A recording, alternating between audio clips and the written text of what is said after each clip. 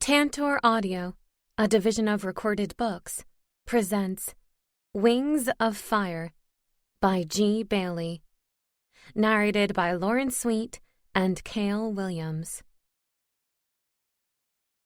Prologue. Every step he makes to get closer to me is dangerous because of what I'm feeling, what I'm thinking. I don't want to lie to him, and yet I can't let him closer. I can't tell him anything, but he doesn't remember enough to save himself.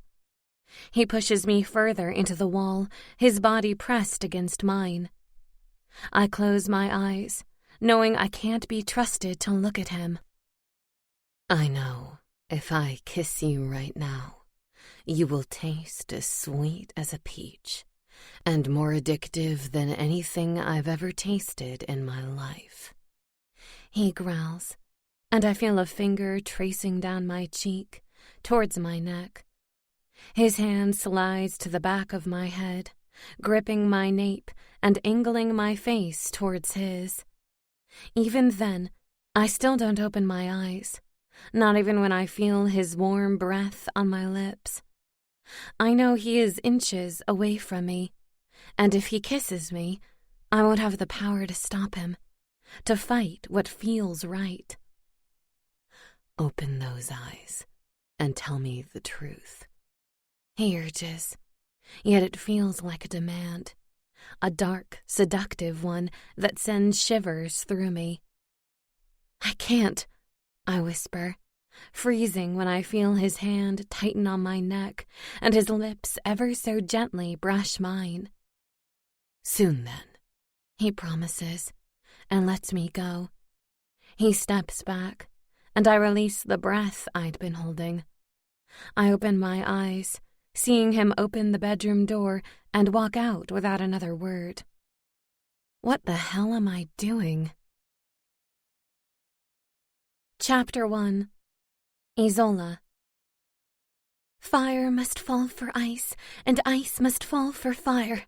Evil and good must be equal. Not all evil is truly lost. Remember, princess, not all evil is truly lost. Melody? I shake my head to clear the haze I've been in, looking around at the tiled ceiling and feeling the cold from the floor I'm lying on. Everything I'd forgotten for the last, well, God knows how long, comes rushing back to me like a smack to the head. Thorn betrayed me. My father is dead. My dragon guard don't remember who they are, much less who I am. I shouldn't remember, but I do. I'm back on Earth, apparently in school? And I'm angry. So damn angry. Ice shoots out of my hands, freezing the floor below me, and starts to spread. I close my eyes, begging my dragon to calm down just a little. We can't do anything now. You're back? I was trapped, she whispers to me, her voice distant in my mind, even now. I'm back, and so are you, I confirm, and shut her away to get some answers. Do you remember? I've never quite done that before, Melody says, her head appearing above my face as she stands and leans over me, her long black hair falling over her face. I remember her being my friend in one part of my mind, but then I remember her from my dreams, and her voice from when she made me forget everything. She is the seer, and a relative of mine. Holy crap! I've been friends with her for what I remember is a long time. Then I remember Elias, Dagan, and Corbin not recognizing me on the bus. She must have taken their memory, too. I don't know if I can trust her. You took them from me? And you've been in my dreams! Who the hell are you? You aren't Melody, my childhood friend. I shake my head, getting up off the floor as everything starts to get confusing. It's like two stories are playing in my head. The one where I grew up in this small town with Melody as a friend, and the other where I'm the princess of Dragka who was seriously betrayed. I have to close my eyes, focusing on the princess story, my real-life story, so I don't get confused. She sighs, waving a hand over herself, and the black swirls of the sear marks appear on her face and down her arms. Her jeans and crop top are replaced with a long red dress that looks amazing on her. My name really is Melody, but people I like call me Odie, she explains, and I just stare at her, gaping like a fish before I snap myself out of it and walk away. She doesn't follow me, just watching as I go to the sink. I turn on the tap, getting a handful of water and splashing my face. I feel like I've just woken up from a long sleep. I dry my face with a paper towel, chucking it into the bin before turning to look at her. She is all I have left now, no other close family, except my uncle, but I doubt he is still alive. I don't want to know about your name, Melody. Who the hell are you to me? A cousin? An auntie? What are you? I demand, getting frustrated. The happy look finally drops from her face, the seriousness of the moment appearing in her eyes. Your sister, she says quietly, a hint of sadness on her face as I step back, shaking my head. That's not possible, I say, knowing she can't possibly be my sister. She has to be a distant relative, not this. My parents wouldn't have lied to me like that. You're not stupid, Isola. You knew I had to be closely related to you in order to visit your dreams, she says. As she steps close to me, her body shimmers ever so slightly in the light. You're not really here, are you? I ask, and she shakes her head. An illusion. One only you can see because we share blood. Others just have memories of me, but I'm not really here for them. She shrugs. It's complicated magic. It took me months of reading about it in the Royal Library to learn how to appear solid and not ghost-like. Are you my father's daughter? Or my mother's? I ask, needing to know which of my parents betrayed the other. Melody looks the same age as me, or she must be close, meaning one of my parents was a cheat. My mother was the last royal seer, and my father was the king, she says quietly, and I stare at her. She doesn't look a thing like me or my father. No blonde hair or pale blue eyes. But there's something in the shape of her face. She gives me a look that reminds me of one my father would have when he was sad about something. I step back, looking away from her as pain spreads through me. He is dead, and we never really had any time together. All I have of my parents are lost memories and secrets, it seems. I've lost the throne my father worked so hard to keep. I've failed him.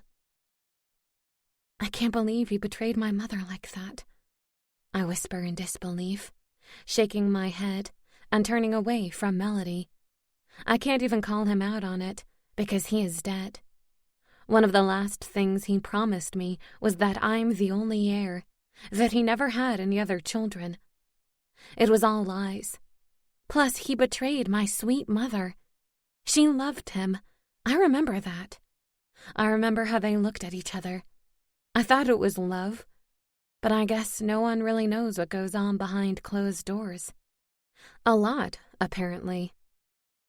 I'm alone, I whisper, mildly panicking. That thought hurts more than all the other pain in my life, because it's so true. I can't even think about Thorn, not without wanting to walk through a portal, find him, and punch him straight in his good-looking face. Now you're not. I'm here, and you are all I have left, too, she says, and I turn to stare at her for a little while, both of us silent. We both share a father, who we recently lost, but she is still a stranger to me. I look at her, really look, and just see the confident friend that part of me thinks I've known for years. But I know that's not who she is, or at least, not all of her. The black, Tattoo-like designs covering her arms and extending up her neck and cheeks remind me of who she really is. They meet in the middle of her forehead, curling at the ends.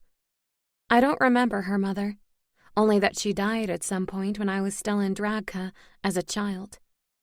Melody is alone too. I know that, but I still can't completely trust her. "What is Thorn doing?" I ask her, needing to know if she is still in the castle and what is going on back at home. "Your stepbrother is... Well, actually, his mother is making a lot of changes. We need you back. Everyone thinks you're dead," she explains, biting her lip a little when snow starts falling from my hands again. It's only because I'm thinking about him. My anger is just too raw to control. I know I need to rein it in, though, when I see Melody's slightly worried face as she steps back from the ice spreading across the floor. "I'm not going to hurt you," I tell her, and she laughs. "You couldn't anyway, not without a big fight. And I don't think we are those kinds of siblings. I'm more worried about Thorn," she says, and a flash of jealousy shoots out from my dragon. It overwhelms me, reminding me that she thinks of Thorn as hers. He never was. He's no treasure to hoard or collect, just a viper in a nest. "I'm going to kill him when I see him next," I seethe, and she just smiles like she knows something I don't. I don't like it. "Don't ask what you don't want to know, sister," she says, calling me sister like it's a normal thing, not like it's the very first time she has called me that. "Where is Bee? She was in the castle last I knew," I say, starting to panic, and I look down at my hand, seeing the tree mark. It looks normal. Nothing's wrong with it. Surely if something happened to her, I would know. "I have her. When you come to rescue me, you will get her back. She misses you and is getting powerful. Also, it's getting more difficult to hide her, trickier. I will protect her with my life because of who she is. She is all that is left of the light now." I'm relieved, but still a little worried. I watch as her eyes start to glow blue, and she shakes a little. "Are you okay?" I ask her. "I have to go, but you need to get the others to remember, and then sneak into Dragka with their help. Once they remember, they will know what to do," she says abruptly, and I turn to see her move closer, tilting her head to the side. "Who?" I ask. "Dagon, Elias, and Corbin. They need to remember who they are so they can save you. Remember, sister, not everything is as it seems. There is only one way you will get them to remember. I just can't tell you how to do it," she says. "Why not?" I demand. "Because it would mess with fate, and fate has messed with you enough, Isola," she explains. Melody then gradually fades away until I'm standing alone in the bathroom, surrounded by snow and ice. I walk over to the sink, the ice cracking under my boots. I stare at myself, inspecting the changes from the last time I saw myself. My hair is a lot longer, hitting my waist, and my face seems older and is covered in makeup. Who wears so much of this crap? I pick my bag up off the floor, putting it on the side. I open it up, seeing textbooks, a pencil case, and my phone inside. I flip my phone on, seeing that it is basically empty of texts or anything, but the date throws me off a little. 2019, I say, dropping my phone back into my bag in shock. It's been 2 years since Thorn betrayed me. 2 years since I lost my father because of him. How am I even still in school? I must be doing my A-levels now and finishing school soon. 2 years. I swear I'm going to make him pay for every single day I've lost, and so much more. Chapter 2. Isola. "Everything okay, Miss Drag-Eyes? You aren't usually late to my class?" A teacher stops me as I walk past a classroom with its door open, so she can see me. There goes the plan of finding the guys and following them. Okay, stalking them. But stalking is okay if it's for their own good, or at least, that's what I'm telling myself. I stop, turning to face the teacher who is tapping her foot on the floor with an unimpressed look.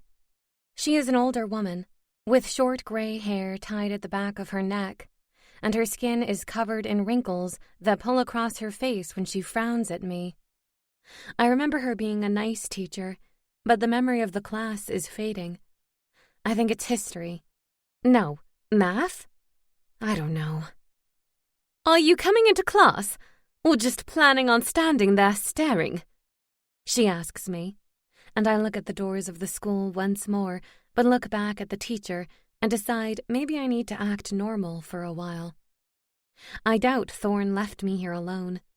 I bet someone here is a dragon in hiding or something, watching me for anything suspicious. Thorn is too smart to leave me on Earth without a guarantee that I wouldn't come back and kick his stupid ass off the throne. Sorry I'm late, I say, pulling my bag up on my shoulder and walking into the class. There are 30 or so students in here, and it's weird that I sort of remember them. It's like the memories of being here as a student and growing up in this town are stuck in my mind. But so is the actual truth. This is still the town I grew up in. This is the same school I went to with Jace.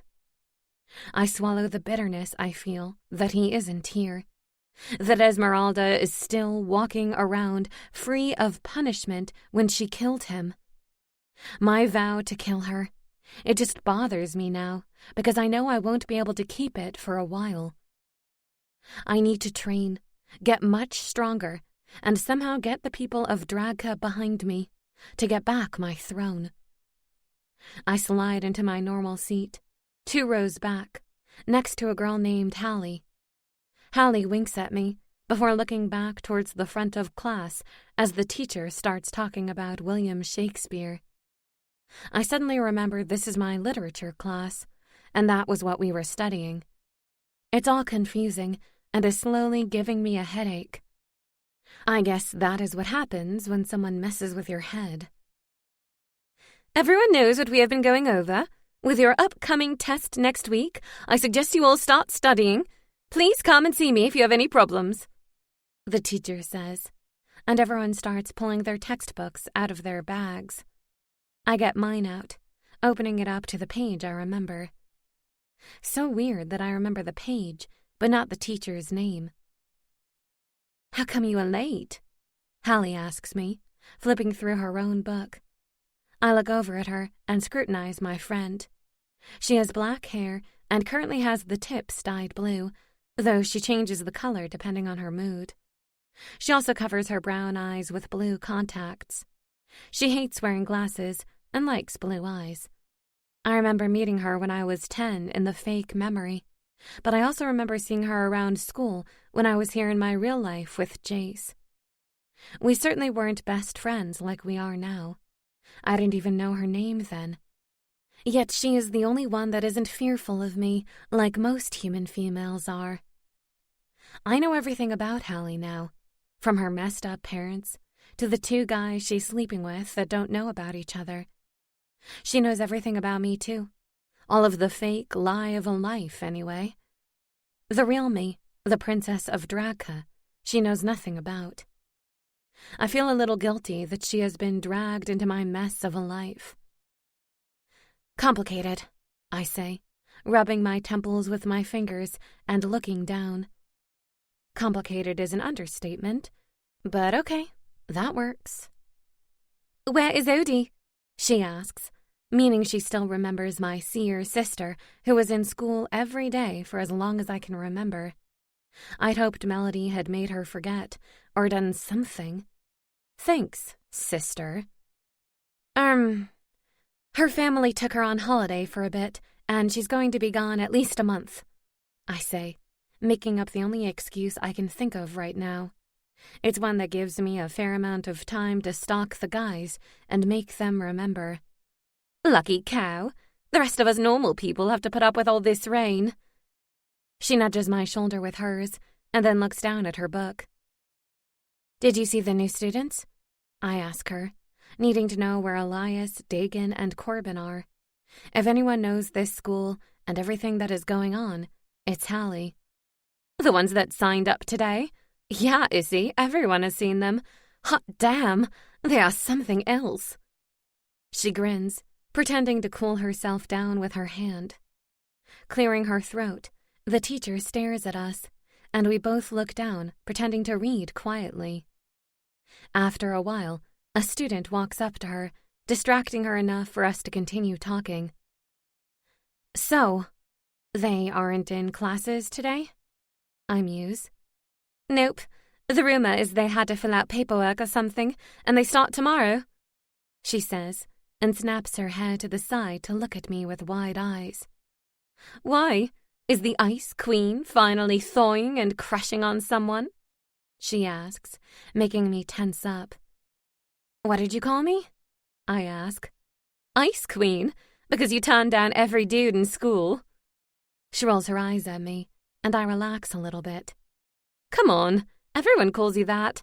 They are idiots, though. Maybe, I say, and look down at my own book, wanting to drop the subject. It's no use continuing to talk about them if they aren't even here today.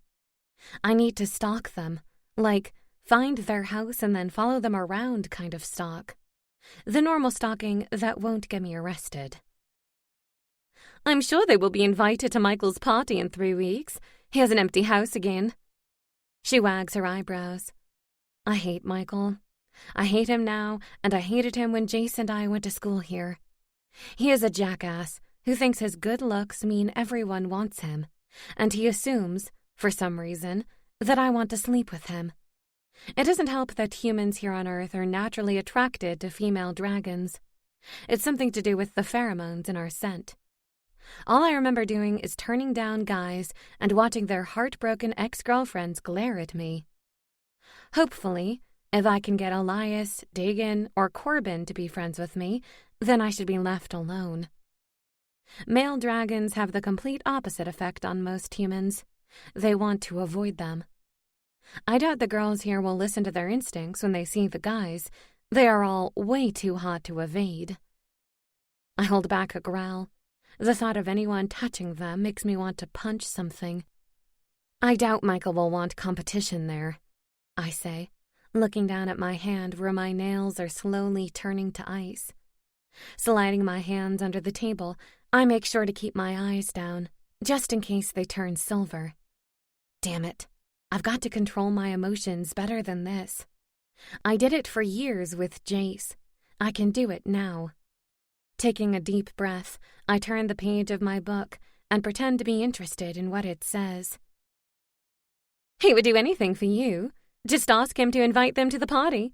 Then, being the good friend I am, I will distract Michael, she suggests.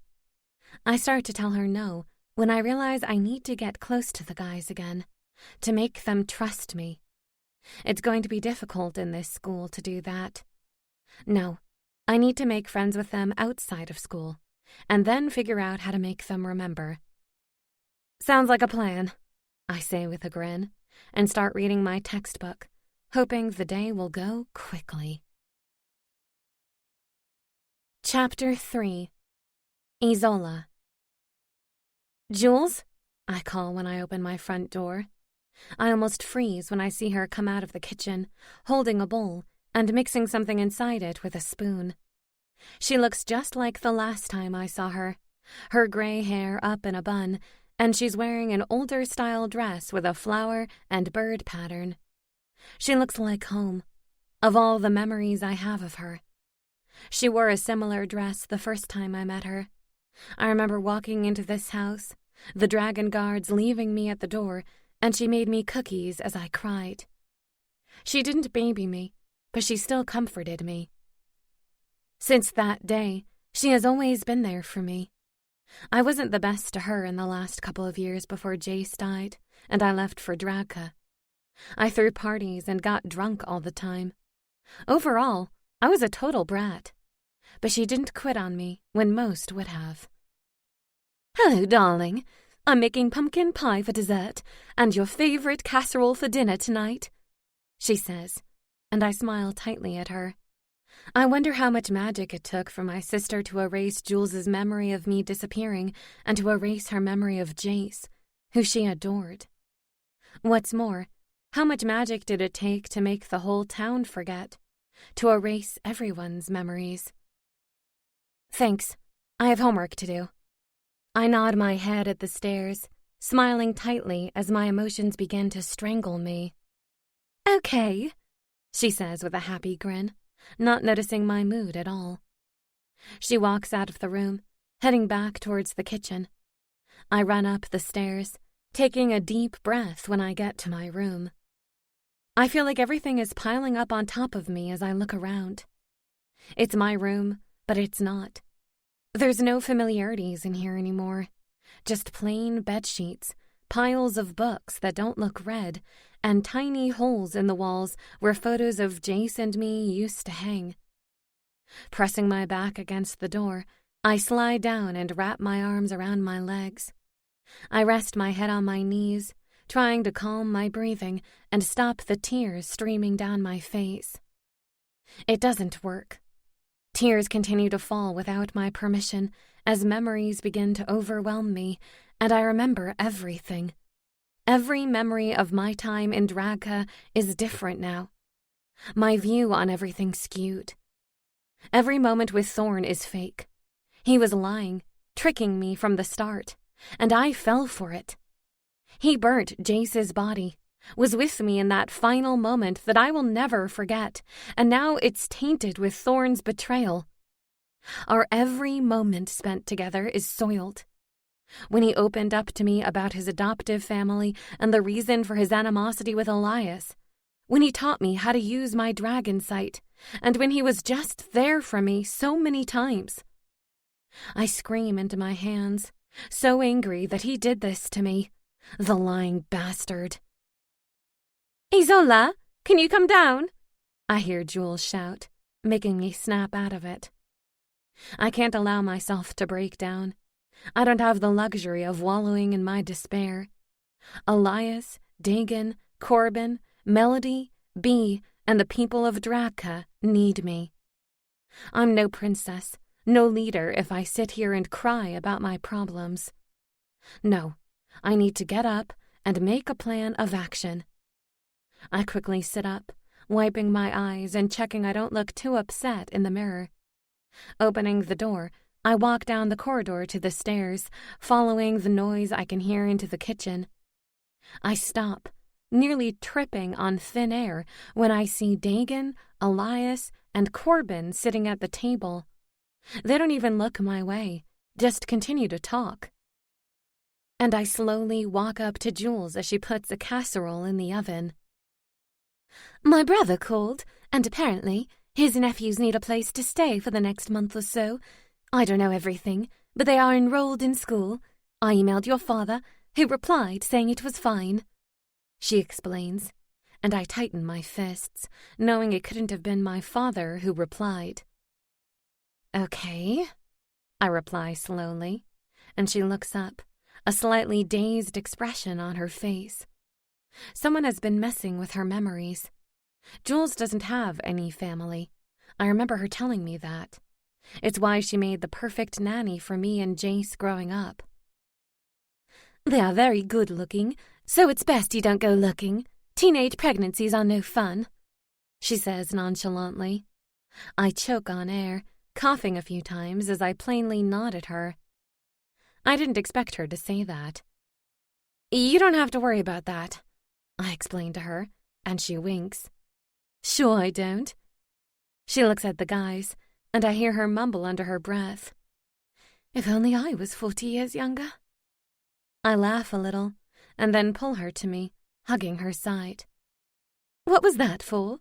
she asks. "I dismissed you." "You haven't had a chance to miss me. We see each other every day," she says as I pull away. "Now go and say hello to your roommate, silly girl."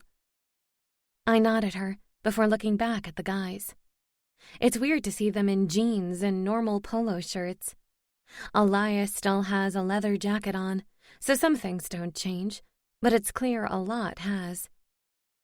I look at Dagon next, noticing his black hair is a little longer than before, but the sides are still shaved, and he still has a lip ring.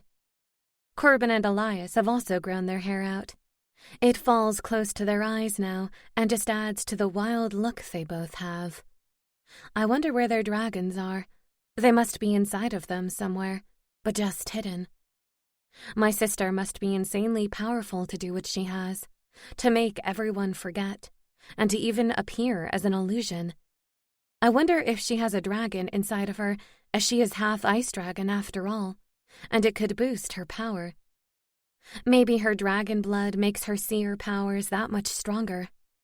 I guess I have a lot of things to ask her when I see her next.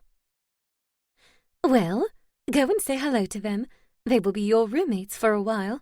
Besides, staring is rude. She chastises, shoving me towards them. I take a deep breath, telling myself I can act normal and like I don't know them as I walk to their table. They look up, one by one, until they are all staring at me.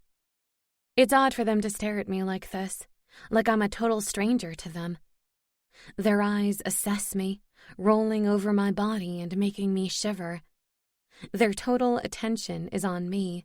3 powerful, sexy dragons, and they all look at me like they have just found a treasure they want. I'm Isola, I say after clearing my throat a little and sliding my fingers into the back of my jeans. Dagon leans back in his seat, his eyes still traveling over my body while moving his lip ring, and grins. Isola. He spells my name out slowly, wickedly, and then chuckles. Dagon, right? I ask him, and he nods, biting his lip a little and giving me a strange look. I look away before I can try to decipher that look. It's not a look of remembrance, that's for sure. And you're Corbin? I ask Corbin, hating that I have to pretend not to know. He isn't even looking at me anymore, and I notice straight away that he no longer has his beard. Damn, I liked that beard on him. Corbin ignores me completely, choosing to mess on his phone instead. Great.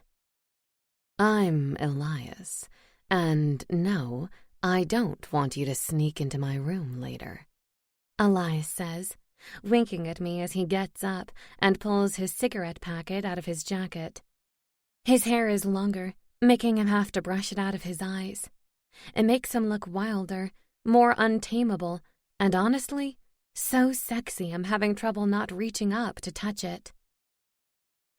Those things kill humans, I say, repeating a warning I once gave him to see if it jogs his memory, but it doesn't seem to have any impact. He just shrugs and puts the cigarette in his mouth. Usually, the best things in life do kill us, princess, he says, making my heart pound as he walks past me and to the back door. Princess? I ask, wondering if he remembers calling me it. You look like a princess, a naughty one at that. He chuckles darkly, walking out as I smile. He might not remember who I am exactly. None of them do.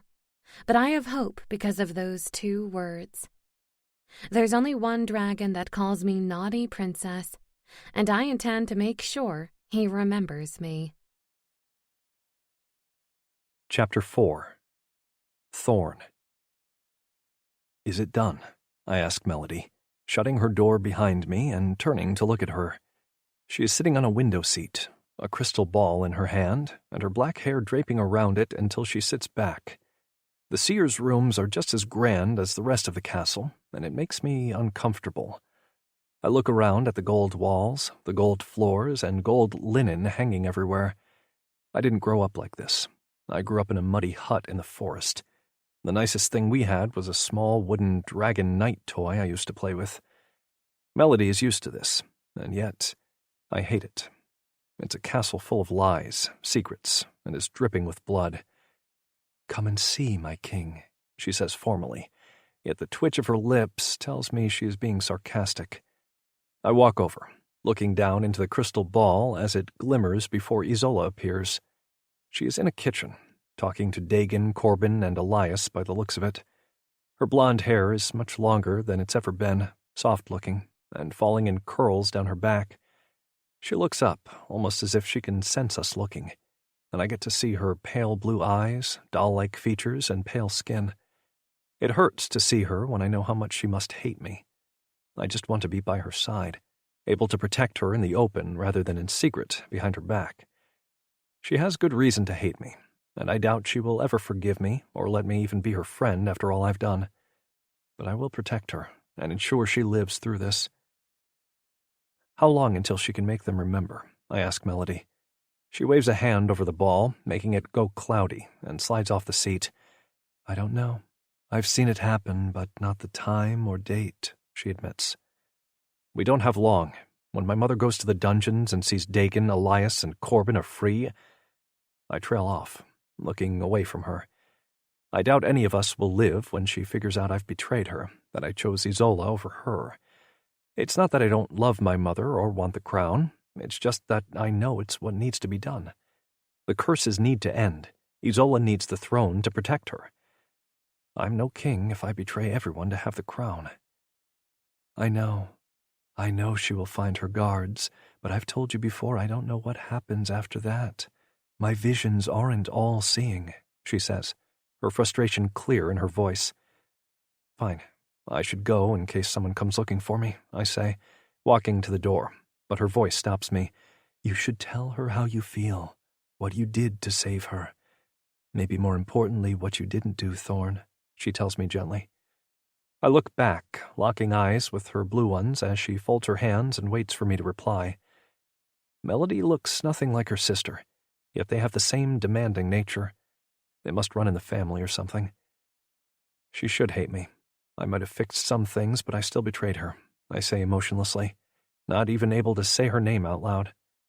That betrayed look she gave me before she lost her memory, it haunts me, leaving me unable to sleep. I can't get it out of my head, and I know it's my fault. I brought it on myself. I wish I could have warned her, told her how things had changed for us all, and how I had changed my mind when I saw her father die. But being completely honest with myself, the plan changed the moment I met Isola Dragice. When you see her, you won't be able to fool yourself or her. She will figure it out, considering only one person could have saved her dragon guards and kept her alive, she suggests. I will always keep her alive.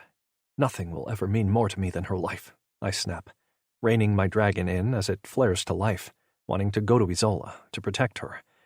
Mine, my dragon demands. His claim on Isola is overwhelming because of what I did. When I open my eyes, Melody is staring at me with what looks like sympathy written all over her face. Here, Melody says, walking over to a box next to her bed and pulling out a bracelet. It's all black stones, but I don't have a clue what it is or does. She comes over, handing it to me. What is it? I ask. Wear it when you sleep, and you will understand. It's a gift, a rare one, so don't lose it. I want it back, she says, and then nods her head at the door. You should go, she tells me. I don't question her, just open the door and walk out, slipping the bracelet onto my wrist as I go.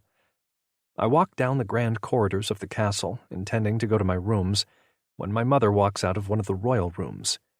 She smiles at me and walks over, placing her hand on my shoulder. My mother has clearly just woken up. Her blonde hair is down, and she has a cloak on over her dress. Nothing like the white leather she usually wears, and comes back to the castle with blood spots all over.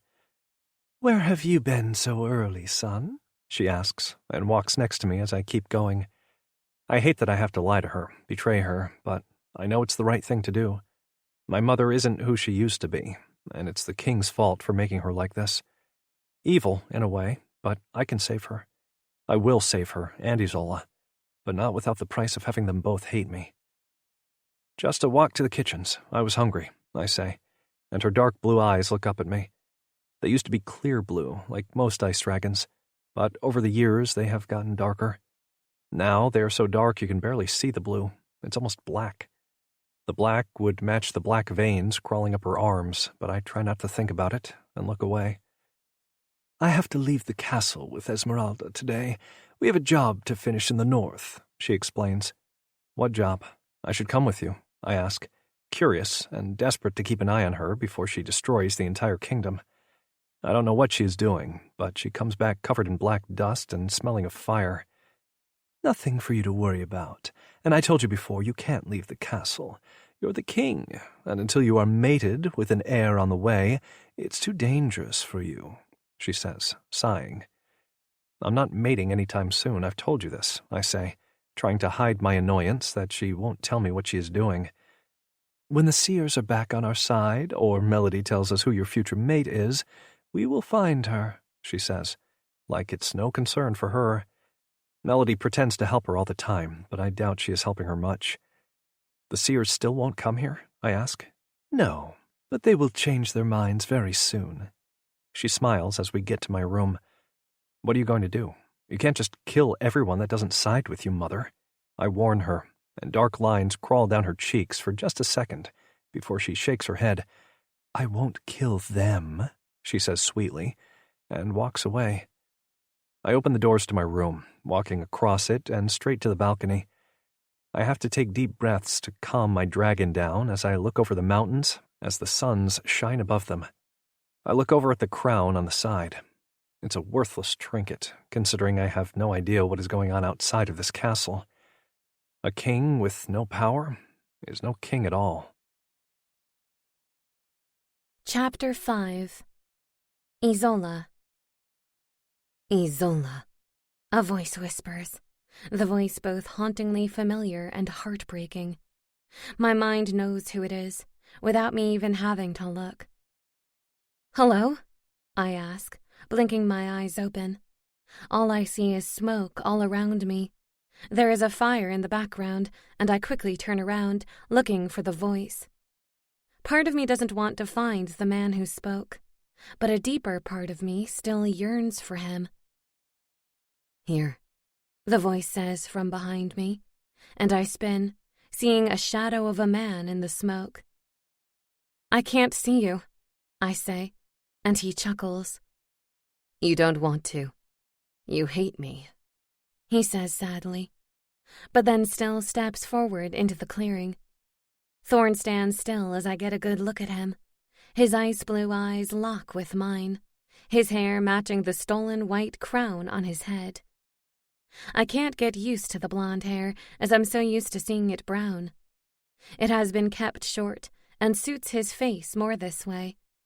He has a new outfit, still black leather and similar to his guard uniform, but this one is much nicer. He has a long cloak draped around him, with blue and red dragons stitched down the sides. Of course I hate you. You killed my father. The very crown you wear, you stole from his dead body. You betrayed me. Get out of my head and fuck off, you bastard! I shout at him, stepping back when he steps closer. I'm literally shaking with anger, wishing this dream was real so I could kill him. I can't escape you any more than you can escape me. But hate me all you want, he whispers, and I barely even hear him as I go over the million different ways I could kill him. I think stabbing him through the heart like he did my father would be the best way. When he only stares at me, not saying anything, I have to reply. What the hell does that mean, Thorn? I snap, and he strides quickly towards me. I back away until I can feel the heat from the fire burning my back. He grabs my face with his hands, pulling me towards him. I hit him, struggling to get away, and even try to calm my ice, but it doesn't work.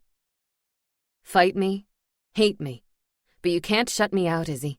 And when you know why, you won't want to, he tells me, and leans down, brushing his lips across my forehead. He lets go, allowing me to fall into the smoke. I hate you. Don't come to me again. I have my dragon guards now, I shout, falling still, but not fighting. The smoke takes me away from him, and that's what I want more than anything. I sent them to you, protected them for you. But that doesn't mean you shouldn't hate me, Izzy. Is the last thing I hear him say before everything feels like it is burnt away until only emptiness is left. I sit straight up in bed as my alarm blares, covered in sweat and with my heart pounding. Feeling my hand burning, I look at my tree mark and find it glowing red before it gradually fades back to its normal green color. When my heart stops pounding in my ears and I calm down, I realize the dream couldn't be real. It's just a bad dream. Thorn wasn't really there. I turn my alarm off, seeing the display saying it's 6 a.m, and I lean across the bed, switching my lamp on. Thorn can't contact me. It's impossible for him to do that across worlds, and I doubt he is on Earth. He might be a fire and ice dragon, but the only way to get into someone's dreams is to be a seer and have a blood connection, as far as I know. Thorn and I don't have any connection, so clearly I'm just losing my mind. My laptop sits open beside me. I must have fallen asleep looking at it last night. Closing it, I look around my room again. I can't help the feeling that someone has taken a part of me, not just everything related to my previous life here. It's not just the photos of me and Jace that are missing, though that's a huge part of it. Anything related to Dragka is gone, all of the books, and it makes me wish I had read them now. Even my phone is different. It's not the one I had before, and that means the last image I have of Jace is just gone. Damn it, I swear, wiping the tears away and knowing I can't be weak like this. I have 3 of the most stubborn men I've ever met to convince that they are dragons. God, they're going to think I'm insane. Need to fly soon, my dragon whispers into my mind as I slide out of bed. I know. I will find a way to sneak away tonight, I explain, and I feel her comfort at my words before I take over again. I don't need anyone seeing my eyes turning silver right now. That will freak them out. I grab my running clothes after washing up in the bathroom and then plait my hair without looking at my reflection for too long. I look just like my father, and I keep imagining him. How disappointed he must be in me. What would he say if he were alive? How would he save Dragka? I leave my room, looking at the other 5 doors down the corridor. I know Jules moved into the room opposite me, leaving the 3 rooms and the shared bathroom at the end of the corridor for the guys. Her and my rooms have their own bathroom. I guess the guys don't mind sharing theirs. It stings that she is sleeping in Jace's room now, and I know if I went in there, it wouldn't be anything like it used to be. His books wouldn't be littered around, and his guitar wouldn't be leaning against the messy bed. This house feels like it's haunting me more than the messed-up dream of Thorn. Even his name annoys me. I hate him so much. I shake my head, moving away from my door, and walk down the corridor. Instead of dwelling on the past, or things I can't change, I decide to focus on my plans for the day. "Good morning," I say, walking into the kitchen and yawning slightly. Corbin is sitting on a stool, and his head lifts up, locking those green eyes with mine. I knew he would be up early. I miss the smiles he used to give me, and even almost miss our runs and his threats to throw fireballs at my ass if I didn't speed up. He doesn't say anything as he gets up. He just walks over to me and reaches his hand out to get something out of my hair. He pulls back, showing me a little feather. "It must be the feather duvet I sleep on," I say, and he smirks, brushing the feather down my cheek slowly and almost seductively, making me shiver all over. "Maybe you should show it to me," his husky voice suggests, sending goosebumps up and down my body. Corbin has never spoken to me like this, and part of me doesn't want him to stop. I trace my eyes over his tight pajama shirt and snug shorts that show off his muscular thighs. Who knew thighs could be so attractive?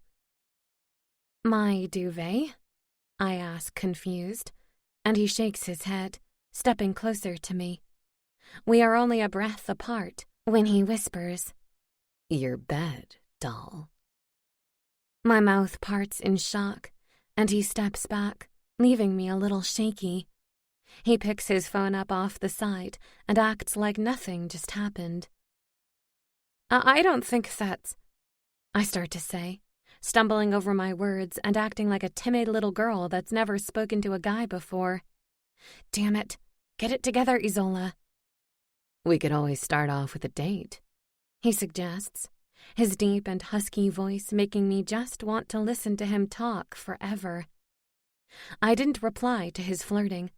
I can't let my hormones control me. Not right now, anyway. I need him to be my friend again. We can't risk anything else. It's too dangerous. The fact they don't know about their dragons doesn't mean a thing. They would lose their dragons permanently by falling for me. Or me for them. I don't really know specifics on how the curse works, but I'm not going to test it. Not only would they hate me forever, but I'd hate myself. Do you run? I like to run every morning, I say, lying my ass off. I spend most of the night reading about how to jog someone's memory. One of the most successful recommendations is to get them back into their routine. That means running. Oh, God, running. I usually run in the evenings, but a pretty little doll like you shouldn't be running on your own, he says, walking past me and towards the stairs. Get us some water while I get changed.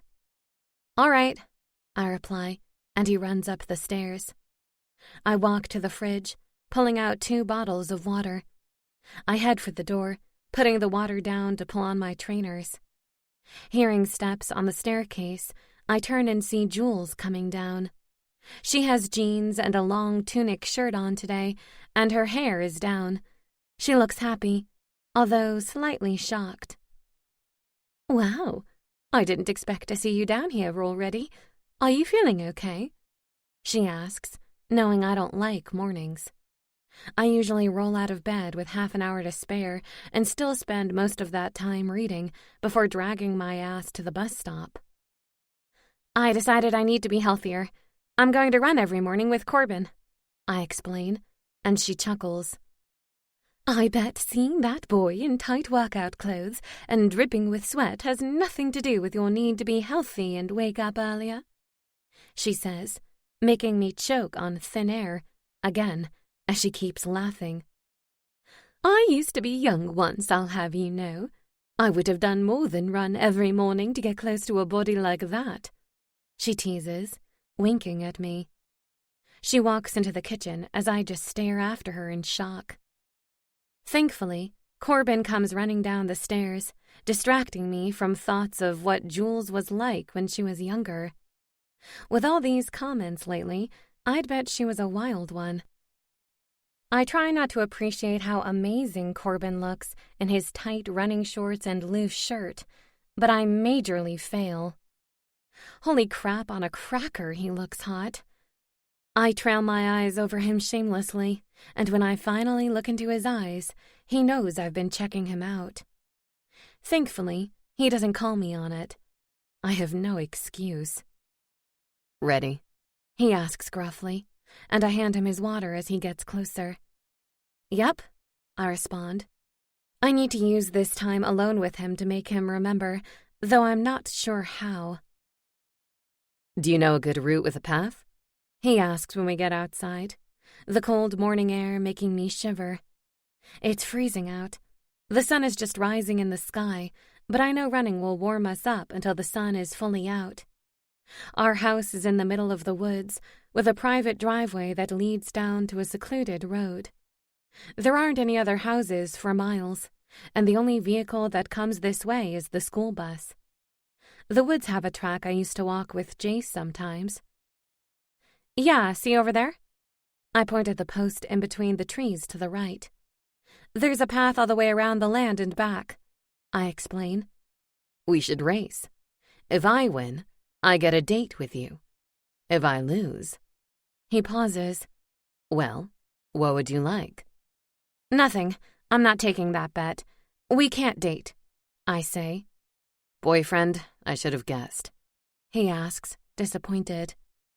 No boyfriend, I say, and he grins, his green eyes shining with the reflection of the sunrise. Then you best think of something you want to win. Not that you really need to worry. You won't win anyway. I want that date. He tells me, and takes off running. I run after him, cursing him with his green eyes and sexy voice for distracting me. It's cheating to have a head start, I shout, and he looks back at me for a second, still keeping up his fast pace. I don't play fair, doll, he tells me, and I shake my head as I hustle to catch up to him. We run at a normal pace for most of the run. Then, in the last 15 minutes of our race, he suddenly speeds up, and it's impossible for me to keep up with his pace. I swear under my breath when he quickly disappears from view, and I sprint as fast as I can to the end of the track. When I get there, Corbin is leaning against a tree, drinking water. I stand there gawking as it drips down his chin onto his chest. I can't help myself. In my distracted state, I trip on something and slam onto the ground. Nothing hurts. Well, my ego does, but I ignore that as I roll onto my back. Shit, here, I hear Corbin say, and he picks me up, letting me straighten myself out. He lifts his hand, picking some leaves out of my hair and then pushing a strand behind my ear. I don't know what gets into me when he rests his hand on my cheek, but I lean my head into it. I close my eyes for a second and just breathe in his smoky scent. He might not know he is a dragon, but he still smells like one. He still has that comforting scent. When I open my eyes, Corbin is staring at me with such longing and desire that I can't look away. Something is changing between us. I should stop it. I should run away from it. But I don't feel like I can. There's something about you, doll, and I want to know what it is, he whispers.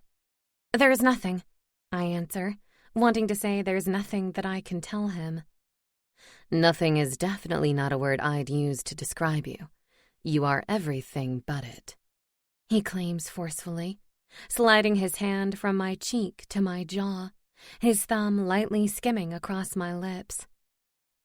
You're a shameless flirt, I say, smiling a little tensely.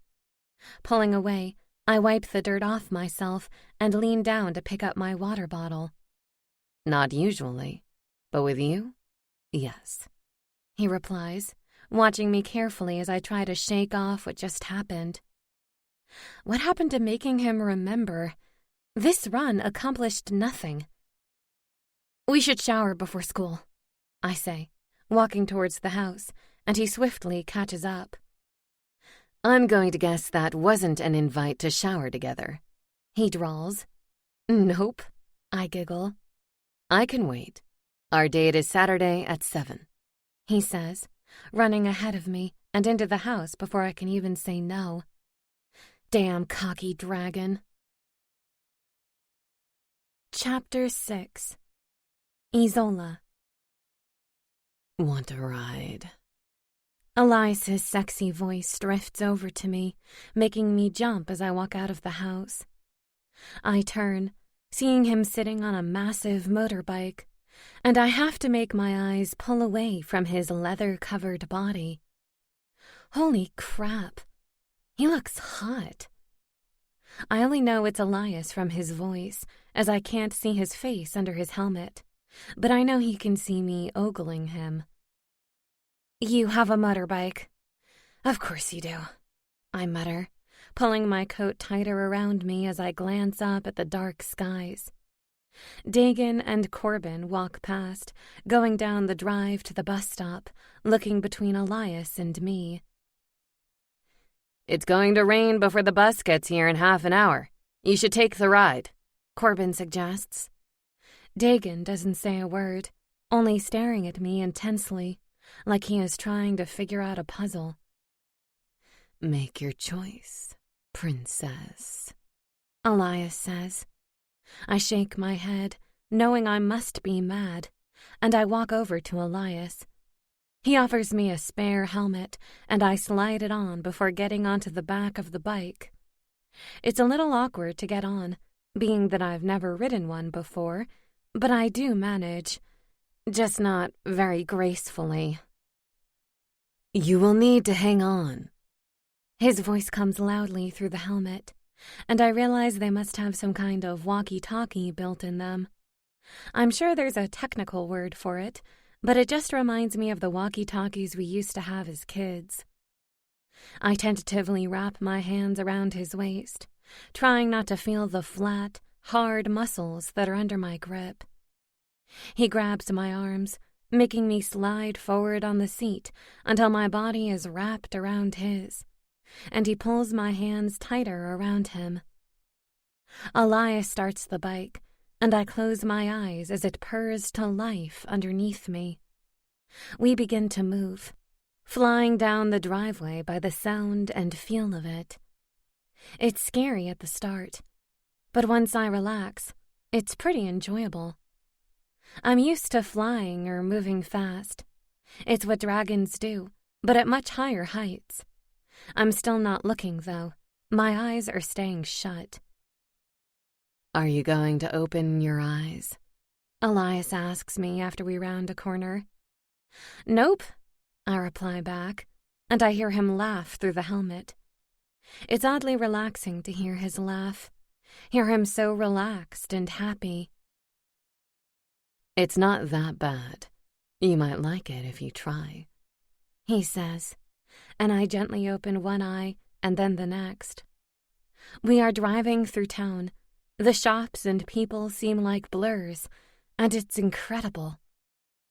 It's so weird, but in a good way, I say, and he laughs, not replying to me. It's another 10 minutes until we are pulling up to the school car park, and he stops his bike right near the front of the school. I get off, ignoring the stares from everyone as I pull my helmet off and hand it to Elias. He puts both of them in the space under the seat, and then unzips his riding gear. As he pulls it off, his shirt rides up, so I get a glance of his tattoos and the V-shape that disappears into his jeans. He puts the outfit in the bike and grabs his leather jacket, putting it on before slipping his keys into his pocket. Are you going to show me around, then? Elias asks, after I spend way too long gaping at him. Shit. Yeah, sure. So where are you guys from? I ask, and we start walking up the steps to the front doors. I need to know where they have been for the last 2 years, and why Thorne said he brought them here. I can't accept that he did, that he helped me in any kind of way. A little bit of everywhere. Our parents like to travel, but we are stuck here for a while, he explains. And I wonder who Melody made him think his parents are. I doubt they were traveling anywhere either. Thorne's words keep rolling around in my mind. He claimed he kept them safe, so they must have been near him. Maybe they were kept in the castle or something. So, down here are all the classrooms, and at the end of this hall is the lunchroom. On the right is the head teacher's office, the reception rooms, and to the left are the toilets, I say, pointing in each direction as I explain them. He nods, looking around as students walk past us, all watching him. He pulls a piece of paper out of his pocket, looking at the table on it. I have double English first. What about you? He asks. Same, I say, and nod my head down the corridor. It's this way. Isola! I hear my name shouted and turn around to see Michael running over to me.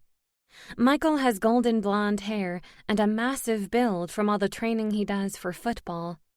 He towers over me when he steps near me. Hey, Michael, I reply briskly, wanting to get to class. I need the time to spend thinking of new ways to get the guys to remember me. I heard from Hallie that you're finally coming to one of my parties at the end of the month, he asks, stepping closer. I look over as Elias wraps an arm around my waist, pulling me to his side. We will be coming. I'm Elias, Elias says tensely, holding out a hand for Michael. Michael looks between us, anger flashing over his face, but he instantly schools his expression, shaking Elias's hand. You should come and train for the football team. I'm the captain. You have 2 brothers, right? He asks. He does. Dagon's cold voice comes from behind Michael, just moments before he and Corbin step next to Elias and me. Cool. Anyway, can't wait to see you at the party. And your friends can come too, he says, confusing me a little. I flinch when he steps closer, wrapping his arms around me as he pulls me away from Elias and drags me to his chest. I swear I hear someone growl, and I can only hope it was one of the guys and their dragon. We are going to be late for class, Dagon says, and you can hear the hostile tone in his voice. Michael lets go, grinning at me before walking away. Who is that? Elias asks. Just this guy that goes to school here, Michael, I reply. All the guys watch Michael until he gets to his classroom and disappears from view. I place my hand on Elias's shoulder. We really will be late for class, I say, not really caring about being late. But I know I need to distract him from whatever he is thinking. Dagon and Corbin look at me once more before walking off, and Elias steps closer, putting his arm around my waist.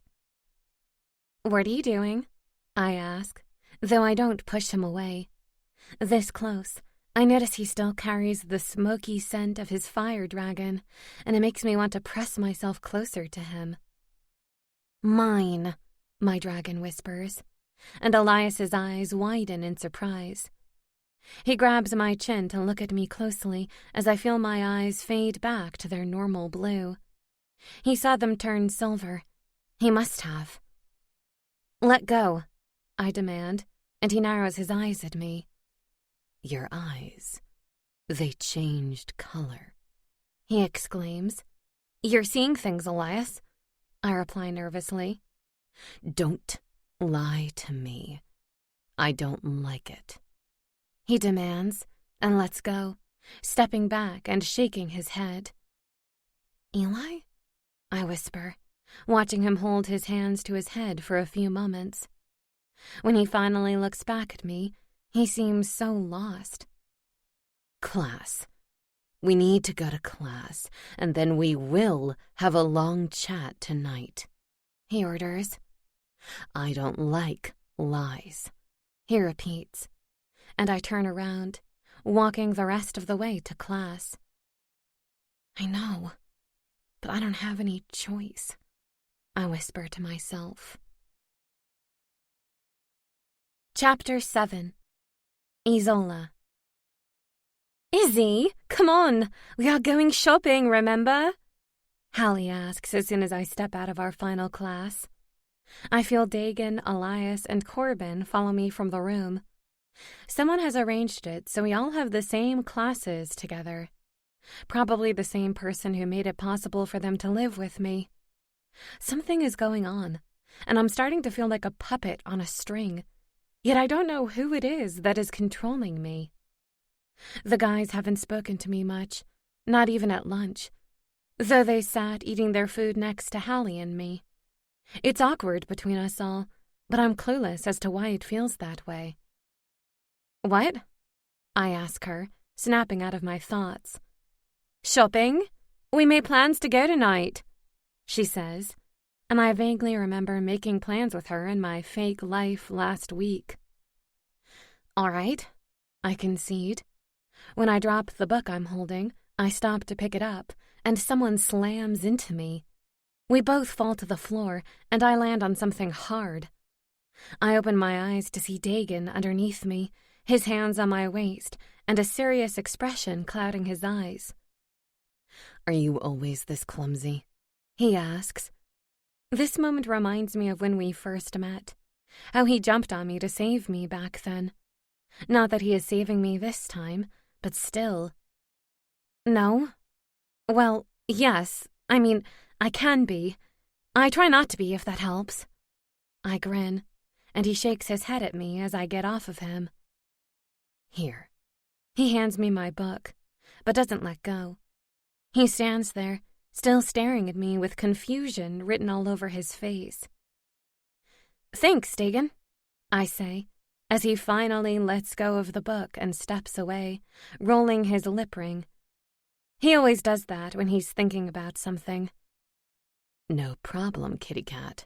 See you at home, he replies, and turns around, walking over to where Corbin and Elias are waiting for him by the door. At home? What have you not been telling me? Hallie gasps dramatically, pushing her long hair behind her shoulders. I sigh, watching the guys disappear through the doors. They all moved in yesterday.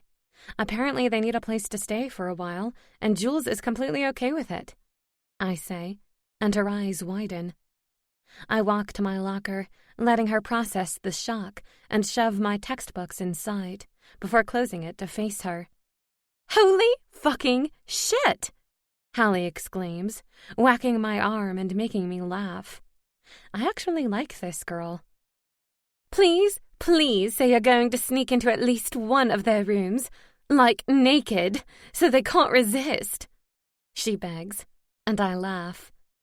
I don't think I need to do that. Besides, I have a date with Corbin on Saturday. It's a long story, but I kind of lost a bet, I tell her. Then we definitely need to find you something tight and sexy to wear.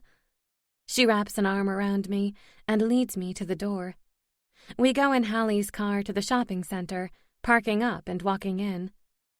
I look at Hallie, trying to find something from our fake past to ask her about. It's getting harder to remember, the memories becoming more distant. Are your mom and dad still arguing? I finally ask. Yeah, and when it's over you can't help but feel bad, she admits. And I remember how her father wants her to join the family business after school, and how her mother is completely against it. It's not your fault, I reply gently. It really is, though. I'm their only child, and Dad is head of their business. Mom lets me work with him sometimes, but she still hates what he does. I'm not a fan, but I understand it's needed. It's just complicated at home. She sighs. What is the family business? I can't remember, I ask her. My dad works for the government and has his own facility, but I can't tell you what they do. It's all top secret and whatnot. I have told you this before. She laughs. I laugh it off with her, because the truth is, I don't remember asking her that before. The fake past is slipping from my mind faster than I thought it was. I know. I thought I'd just try asking again. But seriously, it's not your fault. You can be anything you want when you finish school, I tell her. Not when you have to keep your parents happy and have responsibility thrown at you from birth, she says, and then shakes her head. Anyway, less depressing talk about things we can't change, and more shopping. I smile at her and let her lead me towards the clothes shops we usually buy from. We have a lot more in common than I ever knew. Neither of us ever really had a choice about our futures and what we get to do. Freedom was never an option for us. I walk up the stairs quietly, holding 3 bags on my sides, and make my way into my bedroom. I put the bags on the floor by the door, shutting it and switching on a light as I go. I turn around and jump at the sight of Elias on my window seat, smoking a cigarette out through the open window. What the hell are you doing in here? You have your own room, I exclaim. Internally, I groan when I realize my plan to sneak out later and go to the woods to let my dragon out won't be happening. I feel her grumble in my mind. Her annoyance isn't too bad, though. I said we would talk, and I meant it. I don't forget things, he says, and I mentally cringe. He has forgotten things. He's forgotten everything, Everything that makes him Elias Fire, the deadly dragon guard I know. I watch him finish his cigarette, flicking it out the window and shutting it before facing me. I keep my back against the wall near the door, unsure whether to approach him or not. "What do you want me to say?" I ask, knowing I can't tell him about the real reason my eyes changed color, or why I lied to him. I have a feeling Elias knows when I'm lying, and at the moment, I'm having to lie about everything. How I feel, what is real, what isn't, and my entire life. I dream about kissing you, not in a made-up dream, but an actual memory. I remember kissing you. How is that possible? We have never met, but I know you're mine. That dream fucking haunts me even when I'm awake. He tells me as he gets up and stalks over to me, never taking his eyes off mine. Every step he makes to get closer to me is dangerous, because of what I'm feeling, what I'm thinking. I don't want to lie to him, and yet I can't let him closer. I can't tell him anything, but he doesn't remember enough to save himself. He pushes me further into the wall, his body pressed against mine. I close my eyes, knowing I can't be trusted to look at him. I know if I kiss you right now, you will taste as sweet as a peach and more addictive than anything I've ever tasted in my life. He growls, and I feel a finger tracing down my cheek, towards my neck. His hand slides to the back of my head, gripping my nape and angling my face towards his. Even then, I still don't open my eyes, not even when I feel his warm breath on my lips. I know he is inches away from me, and if he kisses me, I won't have the power to stop him, to fight what feels right. Open those eyes and tell me the truth, he urges, yet it feels like a demand. A dark, seductive one that sends shivers through me. "I can't," I whisper, freezing when I feel his hand tighten on my neck, and his lips ever so slightly brush mine. "Soon then," he promises, and lets me go. He steps back, and I release the breath I'd been holding. I open my eyes, seeing him open the bedroom door and walk out without another word. What the hell am I doing? Chapter 8. Dagon. I can't stand this anymore, I yell, slamming my hand into the stone wall. Corbin looks up as he does another sit-up and then rolls back into a crouch. Keep it down. Elias never gets any rest. Work out, keep yourself occupied, do anything but think.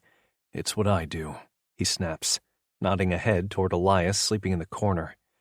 I look into the other dungeons, seeing the other dragons in here. Most have no idea why they were taken. Others have said they side with the Ice Throne and its true leader. Isola isn't here to save them, or to be on the throne, and she needs us. It's been 2 years of living in this cage, stuck in this dungeon, while we wait for him to bring us food, I growl, though I quickly lose my bluster. Sighing, I lean back against the wall and think of the only person that makes all this worth it. Isola. I miss her too, and the connection makes separation painful for us all, Corbin says, as he sits down next to me. I don't reply. I don't need to confirm how I'm feeling. We all know, because we're all experiencing the same emotions. When we saved her life, we didn't expect to be separated from her. I can't even connect to her, I growl again. It's because we've been weakened, and she's lost in her own mind. Connecting to her dreams is impossible, Corbin replies. Maybe she's better lost, because when she remembers, it will break her, I say quietly. She is strong, one of the strongest people I know, but none of us expected Thorn to betray her the way he did. Never expected him to kill her father, to imprison her guards and take her throne. But she will have us, he comments. Yet she won't. We can't escape this, I mutter back, getting angry all over again. Flames burst out of my hands, and I roll them around, forming a dragon. We are silent as I play with the flames, but eventually I put them out and watch the door to the dungeons. Thorn should be here with food soon. He always shows up like clockwork every 5 days around the same time of day. Elias wakes up, but stays quiet as he waits for the door to open with the rest of us. The door soon opens, but instead of coming in with the usual 2 guards, Thorn arrives with the seer at his side, the one that made Isola forget. "Get up," Thorn demands as he lifts his hand, showing us keys and unlocking our cage. We all stand to hurry out, but Elias is first through the open cell door. He immediately walks over and drives his fist into Thorn's face. "What the fuck? I'm getting you out of here, you moron," Thorn sputters, rubbing his jaw as his nose bleeds. "That's for Isola. Don't even say you didn't deserve it," Elias says as they stare at each other. Thorn eventually nods and turns away, walking up the stairs. "Come on, we don't have long to get you out. Be ready to fly," he says, and we follow him out of the dungeons. "And be ready to forget. It is the only way, because I've seen all your deaths if you just go to her, including my sister's, and I will not risk that," the seer says, just as darkness blurs everything. "Anything for Isola, even my memories, even my dragon," are the last words I manage to hear myself say. I wipe my face and give myself a shake, trying to clear my mind of the dream I've had every night since we arrived. I force myself to focus on the fact I'm in class, and it's not real. I glance over at Isola, staring at the beauty sitting 2 rows in front of me. Like she can feel my eyes on her, she turns, and her pale blue eyes lock with mine. Everything disappears. The classroom, the school, until there is nothing but us gazing at each other. Her blue eyes are like a pool of clear water. They suck you in until you don't want to escape. Her blonde hair is light, so natural, as it frames her face, falling in perfect waves. She is stunning and utterly irresistible, and I've only known her a few days. "Mr. Fire, do you know the answer?" someone asks, and reality rushes back as I realize the teacher was talking to me. "I completely missed the question, miss. What did you say?" I ask. "Perhaps try listening next time, Mr. Fire. I asked what made Juliet decide to kiss the poison lips of Romeo when she awoke," she asks me. I look at Isola as I answer. Juliet knew she couldn't live without the one person that made life worth living. She wanted to follow Romeo anywhere, and that included death. She made the choice that he was worth more than herself, I answer, and Isola takes a deep breath before turning around and facing the front. "Correct, Mr. Fire. Now, can someone tell me what happened when the poison didn't work?" she asks, and Isola puts her hand up. "Go on, Miss Dragice." In her utter agony at the poison not working, she picked up a dagger and stabbed herself through the heart. She was certain that the only way to be with him was in death, so she guaranteed it the only way she knew how. Many people were sad and jealous of such a tragic love that death was the only way for them to be together, she answers. The teacher claps, turning to the whiteboard as she keeps talking. I don't hear a word of it as I watch Isola, like I have since I got to this school. There's something different about her, and there's something different about me when I'm around her, too.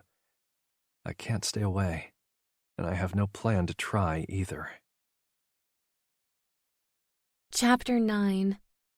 Isola. I look up at the gym, the building I've avoided ever since I remembered who I was. The place where Jace died. The place that holds a memory I don't want to replay, but I need to. The final bell rings, and I square my shoulders, holding my head up as I walk in. The normal smells of socks and body odor fill my senses as I walk through the small room and into the main part of the gym. I stare at the spot where he died, seeing nothing other than a newly painted floor. Any sign Jace died here is gone. Everything about him is gone from this place. Meanwhile, I'm forced to stay here and pretend everything is normal. Ignoring my teacher's shouts for me to return, I turn around and leave the building. I can't act normal in that class, in that room. It's too much. I wipe my tears away as I walk out of the school and head towards the bus stop. I just want to go home and feel like shit for the rest of the evening. Everything is just so fucked up. And damn if I have a clue what I'm doing. "Hey!" Dagan shouts, and I slow down so he can reach my side. "Skipping class? I didn't think you had it in you, kitty cat," Dagan says, as he catches up to me on my way to the bus stop. It's been a shit day, I tell him dryly, looking away as I can't deal with trying to get him to remember right now. "So I have Jules's car today as she wants me to do a food shop for her. Problem is, I have no idea how to find the supermarket," he says, grabbing my arm gently, so I stop walking. "Would you show me?" Why are you shopping for Jules anyway? Apparently the three of us eat too much and keep her busy with all the extra washing we've caused.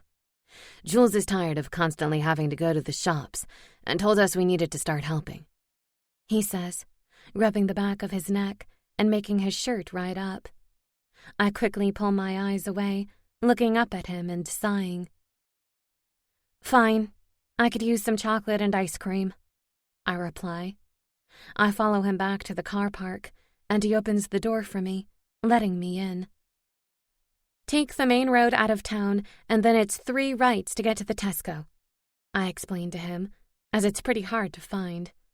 I don't know why they didn't just buy a building in town to put the store in, but they didn't. "So why are you skipping class?" Dagan asks me after he starts driving. Why are you? I counter. "I don't like gym," he explains simply. No excuse. He is just stating a fact. "Your turn." I don't want to talk about it. "Come on, I want to know." He nudges my shoulder gently. Dagan catches and holds my gaze when he finds me looking at him. "I want to help. Let me." You can't help, not with this, I mutter. "Explain, and then we will see," he replies. Fine. My boyfriend died in the gym, and I went there today. I don't know, it just freaked me out and upset me. I tell him, and he nods. "How did he die?" A fire a few years ago, I say, because I can't really tell him the truth. That my step-aunt stabbed him through the heart with a dagger. "I'm sorry. I really am. They say you never lose someone close to you. Not really. Not in here." He points at his chest. But you miss them. You miss them so much it hurts sometimes, I say, and he reaches over, lifting my hand and just silently holding it. "I can't relate to you. I can't tell you how to feel. So I won't.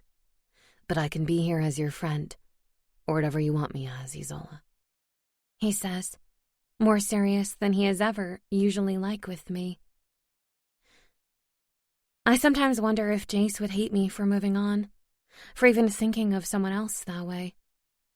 "If he loved you, no, he wouldn't. He would want you to be happy, to love, and to live life to the fullest. That's all anyone wants for someone they love. And I'm sure he felt that way about you," he says, just as we spot the Tesco. We take 2 more turns until we pull into the car park and get out. I hadn't realized until he lets go, but he'd been holding my hand, lightly stroking it with his thumb the entire time we'd been talking. Did she give you a list? I ask, wanting to change the subject. From the look Dagan throws me over the car bonnet, he realizes, but still allows it.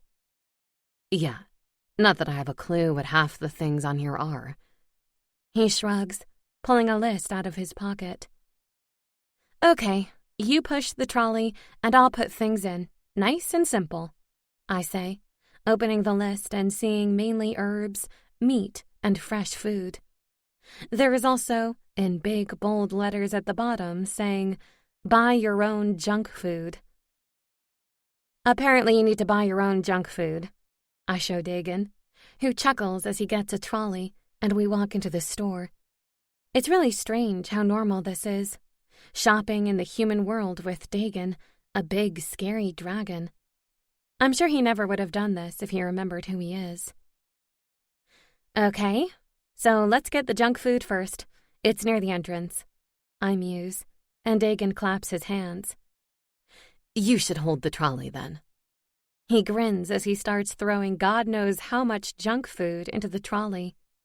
When it's basically full, we are at the end of the aisle. You can't possibly eat all this, I say, just not believing it. I don't want to come back to the store, and Corbin and Elias will eat shitloads too. He shrugs and then steps backwards. Everything seems to slow down, just like in the movies, as Dagan bumps into a stack of dozens of cereal boxes piled on top of each other in a triangle shape, and they go flying everywhere. Whoops, Dagan says, straightening up, and we look over to see an angry shop assistant glaring at us. Dagan, I hiss, turning the trolley around and getting the hell out of there. Dagan and I basically run down the aisle and into the next one, both of us stopping to stare at each other before bursting out laughing. By the time we stop laughing, we have tears running down our faces. Come on, before they find us and we get kicked out. I tease him. He takes the trolley as I get the list back out. This was just what I needed to cheer me up. Dagan is just what I needed. Chapter 10.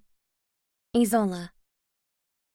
I'll go get the last bag. Don't worry about it, I say, stopping Dagan from walking out of the kitchen. He chucks his keys at me, and I reach out a hand to catch him. I see the 20 or so bags lying all over the kitchen and mentally sigh. It's going to take forever to unpack all the junk food he has bought. Okay, I will start putting everything away. Can you lock the car when you're finished? He asks me, rolling that lip ring between his lips and totally distracting me enough to drop the keys. I reach down, picking them up as I mentally curse myself. Gotta get it together, Isola. Sure. I smile at him and walk out. The sun is bright today, making it almost warm, unlike the usual cold, wet weather we have. I walk out to the car and reach into the boot. Danger, my dragon's voice warns me, hissing the word in my mind. I open my senses, still trying to act normal. As I'm reaching for the last bag, I hear it, the sound of something flying at me from behind. I turn and hold both of my hands out, making an ice wall just as 2 daggers slam into it, one cutting my hand. Shit! I hiss in pain as I lower my hand, seeing the deep cut, but knowing I have bigger problems. I slowly look around the ice wall, keeping my senses open, but see nothing. I can't smell anyone around either, only the residual sense of the people living with me. Dragon, can you sense them? I ask her, trusting her senses. Gone, she whispers. Looking back at the wall of ice, I spin around and kick the bottom, and it falls to pieces. I reach down and pull one of the daggers out of the ice. It is dragon glass, with a red dragon symbol etched into the wooden handle. The second one is the same. Isola? Dagan shouts from inside, and I quickly throw the dagger into the boot of the car. I pull the second one out, shoving that in too. I will have to remember to get these out before Jules sees them and has a heart attack. I grab the last grocery bag with my good hand, cursing at the blood dripping freely from the other and shutting the boot. I look at the ice briefly, hoping it will melt before anyone sees it. I run up the stairs, looking behind me once more for any threats, before shutting the front door. What the hell happened?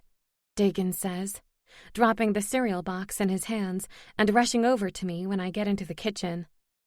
He lifts my cut hand, pulling me into the kitchen, so he can see under the spotlights and picking up a towel, placing it on the cut. Shut my hand in the boot door, I claim, the only thing I can think of as I put the plastic food bag down on the floor. When you said you try not to be clumsy, you weren't lying, right? He asks, a small concerned smile on his lips, making me chuckle. Yep, I reply, and he shakes his head at me. Hold this on it while I go get the first aid box. He presses my free hand on the towel and steps away. It's under the sink in the bathroom downstairs, I tell him. He nods, heading in that direction. I watch him walk away as I run the image of the dagger through my mind. It wouldn't be Tatarina's or someone she sent, because I have no doubt she would use a dagger with an ice dragon and fire dragon on it to make a point when killing me. I guess it could be her, yet she would make a curse by killing me because of B, and she isn't that stupid. Thorn doesn't want me dead. He made that clear by stopping his mother from killing me before. So who would do this? Dagon comes back, and I try to relax, attempting to forget that someone just tried to kill me, even though that's impossible. Let's go upstairs. Jules will be home any minute, and I don't want to explain this to her. She will only freak out and want me to go to hospital, I say, hopping off the seat after Dagon nods his agreement. If it needs anything more than butterfly stitches, we still might have to go, Dagon says once we get to the top of the stairs. When we reach my room, I open the door with my elbow. I heal fast, so don't worry, I reply, walking into my room. Dagon switches the light on, and I sit on the bed, moving the towel to look at the cut. It's pretty deep, straight across my tree mark, splitting the tree in half. It has begun to heal a little already, and I doubt it even needs butterfly stitches. Just a bandage will do. Dagon sits next to me on the bed, pulling my hand to him and inspecting it. He gets some antibacterial wipes out of the box and starts slowly wiping the blood away. I didn't know you had a tattoo, he says, admiring the tree mark. Do you have any others? When he slides a thumb over it, a burst of warmth shoots through me, and he quickly moves his thumb away. Dagon continues to clean my hand, though he keeps giving me strange looks. Nope, just this one, I answer, clearing my throat and wondering what the hell that was. The green ink is amazing. So unique, he comments, and I flinch as he wipes the cut, the cleaning solution burning the cut. Sorry, kitty cat. I should have warned you that would sting, Dagon comments, stroking my wrist with his fingers in a soothing way. It's okay. Thanks for helping me, I reply. I close my eyes and inhale his smoky scent as he wipes the cut again, and I have to bite my lip at the sting. He smells like home, like everything I really didn't know I needed. Anything you need, you come to me, he commands as I open my eyes. Looking up, his blue eyes hold such promise as he stares at me. I still remember the Dagon that didn't like me, who would never look at me like this, wouldn't help me, not unless he was forced. It's still him, but he is a lot nicer, that's for sure. What are you thinking, kitty cat? He asks, and I pull my eyes away from his.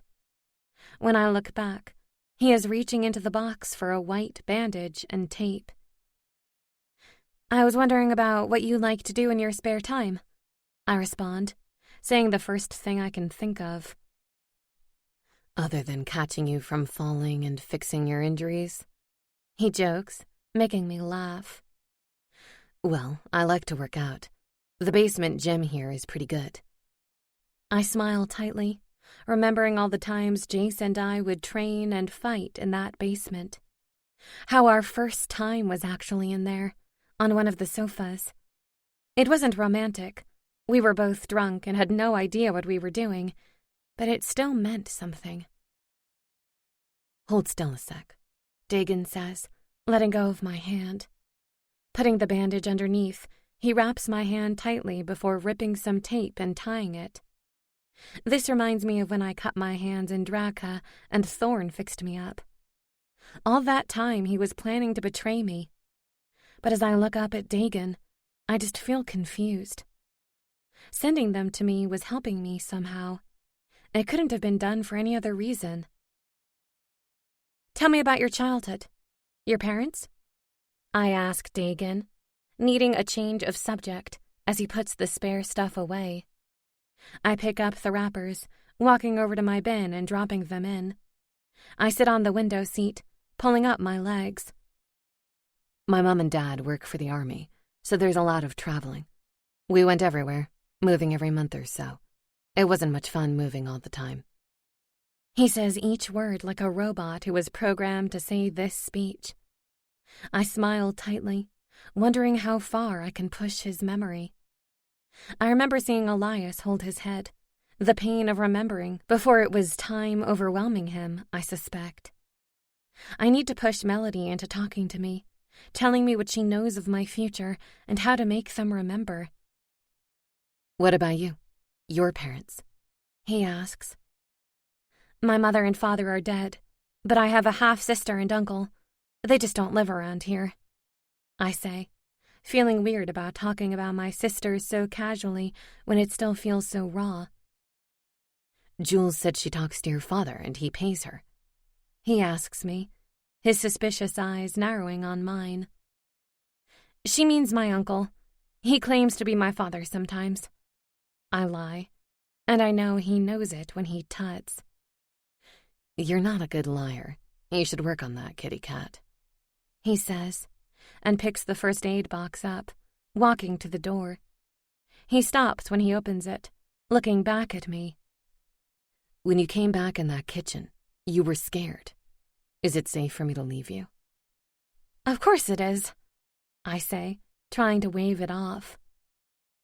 If you need a guard, a friend, or anything, I'm only 2 doors away, he says, and walks out, the look in his eyes staying with me. He knows I'm hiding something. Even when he doesn't remember who he is or who I am, he still wants to guard me. For some reason, it makes my heart flutter. Chapter 11. Isola. I shoot my eyes open, seeing a gun pointing at another version of me. My hair is up in a ponytail, and I have my dragon leather outfit on, which gives me hope that I get back to Dragka at some point. I can't see who is holding the gun, only the slight wobble of the person's hand as they hold it in front of my face. I don't move, just hold my hands up and speak words I can't hear. I can't even see the room, only a smoky blur instead. "Hey, sis," I hear Melody say cheerfully, making me jump. Why do people keep appearing out of nowhere? I turn to see her walk through the smoke, wearing the same red dress as the last time I saw her. Her hair is up in a bun this time, and her marks on her face almost glow in the dimly lit room. "Another warning vision?" I ask. "Oh, this? No. Well, yes. It doesn't matter. I only use them to be able to talk to you, as the visions won't change." She waves a hand like someone holding my future self at gunpoint isn't important. "Someone tried to kill me, with daggers," I tell her, and she sighs. "Thorn thinks he controls his mother, that she isn't stupid enough to kill you. He doesn't know her at all. Watch your back," she warns me. I wish people would stop coming into my dreams. It's just annoying now. I give her a pointed look, but she just raises an eyebrow at me. "And I wish I didn't have to use my power every day to keep you safe. But we all don't get what we want. Now grow up, get over it, and listen." She tells me off, and surprised, I decide to listen. She does have a point. "What is going on in Dragka? Has anyone seen my uncle?" I ask, needing to know what is going on. He is all I have left who is on my side over there, that I know of anyway. If I can get to him, then I can figure something out. I don't think walking back into Dragka with no plan is a good idea. I remember how Tatarina looked at me. She wants me dead, and I have a feeling Bee and the curse is the only reason I'm not. "No, we haven't found him, but that's a good thing. He is hiding with the seers somehow. Smart man." She pauses to wink. "Anyway, Your stepbrother is being ruled by his mother. She is an evil bitch, just in case you were unsure, and his dear auntie is her executioner. The whole of Draka is split with those who are scared but secretly hope you are still alive, and those who support Thorn but are scared of his mother. Then there are others who don't know who to choose, so they are going to the seers, who will not choose a side anymore. She explains. I will come back soon and convince the seers to side with me. With you by my side, it shouldn't be too difficult. I promise. Oh, I know, only... It's not going to be as easy as you think. Once you come back, I'm not seeing all your future. Just bits. Like this gunshot. It's bothering me. I see you coming for me, and then it's black. I'm missing something, she says, frustration written all over her face. Can I stop Thorn from coming into my dreams? Is there any way you can tell me how to make the guys remember? I ask her, knowing this dream can't last forever, and talking about the future isn't what I need to know. No, it's fate, and good for you both, she says with a sad smile. She looks over her shoulder at something, but I only see smoke. When she looks back, the sad smile is replaced with tight lines. Witches, I ask. All of this. It's what has to happen. And there are so many outcomes that could occur. I could tell you the clearest route, but then it would risk that future. First rule of being a seer. You don't tell your closest family their futures unless you want them dead, she says, seeming happy, and then she looks behind herself again.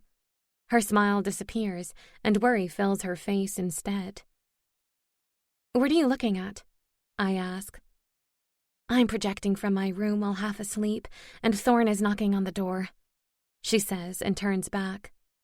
I don't have much time as he wants me to look for you again. Tell him what you're doing, and that means his mother is out for a bit, she explains. I hate him, Odie. I can't and don't want to see him in my dreams. Also, I don't want you telling him what I'm doing, I shout at her. Have you ever heard the saying, there's a fine line between love and hate? She asks. But a gunshot makes me jump before I can yell at her about her ridiculous idea. I don't love Thorn, I detest him. I can't stand him for what he has done. I look over to see the future me holding my stomach. The person with the gun actually shot me. Who is it? I try to walk over, but something stops me, like a glass wall I can't see. Time to wake up. Your dragon guards need you, and time is short, Melody tells me. I gotta correct her about the love and hate thing and the stupid saying which is bugging me when I know there are more important things to find out.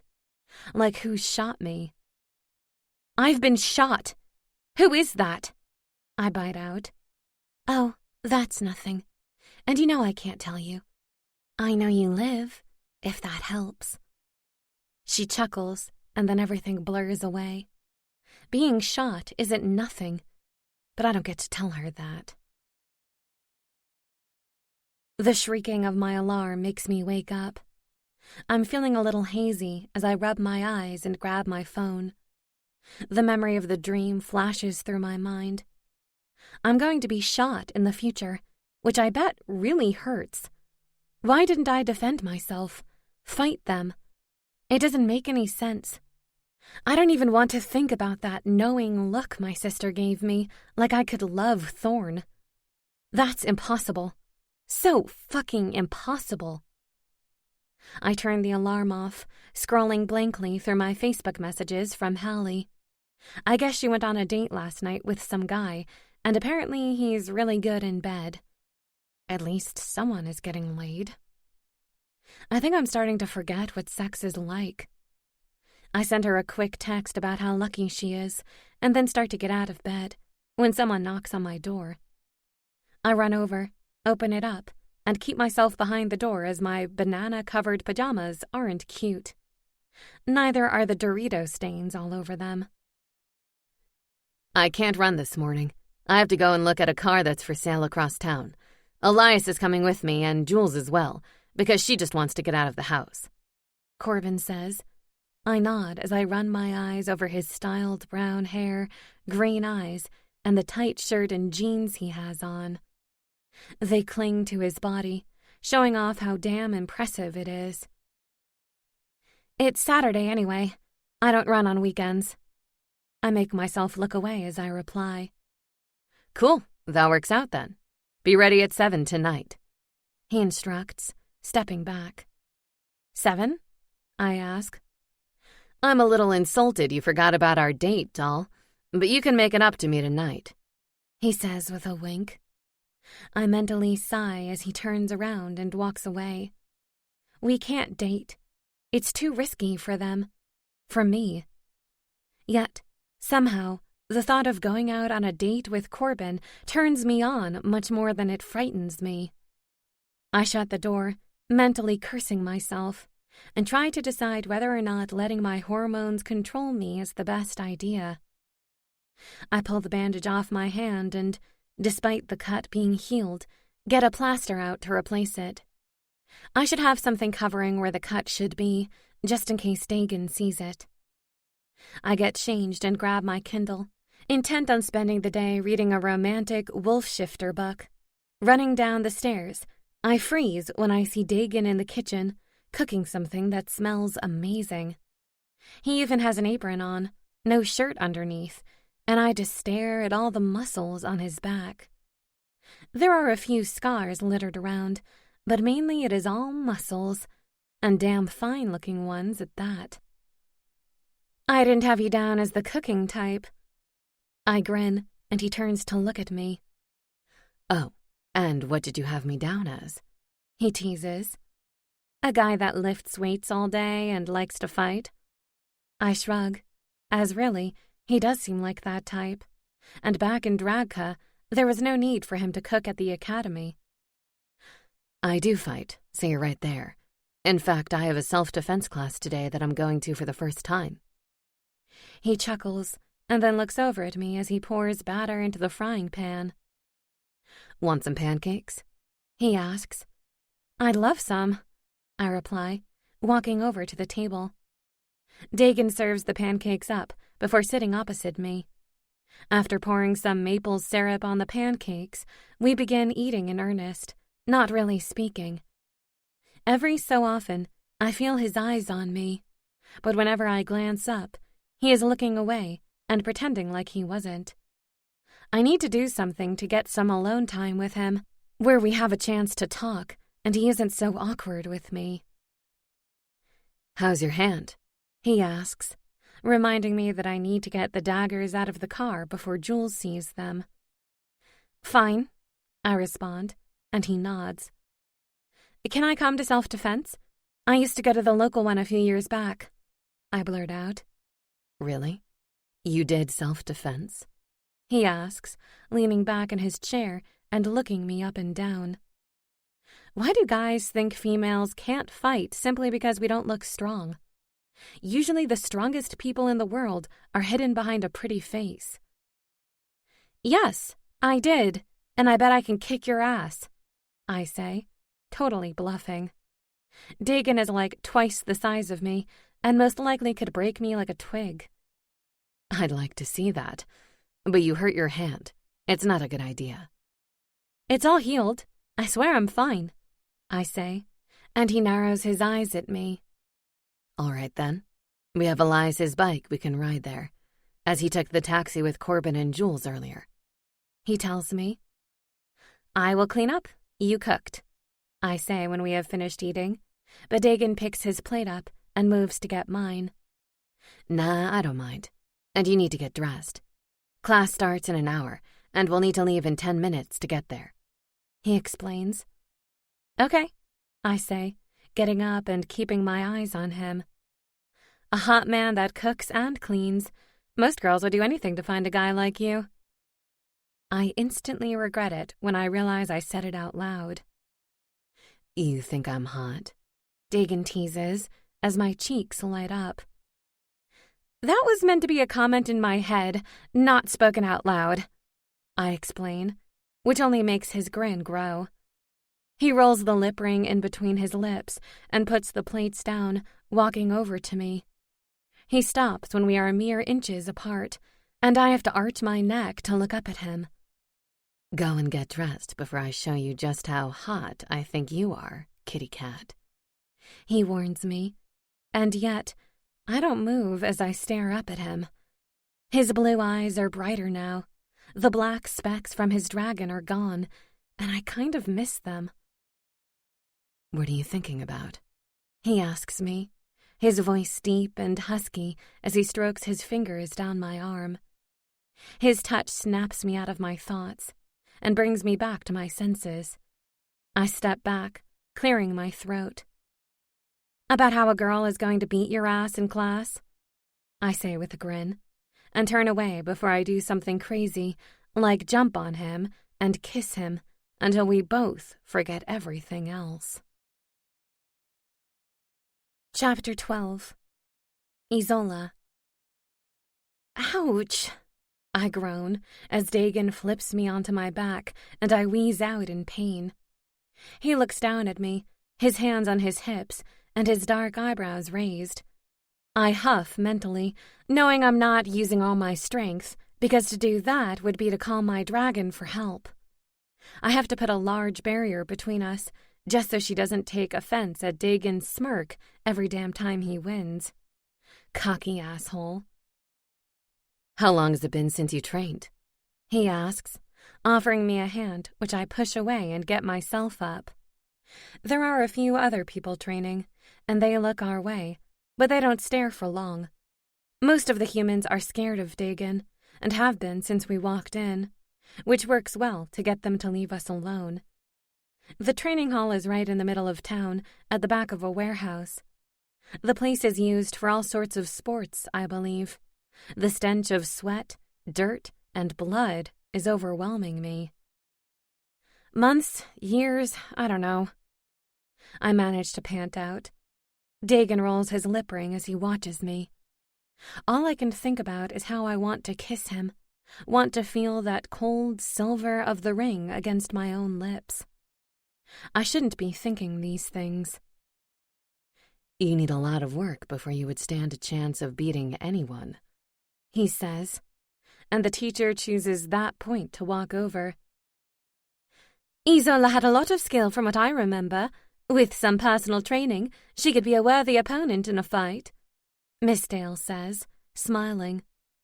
Miss Dale is 30-something, with bright pink hair cut very short, and a muscular, toned body that most people would die for. She also has a serious expression that makes you want to run away from her. She is tiny, like 5'3", but she could kick all our asses without even getting breathless. Well, maybe not Dagon, but then he has trained all his life, even if he doesn't remember it. I don't see any skill now, Dagon comments dryly, like I'm not right in front of him. Maybe you should give her some lessons. The skills on your paperwork indicate you don't really need this class anyway, so why not train someone in need instead? Miss Dale suggests. I'm not in need, I protest. You are, and being the good person I am, I will help you, Dagon cockily replies, and I just glare at him as Miss Dale claps. Excellent, she says with a sweet smile towards me. Why don't you get the bow staff and fight with those? I remember you being amazing with one, she suggests, nodding her head towards the large fighting ring in the middle of the hall. The bow staffs are lined up next to it. It's a common way to fight here, and I used to be able to beat everyone other than Jace. He was something else as a fighter, but everyone has forgotten him here. This is a place he came to every week, and they can't remember him. I close my eyes, looking away for just a second to calm down from the rush of anger that makes me feel. Okay, Dagon says, walking over to the ring, and I follow reluctantly. This is going to hurt both my ego and my butt when he beats me. I grab a bow staff from the rack and climb into the ring after Dagon. He stands, swirling the bow staff around with one hand as he watches me from the other side of the ring. "This might hurt a little, but I promise to be gentle," he comments, and runs at me before I'm even ready to reply. I lift my staff, whacking it against his and spinning around straight after, meeting his next hit. Dagon jumps to the left, swinging the staff for my legs, which I manage to avoid with a backflip. I land with my staff up, ready to protect myself as he attacks again. He pushes all his strength down onto me, and I have to take several steps back, keeping my eyes locked onto his blue ones. "Is that what you tell all the girls? That you will be gentle?" I tease him, trying to distract him enough to escape the corner I'm backed in. "Wouldn't you like to know what I tell them?" he answers, just as my back hits the ring's barrier. "Not if that's what you tell them. I don't like gentle," I say, biting my lip, and he pauses. That moment of hesitation is all I need to push him back. I sweep my staff under his legs, and he lands hard on the floor, on his back. I place the end of my staff against his neck before he can even blink. "Kitty cat, I'm impressed," he coughs out. "You haven't seen anything yet." I laugh, moving the staff and straightening up. "Again." I grin at his shocked smile. "I think I'm going to like you, kitty cat," he says. He jumps up, slamming his staff into mine with the slight distraction his words cause, and all I can do is laugh. "Will I be seeing you here next week?" Miss Dale asks me as I come out of the changing rooms. "Yes, I think I will be coming every week for a while," I reply, and she smiles, placing her hand on my arm.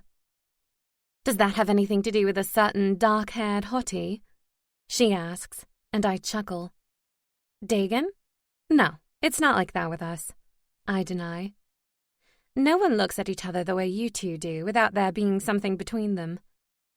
She squeezes my arm once and walks away. Standing still, I roll her words around my mind as I watch her walk out of the hall.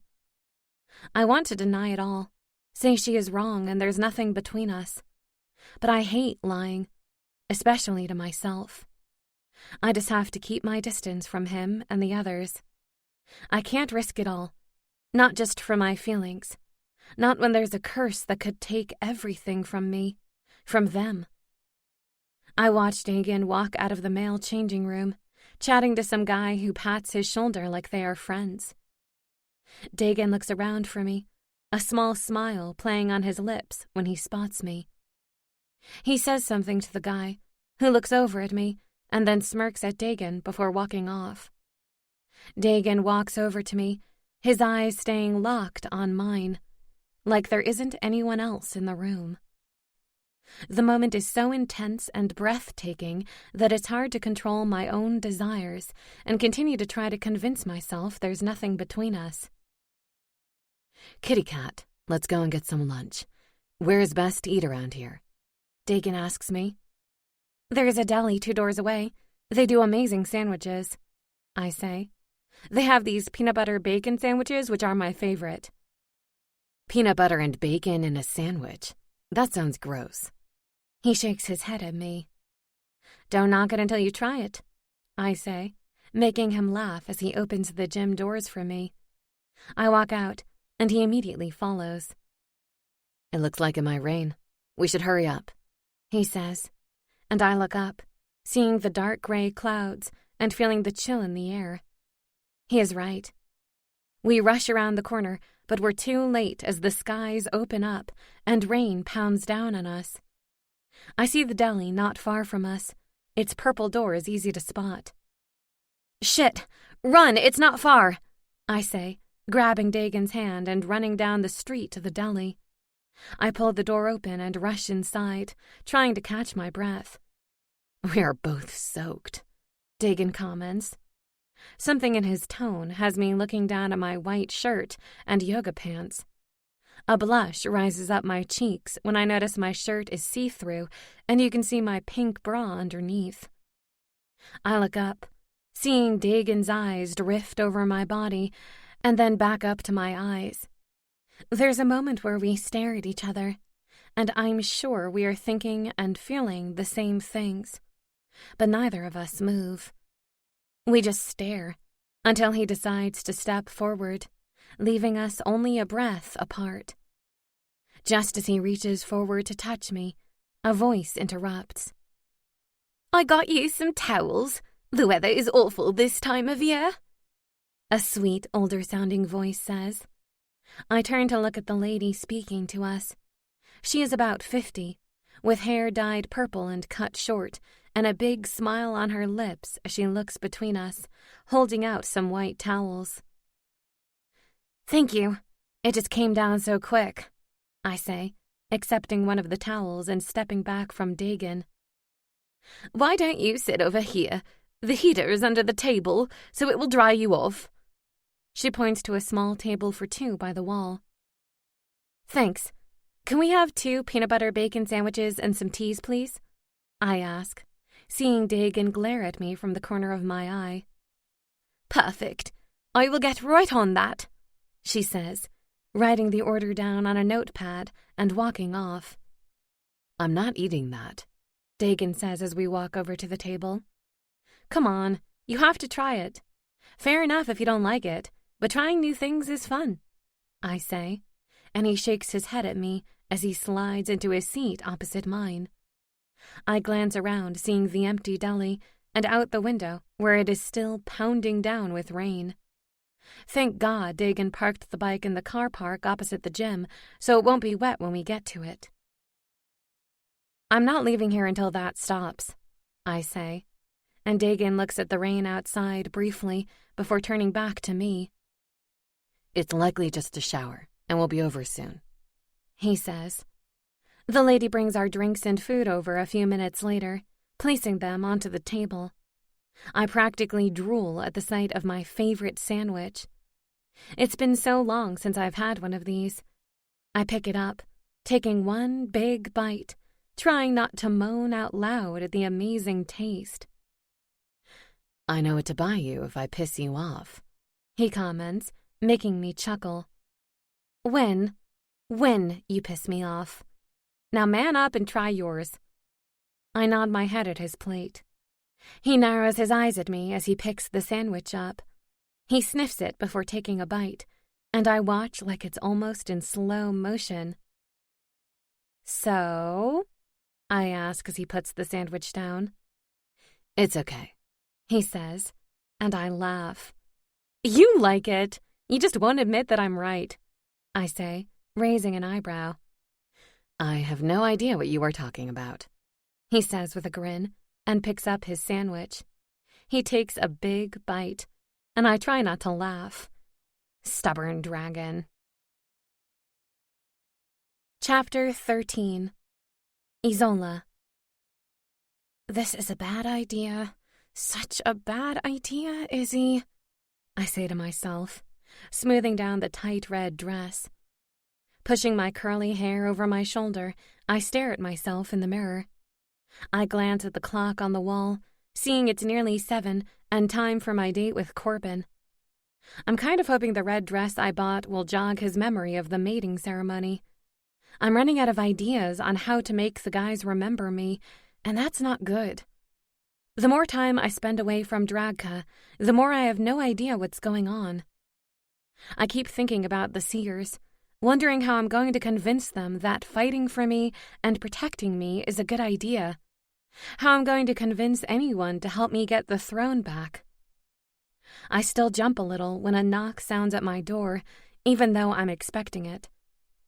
I walk over, picking up my leather jacket hanging on the back of the door before opening it.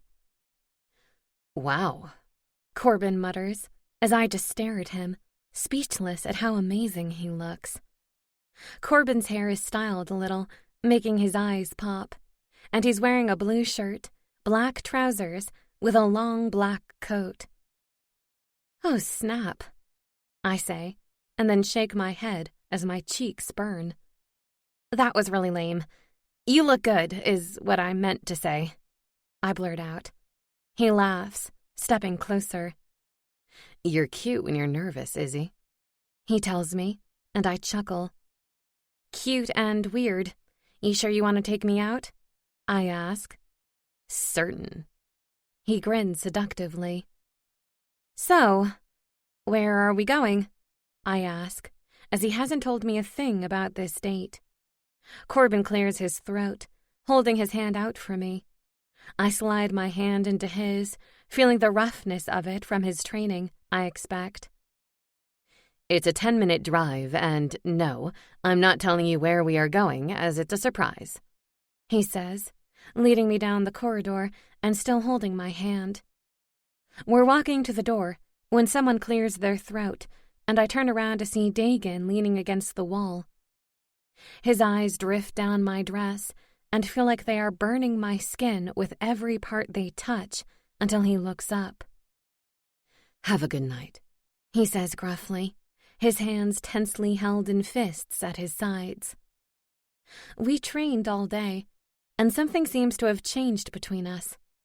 Like it has been changing with Elias. Like it's changing with Corbin. I don't see them as just friends, and when I'm with them, I forget the curse. I forget who I am and wish we were just normal people who could be together without any danger. We will, Corbin answers when I don't speak, opening the front door.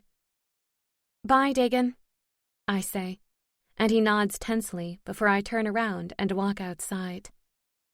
It's lit up by the solar lights attached to the house and the ones running down the sides of the driveway.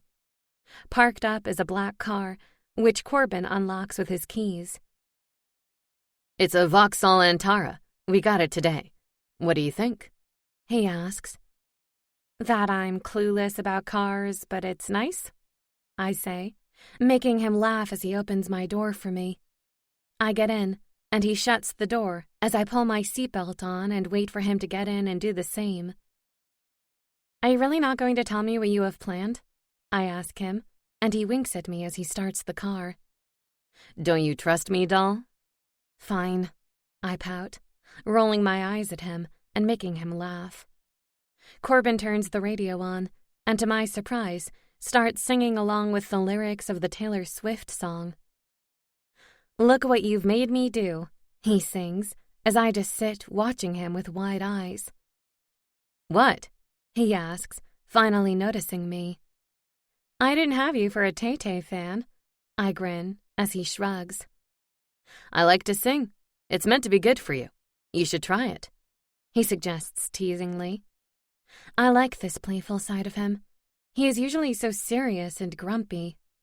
Well, not as grumpy as Eli and Dagan, but still. I don't sing, and the world can thank me for that one at any time, I say, making him laugh. Come on, I won't tell. He winks, and I chuckle, still not singing with him. He just carries on singing like nothing happened, without a care in the world. I gently start humming along after a while, and he reaches over, taking my hand in his for the rest of the drive. I know it's only holding my hand, but it sends little warm feelings straight through to my heart. Feelings that I need to ignore in order to get through tonight. I can't really date him. It's just hard to remember that when Corbin is like this with me, winning me over with every damn look from his deep, sexy green eyes. Here we are. He pulls up to the beachport, a place I've never really been in all my years of living here. I give him a questioning look as we get out of the car and walk down the pier. When the dock with 5 large yachts tied up comes into view, and one that is lit up with a man waiting at the end, I have a good idea what the date is. A yacht date? I ask, and he nods, looking nervous. I love it. I haven't actually been on one before, I say, and he looks relieved as he lifts our joined hands, gently kissing my knuckles. I end up blushing at the sweet movement. Damn, this night is going to be harder than I thought. I've rented it for the night, he explains as we near the human waiting by the walkway to the yacht. The human has a suit on, dark hair, and a serious expression. Mr. Dragoli and Miss Dragice, I presume? He asks, and Corbin offers him a hand to shake. "Lovely to meet you, Mr. Gregory," he says. "Come on board. I will be steering my yacht for the night, but you won't see me. You have it all to yourselves. So lovely to see such a happy young couple," he comments, and we walk up the ramp. Corbin slides an arm around my waist. "One more thing. The music speakers are playing up. They might turn on and off, but let me know if it becomes a problem, and I will switch them off altogether," he tells us. "Thank you, Mr. Gregory," I reply. "Let's look around. I've only seen the photos online," Corbin says as we continue on. I nod, resting my head on his shoulder as we walk around. The yacht has an entire glass level with 3 sofas, a bar, and other normal things spread around. It's all shiny, new, and stunning. There are doors that lead outside to the front of the yacht where you can look over the ocean. Corbin walks down a set of stairs, and I follow, my mouth dropping open at the room below. The entire bottom of the room is glass, so you can see underneath with the bright lights in the 4 corners of the room. There's a table with bowls of covered-up food on it, but I barely notice as the yacht moves. "This is incredible," I say, moving around the room as we begin to see fish swimming below the glass. Corbin lies down on the floor, looking down, and I chuckle before lying next to him. It's a good idea, really. "It's kind of like you're floating through the water," I say. "It's so beautiful," I whisper, and look over to see Corbin staring at me. "So are you," he says, reaching for my hand and linking our fingers together. We don't say much more as we watch the fish and the sea for a long time, until the yacht slows down.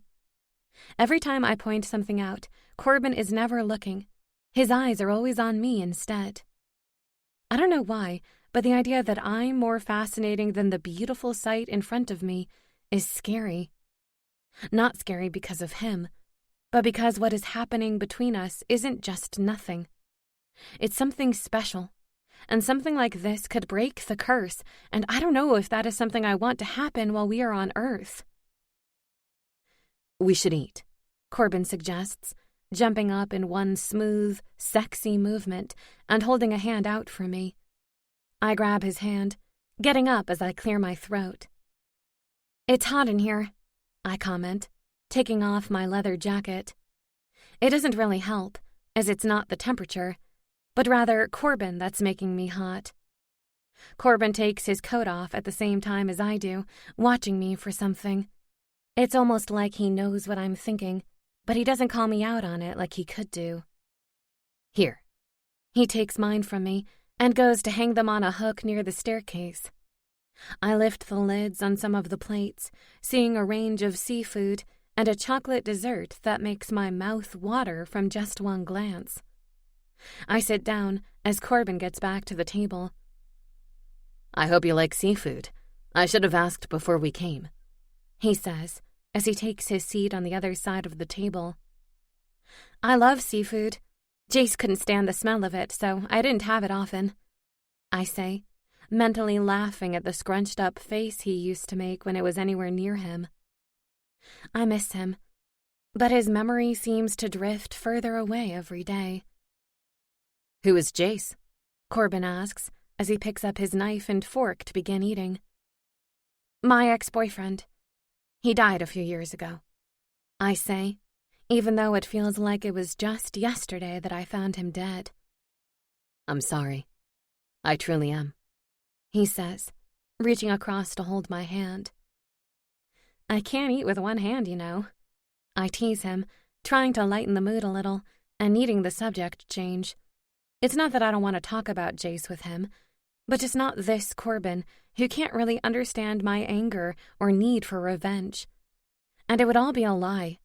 I can't tell him how he died, and I don't want to lie to him any more than I must. It doesn't feel right. "Yes, you can. Watch."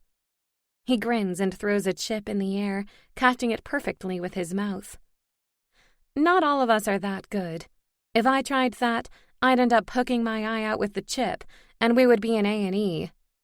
I say, and he laughs, letting go of my hand.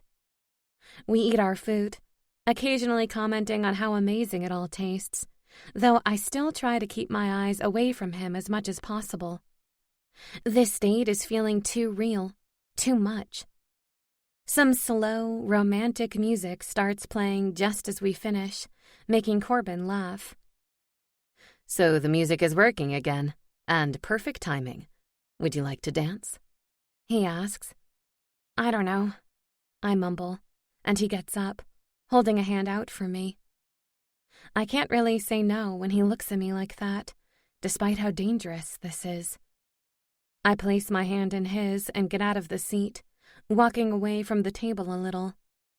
Corbin pulls me close to him, with hands on my waist, and I slide my arms around his neck as I look up. I had this dream, that I was watching you dance, in a red dress, with someone else. All I wanted was to dance with you, hold you, but I couldn't for some reason. That dream keeps running through my mind, almost as much as your blue eyes do. He admits, making my heart pound. He is dreaming about the night I danced with Thorn at the mating ceremony, meaning he is starting to remember something. I wonder if any of the others are having dreams. Some people say dreams are our deepest wishes, that they could even be true, I reply, and he chuckles, taking my hand and spinning me around before pulling me back to him. I don't know about wishes, but desires, yes. Dreams are definitely our deepest desires. He says, leaving me breathless as I can't look away from him. Corbin leans down, taking my lips with his when I'm not expecting it. But I can't stop the reaction I have the moment our lips meet. The kiss is deep, passionate, and perfect. Groaning when I pull him closer, Corbin lifts me up by my ass, and I lock my legs around him. Cor, I moan when he kisses down my jaw, getting to my neck and sucking, making me want him so much. Isola, he whispers, pulling back, his thumbs rubbing circles on my ass where he holds me to him. I slide my hands into his hair, and any hesitation he had is gone as he slams his lips into mine, lowering us to the floor. I should tell him to stop as he pushes my dress up around my waist. But I can't. I don't want to stop. Pulling the top of my dress and bra down, Corbin exposes my breast and flicks his tongue over my nipple. I moan, and in response, his hand drags my underwear down my legs slowly until I can kick them off. He slides his hand up my leg ever so slowly, teasing me as he leaves my breast to kiss me again. Doll, stop me, he almost begs. I can't, and I'm on protection. I don't want to stop. I breathe out, not lying about protection exactly, but female dragons can't get pregnant unless they are in heat, and that only happens once a year. Doll. His deep, gravelly voice whispers next to my ear as he slips a finger inside me. I moan just as he moves his hand, each movement getting me so close to the edge. Damn, you're tight, he groans, moving his finger out of me and making me miss it already. I hear him undo his trousers, the sound of his zipper coming down making me desperate for him as I lie down on the floor and he follows after me. I don't have to wait long as Corbin moves his body over mine, sliding inside me with one long stroke. I feel a slight coldness of a piercing I can feel on him, shocking me a little, but it's so pleasurable that I don't care after a second. He looks down at me, buried inside me, and pushes a hand into my hair.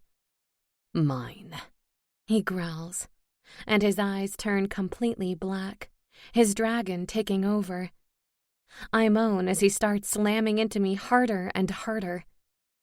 Mine, I moan back, my dragon agreeing with me as Corbin picks up speed with my words. I push him over onto his back, seeing his surprised look and knowing he let me take control. I grab his shoulders as I ride him, his fingers gripping my hips tightly as I drive myself to the brink. "I'm close, Cor," I moan out, my words barely making any sense. Cor sits up, taking my nipple into his mouth and flicking it with his tongue, and that's all I need. I come hard, and a few thrusts later, he finishes inside me, grabbing my hips hard as he bites down on my shoulder. "Damn, I didn't expect it to be like this," he pants out, and I kiss his cheek as he turns to look at me. "Do you remember?" I ask, hoping that the black I saw in his eyes means he does. But the confused look he gives me proves he doesn't. "Remember what?" he asks. "Nothing," I say, kissing him before he can read my expression, letting his kisses erase any disappointment that he doesn't remember, and I let myself get lost in him. We stay like that a while longer, as I try to forget the fear that when he does remember, he'll hate me for not stopping this because of the curse. I couldn't stand him hating me, and it makes me sick to think he might. What have I done? When did my life get so complicated? Chapter 14. Elias. Black shadows surround me, pressing against every part of my body as I try not to scream out from the pain. The bitch won't hear me scream, that's for sure. My dragon beats against my mind, but I can't let him out. The fucking seer has locked him away. I imagine Isola as the pain floods every part of me, remembering what she looks like, how sweet her lips taste, how she is mine. And once I get out of here, I will tell her that. Even if she doesn't want me, even if the curse takes everything, I will be at her side. Friend, protector, guard, or lover. It doesn't matter. I just want to see her. "Enough! Stop this!" I hear someone demand, but they won't be able to stop her. No one can. "I said no more," the man shouts, a growl reverberating with his words this time. The black shadows move away, dropping me onto the floor. I cough blood out, wiping my mouth as I look around for Dagan and Corbin. I finally find them both passed out on the floor. The bitch started with them before me, and they couldn't handle it for too long. Not that I'm far from passing out myself. "We should kill them. They will only try to escape and help Isola. They aren't loyal to you, my son," I hear Tatarina say in her overly sweet voice. I turn to see Thorn watching me as he stands next to his mother. "I don't want them dead. I want them available to use against her. Think about it, Mother. If Isola ever remembers or anyone tries to help her, we need someone to use against her," he explains, and I push myself up. "You betraying bastard," I spit out, but he ignores me, still watching his mother. She pushes her pale blonde hair over her shoulder, and I see the black veins crawling all up her arms. If it wasn't for the darkness around her, she would look so sweet and innocent with her big, doll-like eyes and features. She is using a lot of dark magic, so she must have a dark spirit, the very opposite to Isola. That makes Isola her biggest threat, yet she isn't dead. I would know if anyone killed Isola. It would destroy my soul. "Fine, fine, we will keep them alive, for now. Let them starve. No one helps them," she says, and walks away. Thorn watches until she shuts the dungeon door behind her and finally meets my eyes. "How could you? You know what she is to you, what she could be," I growl. "Don't. I don't need advice from you," Thorn spits out, anger burning in his eyes as his dragon turns them silver. Thorn shakes his head and reaches into his cloak, pulling out 3 little bottles. He puts them on the floor just inside the cage. "Drink these. They will heal you and the others," he says, confusing me. "Why do you care? You have your throne and everything you wanted," I ask. "I don't care, but Isola does. For that I will keep you alive and help you escape when the time is right," he says, and I step back, not understanding why. "Are you going to let us go, only to use us against her somehow?" I ask. "I can't believe you would just to help her." "Doesn't matter why," he replies, but I know it's a lie. I can see it in his eyes. I don't question him on it, knowing I'm missing something, and I need to figure it out. I need to figure Thorn out. Fucking hell, I mutter, sitting up in bed as another one of those messed up dreams bothers me again. Haunt me. Ever since I came to this town, I can't stop dreaming of dragons, of a beautiful girl with blue eyes so clear they almost look like you can fall into them. I dream of a castle, of being locked away for years, and a guy named Thorn bringing me food, looking after me and the others. For some reason, I hate that bastard, and I want to punch him. Then there are dreams of a girl in a red dress, dancing and looking so happy, so free. It's always Isola, but it's like she is someone else in these dreams, a princess, and a forbidden one at that. It's a total mindfuck that makes me want her more than anything. I slide out of bed, leaving my room in only my pajama shorts and walking down the corridor, pausing outside Isola's room. I've always been able to smell people, which I know isn't normal, but it's not like I can turn it off. I can smell her, mixed with the scent of Corbin. So their date went well, I guess. For fuck's sake. I run down the stairs, taking the right through the lounge and heading to the stairs that lead to the basement. I walk straight to the punching bag, lifting my hand and slamming it into it. I pour all my frustration, my hate, and my confusion into every punch, closing my eyes and shutting the world off until my hands burn. "Eli!" I hear shouted, and I stop. Breathing heavily, I turn to see Corbin standing a few feet away from me. His hair is messy, and he's just wearing his pajama shorts, smelling so much like Isola that I want to hit him. "You're bleeding," he points out. I heal quick, always have. "Don't worry about it," I say, and he offers me a towel. I place it on my hands and quickly step away from him. "How was your date?" I ask tensely, and he picks up on it. "Good. She is mine now, Elias," he states. The possession in his voice isn't hard to pick up on. He has another thing coming if he thinks I will just walk away. For now, I'm not backing off. The naughty princess isn't something I'm willing to give up on, I warn him, and he walks over until he is standing straight in front of me. "Back off," he bites out. "Make me," I say, being deadly serious. "What the fuck is going on?" Dagan shouts, being the voice of reason like he usually is between us. He comes over, pushing his way in the middle of us, and I try to calm myself down. I don't really want to fight with Corbin or Dagan, yet it's hard to think of anything else right now. "What the fuck is going on with you two idiots? Explain," he demands. "I'm not sharing Isola, and fuckface doesn't get that," Corbin replies in a dry tone. "I'm guessing your date went well then," Dagan says, and I hear the growl in his voice, making me smirk. "You like her too," I state, but he doesn't answer or look at me. There's a tense moment between all of us, none of us saying a word. We can't or won't give up on her. That means there's only one way we can have a happy ending with Isola. I think she means more to us than just some random girl. It's been more than that for me since I first saw her. I don't need them to tell me how they feel. I can see it in how they watch her. "Yeah, you could say that," Dagan finally replies. "Right. Well, shouldn't this be Isola's decision? If she isn't interested in anyone else, you have nothing to worry about. Though I will warn you of something, Cor," I say, stepping away from them both. "What?" Corbin snaps. "Isola is stubborn and smart, and I doubt you telling her what to do will go over well," I say. And he shakes his head, looking up at the ceiling. He knows I'm right. This has to be her decision. "She can't date us all." Corbin finally points out what we have all been skirting around. Why not? I'm the only one brave enough to point that out. They just stare, in complete shock, as I walk out of the room.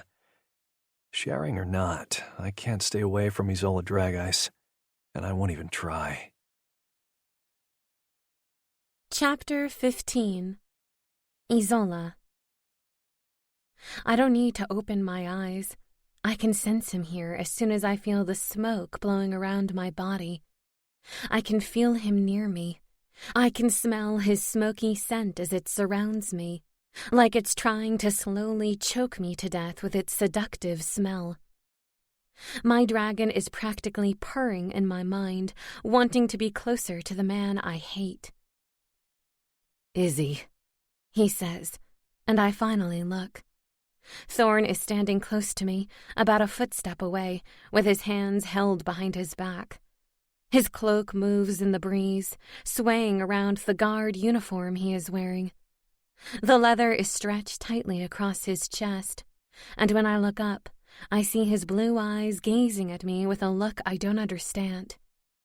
He isn't smiling or frowning, just standing like a statue, like a predator waiting for its prey to run or face him. I hate that he looks good, so attractive to me, and I pull my eyes away from him. "Thorn, you don't get to call me that. It's Princess Isola to you," I reply coldly. "I will never call you that. You will always be Izzy to me," he says, stepping closer. I keep very still as he reaches a hand out to touch my hair. He tucks a stray piece behind my ear, and my heart pounds against my chest as I stare into his blue eyes. I actually wouldn't even describe them as blue, more silver than anything else. They are like silver pools mixed with blue dots and darkness around the corners. The silver blue color bounces off his blonde hair, which only serves to remind me of who he is. "I hate you," is all I can think to say, and then I move away, clearing my throat. Telling him I hate him has become a defense mechanism because I can't say anything else. I can't feel anything else. "I deserve for you to hate me. I don't expect anything less," he says, his words hollow as I hear the pain in them. Why? Why are the guys here with me? It doesn't make any sense the more I think about it, I ask, trying to ignore any pain I can hear in his words. Ignore that it mirrors my own pain, and forget that I can see his own loneliness reflected in his eyes and words. "I sent them to you and kept them alive for you," he tells me, and I want to call him out on lying, but I can't. I know he is telling me the truth. I see it in his eyes. I've seen him lie to me enough to pick up on it now. Plus, I don't think the guys could have escaped without help, and Melody would have told me if it were her. "But why?" I demand, and he looks away. "Let me tell you something, and I promise if you still want the answer, I will tell you," he asks, and I shrug. "It's not like I can escape you here, so go on," I say, waving a hand at the circle of smoke we are inside. He frowns, but doesn't call me out on it. "My mother was a happy woman once. She had a good life, and was mated to a fire dragon guard. One day, after she found out she was pregnant, my father was killed protecting your mother and father from an attack. My mother kept the pregnancy a secret, knowing I would be in danger if anyone knew who I really was. She left me with my adoptive parents to keep me safe. She was one of the selected, and one of the last ice dragons. It was too dangerous to have me close to her and keep me hidden at the same time. She was happy with her life, seeing me in secret when she could. She was happy with her close childhood friends bringing me up, and it likely would have stayed like that forever. But then your mother was killed." He pauses and shakes his head as snow starts falling from his hands. "We all know what happened after that," I say. "Yes, your father's side of the story," he says bitterly, and I just nod, almost wanting to hear the side he has been told. I want to know what makes him so sure about following his mother's orders while they sit on the throne I'm meant to be on. I have a feeling Thorn isn't in control at all, just being used by his mother for what she wants. "My mother was commanded to marry an old man, a king twice her age. She was forced to sleep with him, and she had no choice in any of it. I bet your father never told you that, huh?" he growls. "She got to be queen, and from what I remember, she liked her power. But I didn't know she was forced. For that, I'm sorry. But you are punishing me for something I had no control over," I say, struggling to feel sorry for the person who started the fire rebellion and ordered her son to kill my father, who most likely ordered her sister to kill my intended mate. Don't be sorry. You have no idea. No idea what is going on or what works are in play. He turns away from me, running his hands through his hair. No, but I know you're a murderer. I know you killed my father. I spit out, losing all sympathy for him when I picture my father dead on his throne. I didn't, he says quietly, but it shocks me to my core, just the same as if he'd shouted the words. I stumble back, all the hate I feel for him, all the times I've pictured killing him for what he has done flashing across my mind. He still betrayed me, but he didn't kill my father. How did that not happen? What? I ask. I was meant to kill him, but when I looked into his eyes, I saw you. I saw the girl I sat telling stories to about my bad past, and how she made me laugh in the darkness. The brave girl who lost so much but didn't let it corrupt her. I saw the innocence and the beauty of his daughter. The daughter I couldn't get out of my head, and I couldn't do it, he admits, and I step back in shock. Who did? I ask, seeing the truth in his eyes as he looks up at me. My mother, and I didn't stop her. You should hate me for that, he tells me. So Tatarina is the one that should be on the throne. She is the one that killed the last king. It makes no sense for her to put Thorn on the throne, unless it was because of his blood. Yet, that wouldn't make anyone respect him. Why do you want me to hate you? I ask him, and he doesn't answer me. He only stares, a hopeless stare, which says more than I want to know. Why do you listen to her? You know she is evil, right? You can choose to be good, to be different, Thorn. I beg him. His eyes glaze over, the silver almost glowing, and it reminds me so much of Jace that it hurts. But Thorn is different, darker, and more messed up than anyone I know. It makes me want to fix him, help him, because I have a feeling he isn't all bad. I can feel it inside of me, and it's not something I can ignore anymore. I feel a connection to him, like I do Elias, Corbin, and Dagon.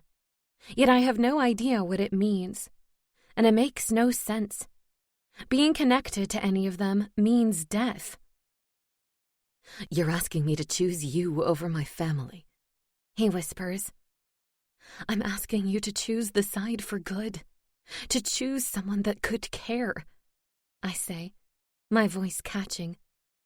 Could care? Izzy, don't lie to a liar. You care more than you can even admit to yourself. He chuckles darkly, and everything becomes hazy. How are you connected to me?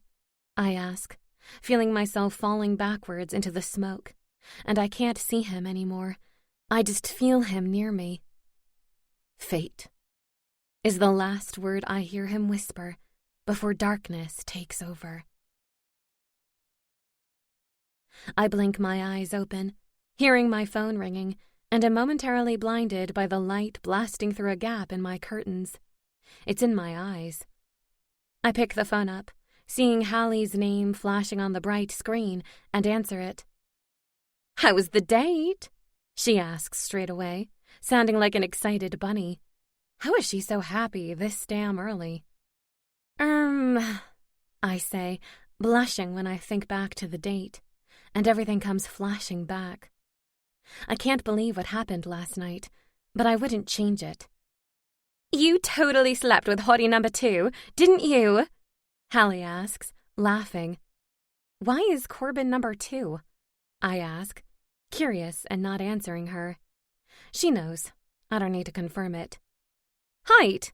Elias is the tallest, then Corbin, and Dagon is the shortest, which isn't saying much, as they are all built like towers you just want to climb, she says, making me laugh.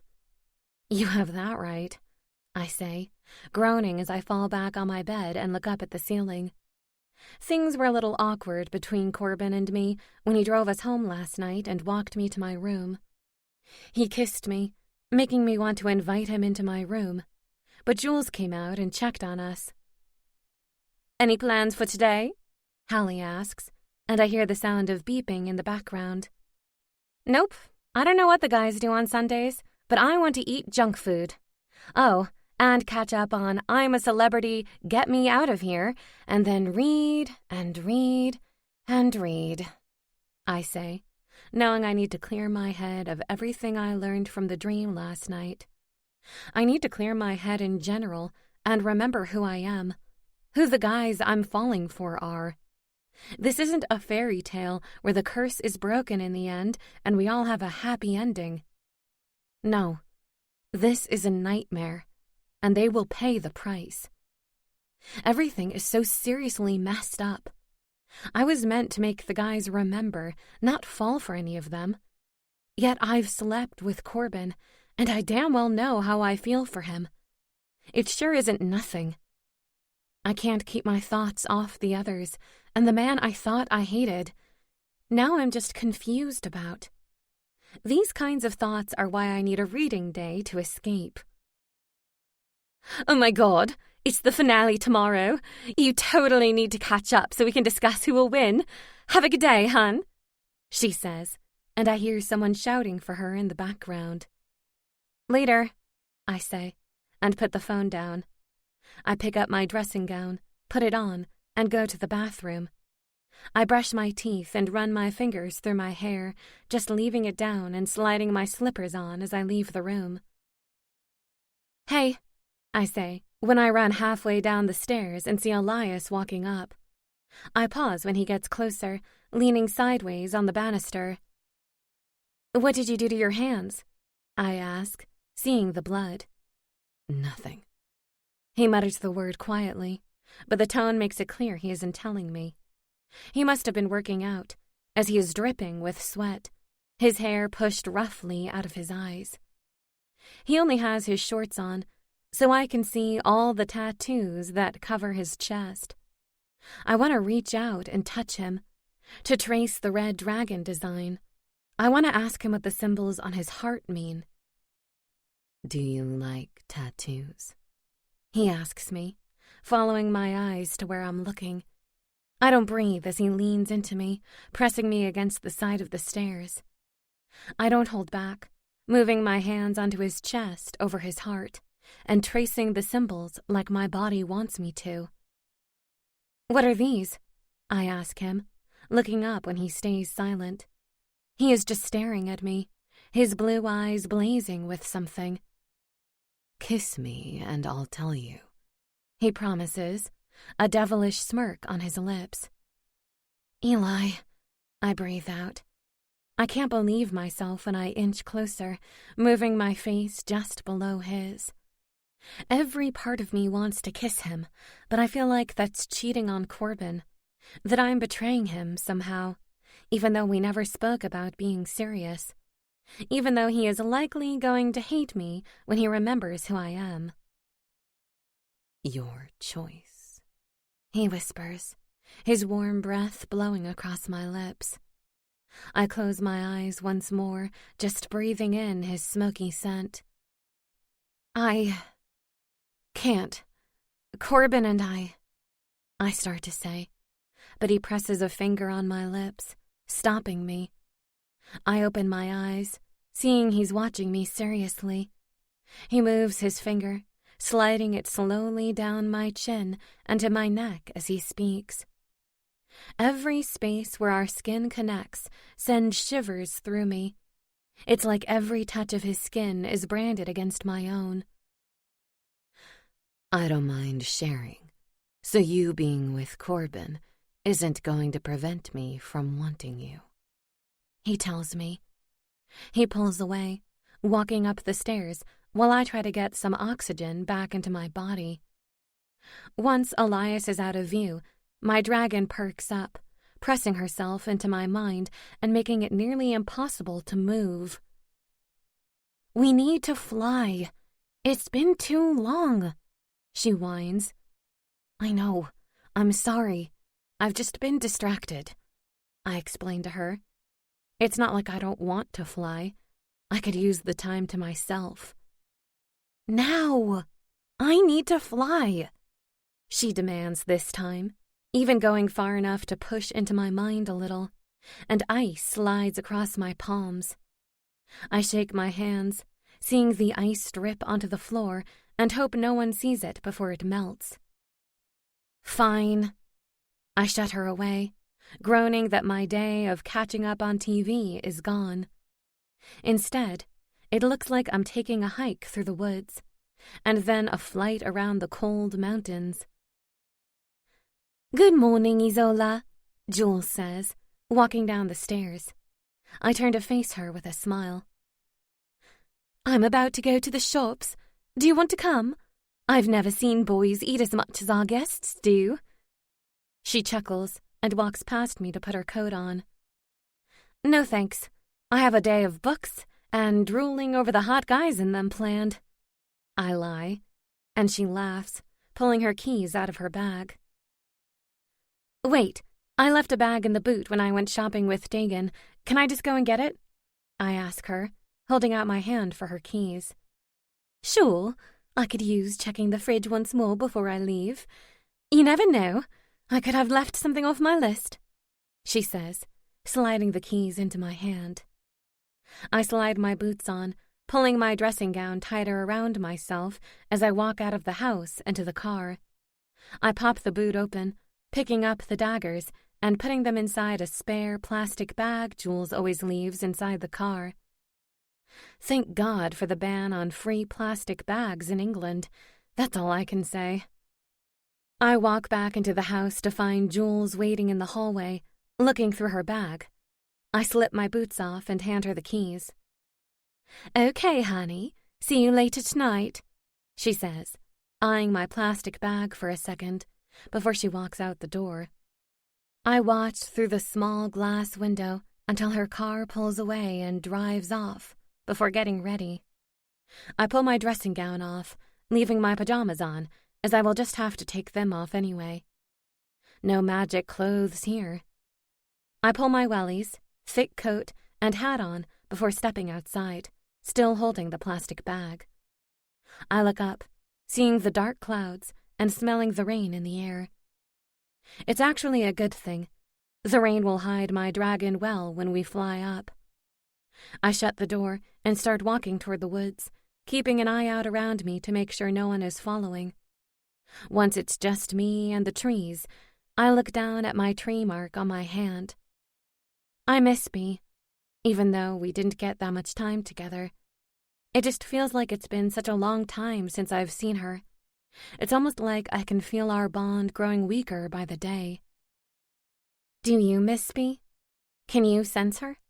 I ask my dragon, wondering what the bond to Bea is like for her. Bea is bonded to you like I am, but she is not bonded to me. She is your human side, not your dragon side, Isola, she explains to me. I understand. That's why I miss her as much as I do, I say. Like you miss me, she replies sadly. I will never lose you, I reply, feeling a wave of warmth and love come from her. I smile, walking more quickly through the woods. About an hour later, I get to the clearing I used to shift in with Jace. Jace, my dragon whispers. I miss him too. So much more now that I'm here and surrounded with our memories. Do you think he would hate me for moving on? I ask her, being that she is the only one that remembers him. Even if she is an animal that relies on instincts for everything, she still loved and bonded with him in the same ways I did. She still felt heartbreak. She felt the same fear of being alone like I did. No, it was never your fate to be with just one, she replies, sounding so sure of herself. How do you know anything about fate, dragon? I ask her, and she just laughs. Seers and dragons come from the same land. Fate brought us all into existence. It's not what I know, it's what I feel, she says, gentle almost. I open the plastic, pulling out one of the daggers. I flip it over, looking closely at the fire dragon on it. I know I won't get any answers from the dagger, but I still commit the crest on the dagger to memory. Someone came after me, and I want to know who. I pick the other dagger up, holding them both at my sides, and look over at the tree about 50 feet away from me. I spin around, throwing both the daggers at the same time, and they slam into the tree, buried to the hilt. "Now shift," she tells me. Our conversation makes me wonder what else my dragon knows but decides not to tell me. I pull my coat off, followed by my boots, and finally my pajamas. I walk away from the tree I leave them near, and take a deep breath, smelling for any humans nearby and finding none.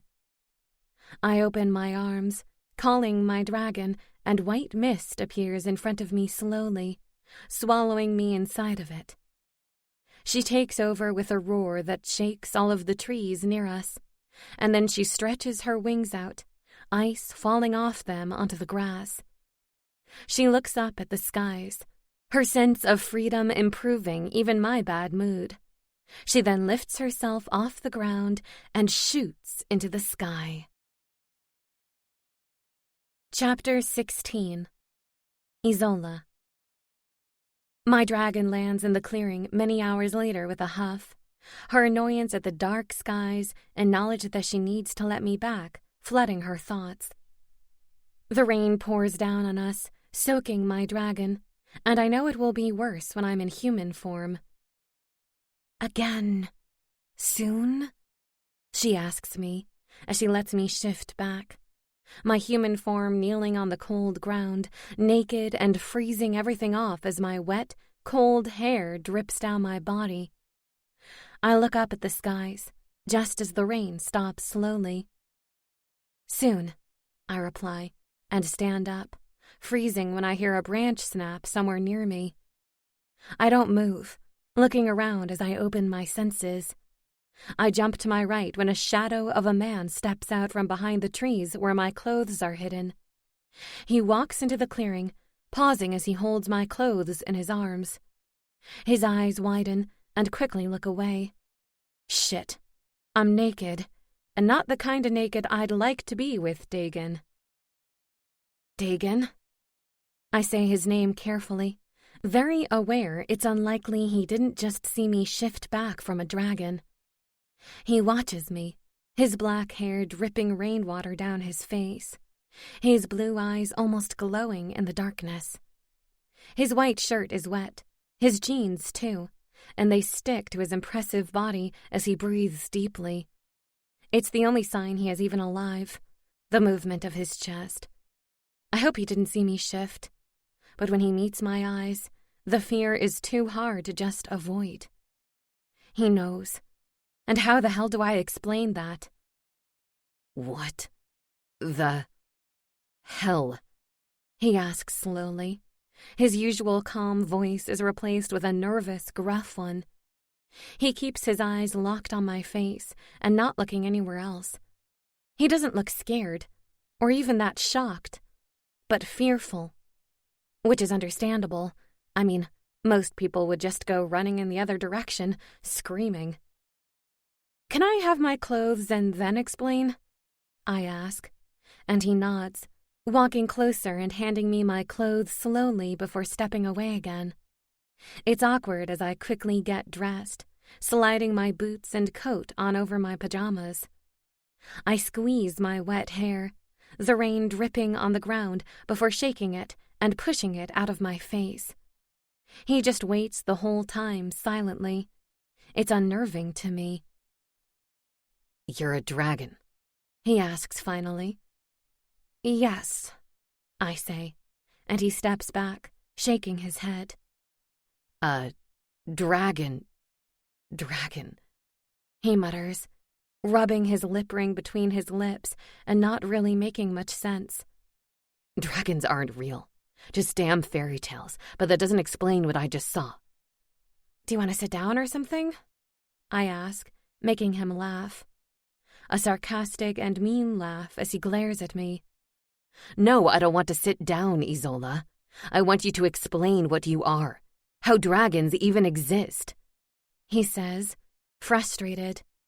How one minute this huge dragon flies out the sky, and the next, white shit appears, and you are there, naked. Technically, what we are, I say, just needing to point that out, but regret it when his eyes widen in shock. I try to think back to the paranormal books where the main guy usually has to explain to the female main character how she is one of them. How did they do it? I'm not a dragon. I would have noticed that. He huffs, waving a hand at his body. Well, you are, but a seer has blocked your dragon away in your mind, made you forget who you are and your past.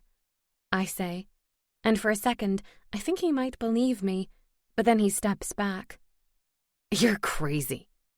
He tries to walk away, and I hold my hand out, making a wall of ice appear in front of him, and he stops walking just before he would have hit it.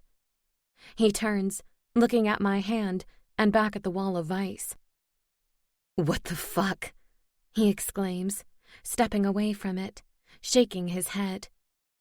You need to believe me. I'm tired of trying to do things to make you remember who you are, Dagon. I say. Like what? When I asked you about your parents, your childhood, it was like a robot repeating a story with no details. I say, and he shakes his head. You're mad, he says. Nope, I'm not. So, Dagon, what was your favorite ice cream as a child? Where did you hide when you played hide and seek? Where did your parents take you when you did something good in school? I ask, and he gives me a confused look. You don't know because it's not real. The real Dagon was brought up in a whorehouse, the bastard child of a fire guard, and his mother was killed. I know this because your brother told me, because I met you as a child. I say, and he glares, a glare that almost makes me want to run away from him. But I don't. I hold my ground. I need him to see I'm telling him the truth. I need him to remember. I need to tell Elias and Corbin about this. About you, he says, and starts pacing. I stay silent for a while, letting him pace as my wall of ice melts slowly and the moon starts to come out. It's getting dark quickly, and we should get back home, but Dagon is still pacing. They won't believe it, and they are dragons too. Can you stop pacing and freaking out for a second? I ask, placing my hands on my hips. What do you suggest I do?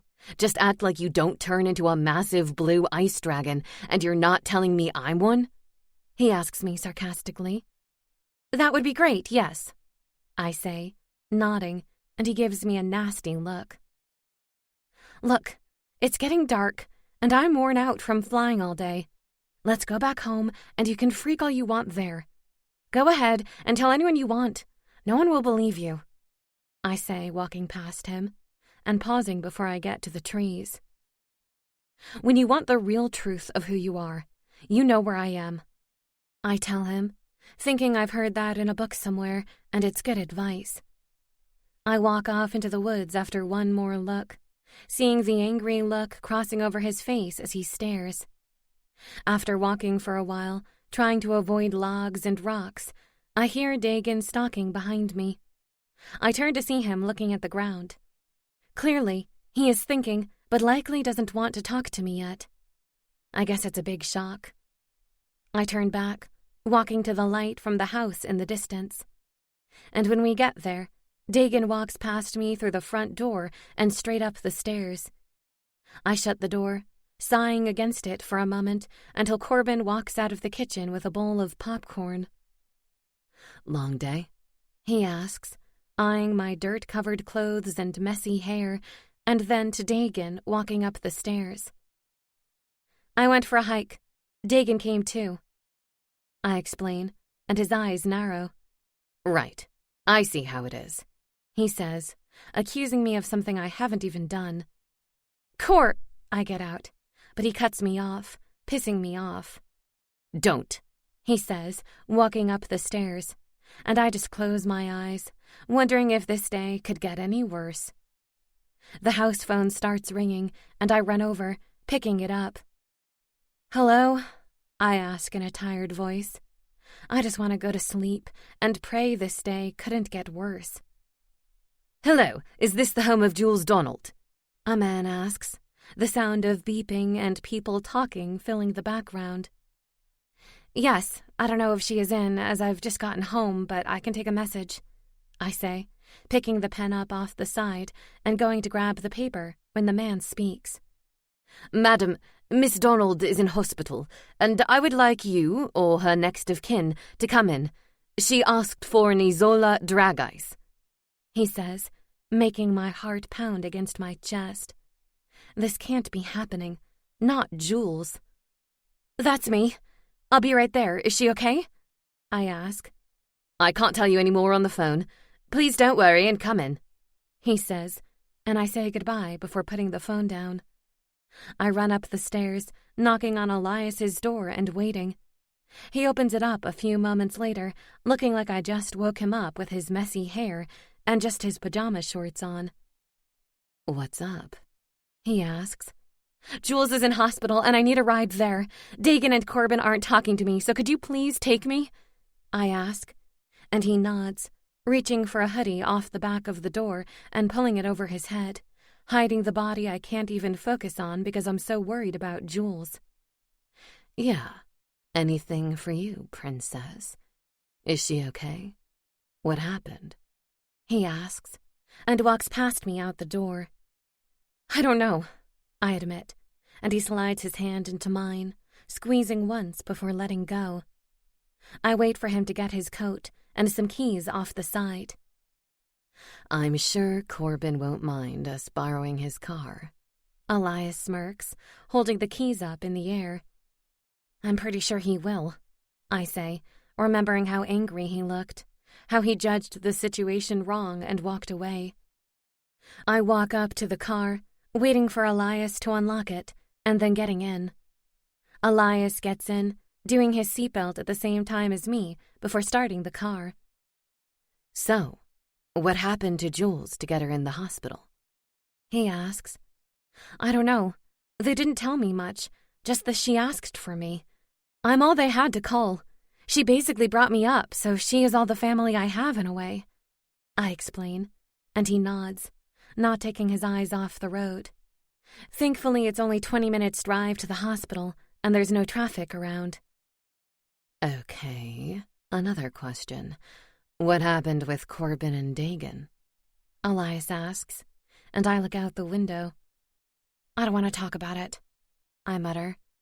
"Come on, princess. You can trust me," he says cheekily, and I shake my head, hating how he can make me smile. "Fine. Corbin thinks something happened between Dagan and me today, when it didn't," I say, still cross about how angry he got without talking to me. I hate being judged for something I haven't done. I can't say I hadn't thought about doing it, but yeah, I hadn't. "Okay. Have you ever heard the term reverse harem?" he asks me, surprising me a little. "I read a lot, and my favorite is a series about demons," I say. "But you can't be suggesting—" "And how do you even know about reverse harems?" I blurt out, feeling my cheeks getting red. "I read, and it's something I'm interested in, with the right people," he says, shocking me silent.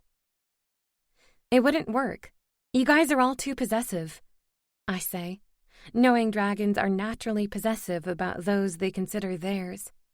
They see their mates like treasures, and they don't like to share those. Like my dragon seems to think they are all hers, and I know she would lose her shit on me if I tried to date anyone else. I never got why she put a claim to them in the first place, why she calls them mine. I want to ask her, but I can't with Elias watching me so closely. "Yeah, I am. I don't know why, but the idea of anyone touching you, it's not good, princess," he admits, tightening his hands on the steering wheel. "Then I think about you and Corbin and Dagan. I wouldn't hurt them for loving you." You wouldn't? I ask, curious. No. But I know you're not ready to be with us all. And to be honest, none of us are even close to figuring out what is between us. He tells me, and honestly, as I meet his blue eyes, I know he is right. Chapter 17. Isola. What did the doctor say? Elias asks, using his shoulder to open the door as he carries 2 hot teas in his hands. The door shuts behind him as I look at Jules on the bed, plugged into dozens of wires and looking as pale as the bedsheets.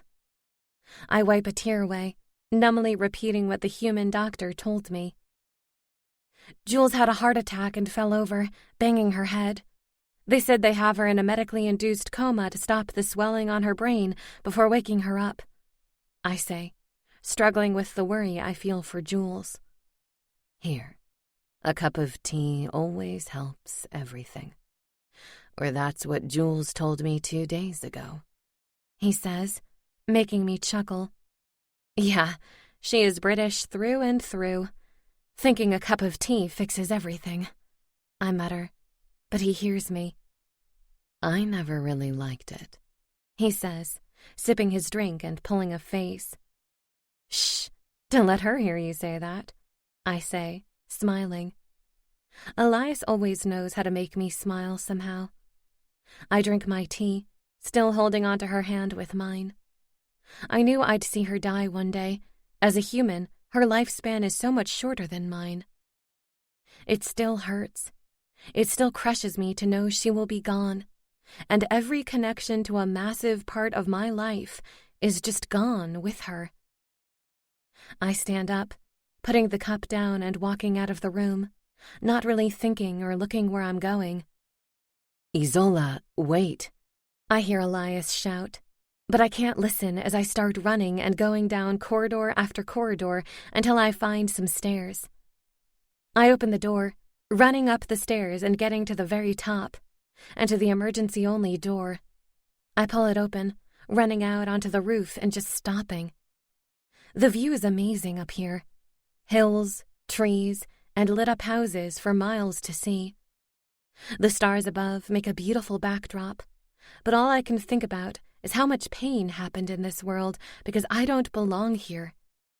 I can feel it. I always felt it. This isn't my world, and I feel trapped here, haunted by ghosts. Isola, I hear Elias say behind me. The sound of the door shutting behind me makes me jump. I turn, seeing him standing a few steps away from me. There's such tension between us, so many unanswered questions running across his eyes, such passion. I want to run to him, let him hold me like I know he would. But I don't. Instead, I take a step back, protecting myself from doing anything I know I might regret. Not that I would regret being in his arms, but I would regret the curse taking any price for any of my actions. I have already risked Corbin, and I know him hating me now is only a slight fraction of what he will feel when he remembers. Tell me, what is it you're hiding? What are you running from? He asks me, his deep and seductive voice making me close my eyes. You will be the one running if I tell you what I am, I say, meaning every word. I don't run. I will never run from you, he says, a promise laced into his words. I pull my coat off, chucking it on the floor and kicking my boots off as he gives me a confused look. I laugh, a long laugh, as I call my dragon and shift. He stumbles back when I land on the roof as my dragon stretches out her wings. She turns her head to the side, seeing the ice dripping off each little spike on her wings, before turning back to Elias. I watch him, fully expecting him to run from me, but he doesn't. He stands up and walks slowly to my dragon, each step full of a confidence I would expect the old Elias to have. When he gets closer, he holds a hand out, and my dragon pushes her nose into his hand, a purr vibrating through her. "Mine," she whispers, and I don't disagree with her, because it feels wrong to say she isn't right. My dragon steps back, feeling my need to shift, and I close my eyes, pulling my human form back. I look up, my long hair falling around me as Elias stands utterly still. I pick my coat up, seeing my torn clothes on the floor, but once my coat is done up, it's good enough. Only a little bit cold. "You're a dragon. A shifter, or whatever you call yourself," he asks, and I nod, not wanting to tell him he is one too, as that didn't work so well with Dagon. "What else can you do?" he asks, reaching into his pocket and pulling out his cigarettes. He puts one in his mouth, lighting it with a lighter, and then resting against the door. "Ice and snow," I say, holding my hands into the air and closing my eyes. I focus on the clouds above, freezing them slowly, and then open my eyes. "I don't see anything," he drawls. "Just wait." I chuckle just as it starts to snow, slowly at first, and the wind starts blowing it around us. "Amazing," he says, his voice full of wonder, and he keeps smoking. We are both silent, both of us close to freezing, until he finishes his cigarette and puts it out under his boot. He walks over, stopping right in front of me. "Any more secrets you want to tell me?" he asks, and he watches me so closely for my reaction that it hurts when the lie slips from my mouth. "Maybe, but not yet," I answer, and he nods. "You don't trust me," he says, and for the first time, hurt appears in his eyes. I can see it, and he steps back, walking to the door. "Eli, it's—" "You don't trust me, and I'm not going to make you, princess," he says, and opens the door, slamming it closed behind him. I look up at the star-filled skies, the dark clouds, and the snow falling slowly. I mess everything up, and I don't know how to stop doing it. Chapter 18. Isola. "So why are the sexy guys annoyed with you?" Hallie asks me as I open my packet of crisps and lean back in my seat, following her gaze to Dagon, Corbin, and Elias, who are sitting at another table. Each one of them has ignored me since the weekend, but all for different reasons. Corbin thinks I'm sleeping with Dagon and clearly can't deal with me. Dagon knows I'm a dragon and overall looks freaked out by me, and Elias, well, I think is just working out what I'm still hiding from him, but at least he isn't freaked out like Dagon is. I'm actually not sure about Elias at the moment, what he is thinking anyway, but I don't tell Hallie any of this. "I don't know, they're just moody," I say, and then stuff my face with food and hope it makes me feel better. It doesn't. But hey, the chocolate buttons are just amazing. "How is Jules?" Hallie asked. "She woke up 2 days ago and is a little groggy. She will need a lot of medical care, but they think she will make a full recovery," I tell her. "I'm glad. I know how much you care for her," she tells me, and I nod, not really wanting to speak about Jules. I know I have to return to Dragka, so I can't look after her long term like I wish I could, like she deserves. Instead, I had to use the stupid amount of human money in my account to buy her a place in a nursing home for when she gets out of the hospital. I hate that it's all I can do. "Hey, sexy Izzy," Michael says, sliding into the seat next to me, and in some ways, I'm thankful for the distraction from my own thoughts and the stuff I can't change. Hallie just rolls her eyes, stabbing her fork into her pie. I mentally groan as I turn to face him. He slides his giant arm around my shoulder, pulling me into a side hug. I try to pull away, but he doesn't let me for a while, making me super uncomfortable. "Michael, you're hurting me," I say when he doesn't let go, squeezing me too tightly. And he does straight away, grinning as he pushes his blonde hair out of the way of his eyes. "Sorry, I forget how small you are," he comments, using that as an excuse to look down my top and not raise his eyes for far too long. Ugh. "Michael, don't you have an interview with my father tonight? Shouldn't you be, I don't know, training or researching or something other than hitting on Izzy?" Hallie asks, cutting in, and I flash her a thankful smile. "You're working for Hallie's dad?" I ask Michael, moving across my seat and towards Hallie. "Our parents are good friends, so he offered me a job.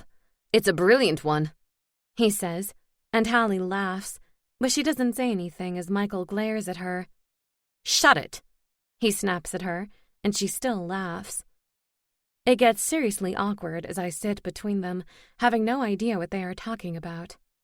I wish I knew what her father does, which she is so sure she doesn't want to do. "So, how was your weekend?" I ask Michael when there's a very uncomfortable silence between us all for way too long. "Didn't do much. I'm just looking forward to my party. You are still coming, right?" he asks like an excited child. "Yep," I say, not really wanting to go, but the puppy dog eyes he is doing right now makes me feel a little guilty. I look away, seeing Dagan, Corbin, and Elias all watching me, wearing matching faces of anger.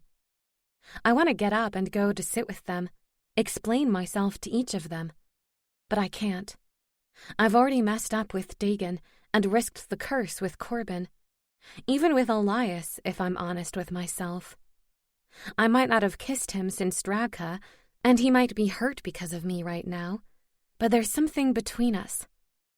Some princess I am, making the guards lose their dragons because I can't control my hormones. The bell rings, snapping me out of it, and I quickly stand up. "Time for class," I say, walking away. But Michael grabs my arm as he stands, roughly pulling me to him. "Let go," I say carefully, not liking how strong he is, and how my dragon hisses in my mind. I look up as he grins. "I only wanted a hug, sexy Izzy," he says playfully, and I pull my arm away. "You should wait for me to offer, not demand. Goodbye, Michael," I tell him, seeing his bright red face as he glares at me. Hallie links her arm with mine, walking out of the dinner hall at my side.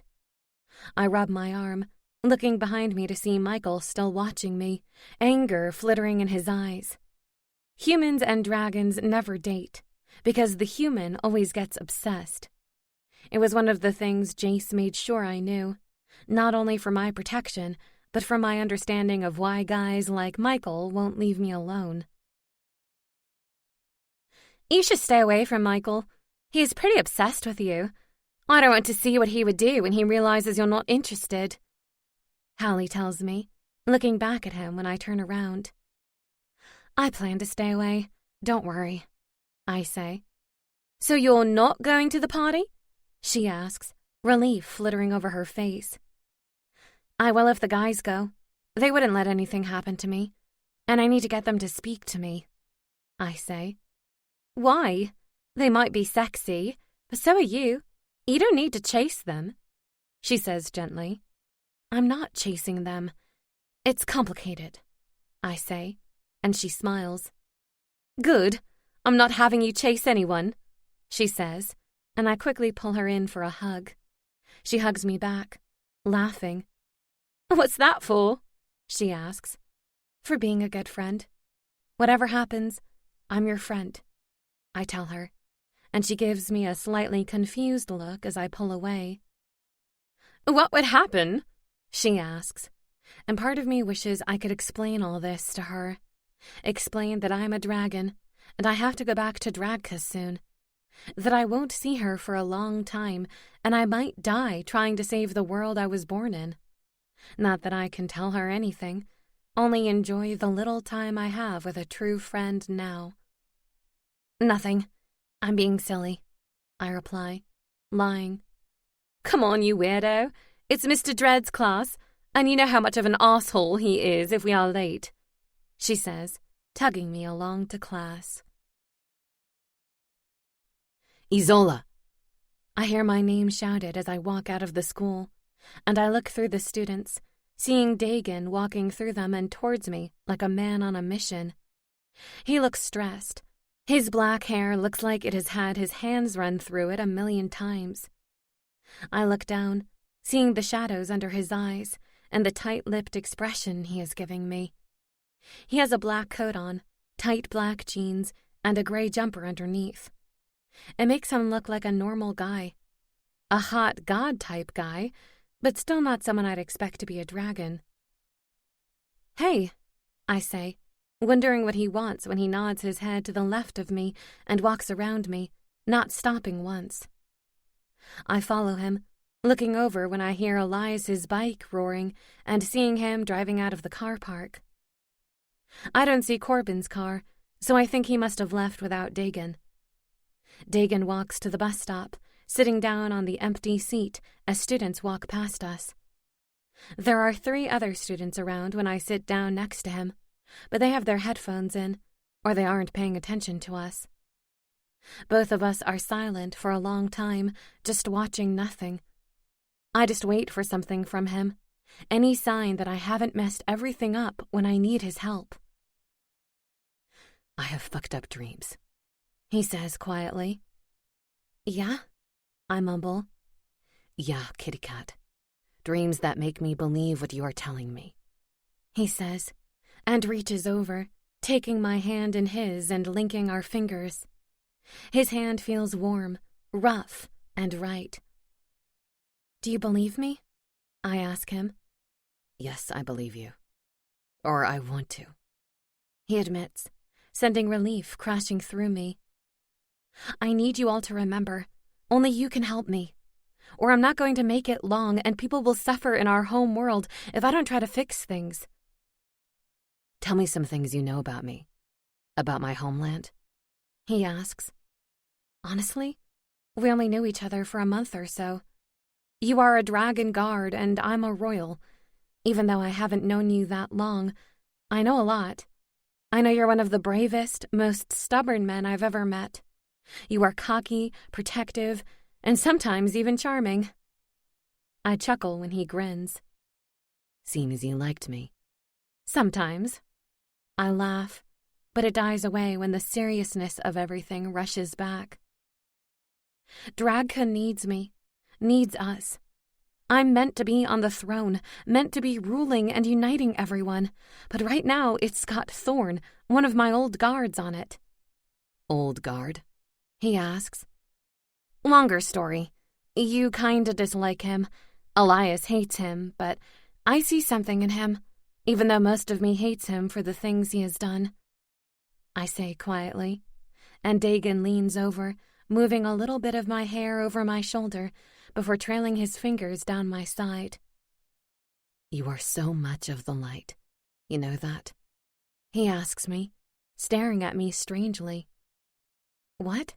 I ask, wondering why he would say such a strange thing. In my dreams, a girl I've never seen before tells me you are the light. All the light left to save us from dying in the dark. He tells me, and I stare wide-eyed at him. What does the girl look like? I ask quickly. Honestly, green. Like a green Barbie doll, and the size of one too. He says, making my heart pound. Bee told him something. I don't know how it's possible, but she did. A lot of things are so uncertain for us. Maybe it would be best if you got up and walked away, lived a life as a human, and I go back to my world, face what I'm running from alone. I say, and he shakes his head. Every little bit of me tells me I could never let you do that alone, Isola. He bites out, anger clouding his blue eyes. Dagon, get Corbin and Elias and go. I can't do this. I can't let you try and fight with me. I suddenly realize I can't lose them, and taking them back to Dragka would mean I could. They are safe here, safer than another place, even if they don't remember who they are. All I know is that I want to be close to you, and this distance between us is driving me fucking insane. I'm with you, no matter what, he says, as the bus turns up. But neither of us moves as we stare at each other. Our faces are inches apart as he leans closer, and a car beeping makes us shoot apart before he can kiss me. We shouldn't anyway, no matter how disappointed I feel. You shouldn't want me. We can't be together. There's a curse that says you will lose your dragon if you fall in love with me. I blurt out loudly to him, and then look around quickly, noticing all the people have, thankfully, gotten on the bus so they didn't hear us.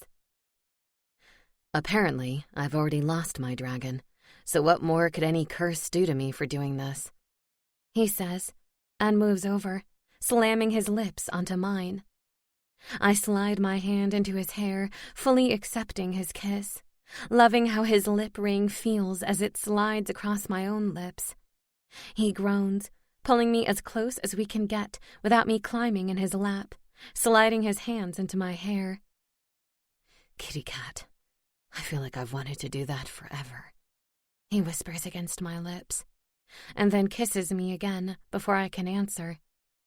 Maybe he has wanted to kiss me for a long time, because I know in this moment I've wanted to kiss him for just as long. Chapter 19. Isola. It's about time. I've been waiting in this place for an hour. Go to sleep on time, please. Melody's voice comes through the haze, and I open my eyes to see her standing over me as I lie on the floor.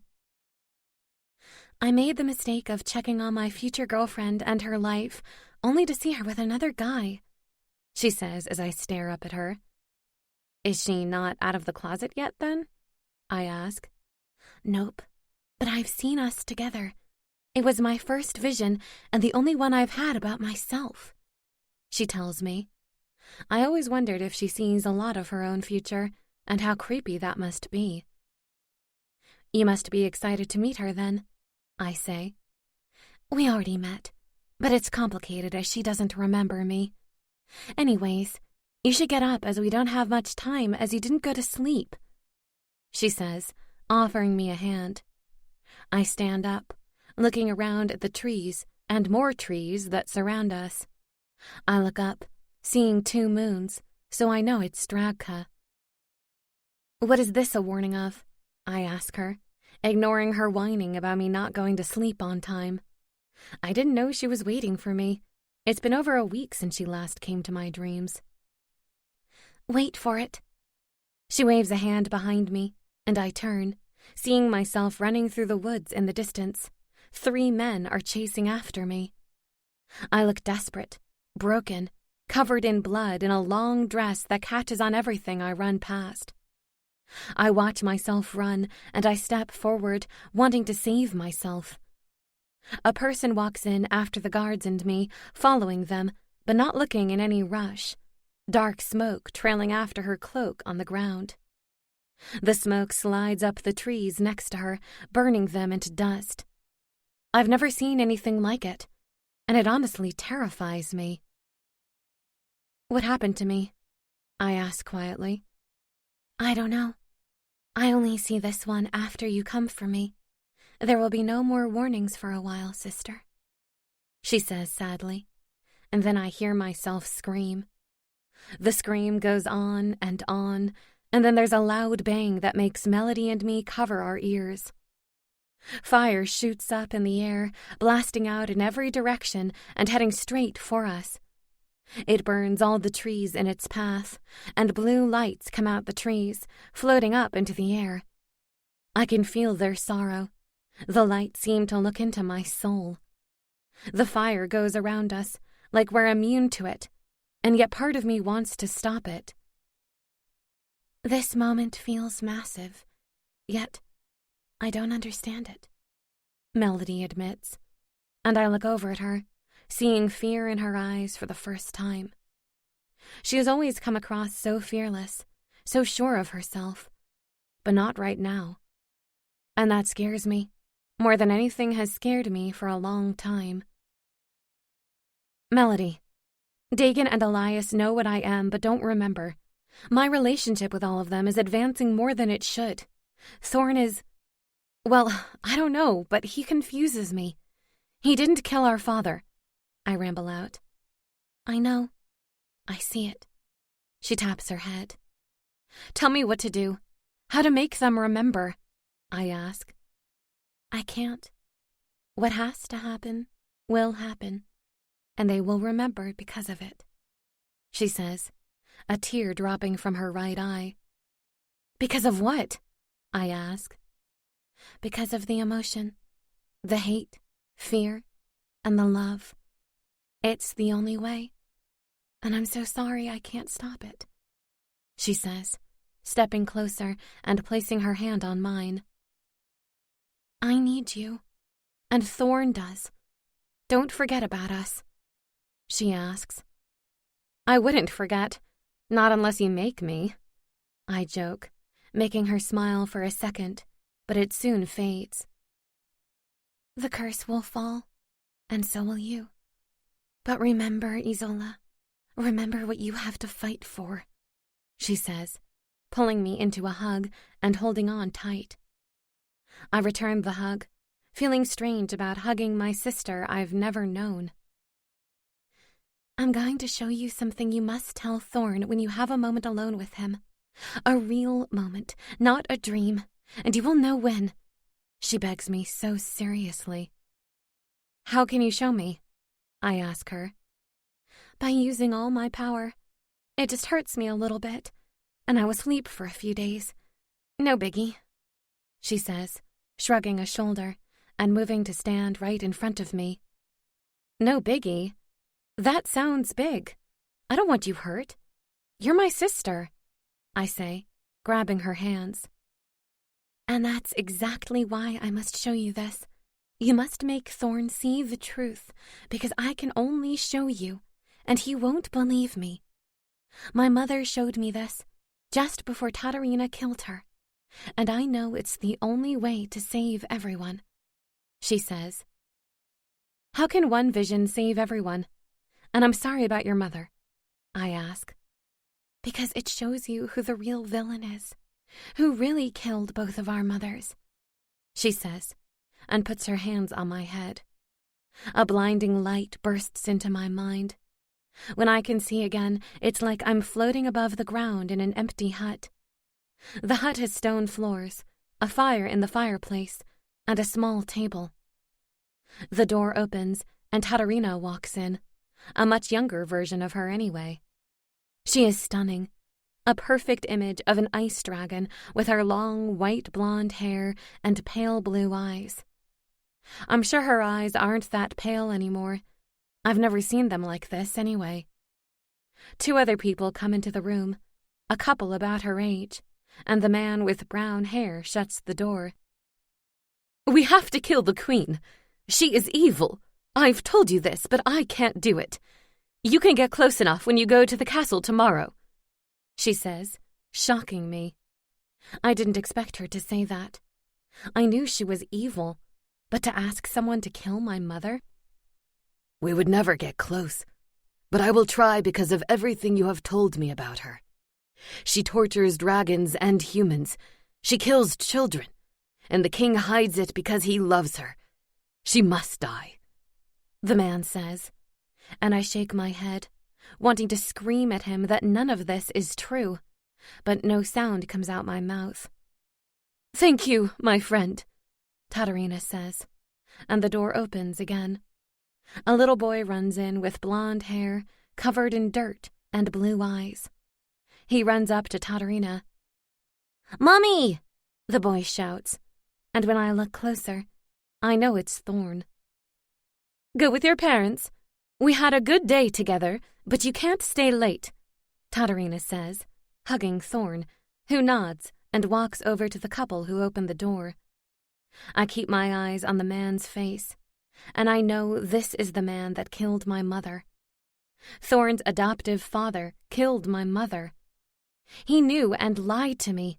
He made me feel sorry for him and his parents. Bastard! Thorn and his parents leave, shutting the door behind them. Tatarina grins, looking up at the ceiling near where I am floating as if she can see me. She raises her hands, and a dark spirit flies in from a hole in the ceiling. The dark spirit has dark blue skin that almost looks black, black hair, and smoke drifting off its body. It looks just like me, a light spirit, only dark-skinned instead. The dark spirit lands on Tatarina's hand, and she grins at it.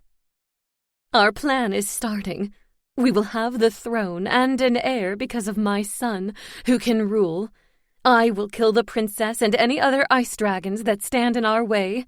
Then we can enact the second part of our plan, she says, and the dark spirit nods.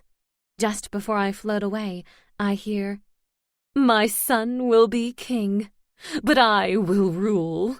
He just doesn't know it yet. I slam awake, my heart pounding against my chest, and it takes me a moment to realize someone has their hands on my shoulders, rubbing their thumbs in a comforting motion.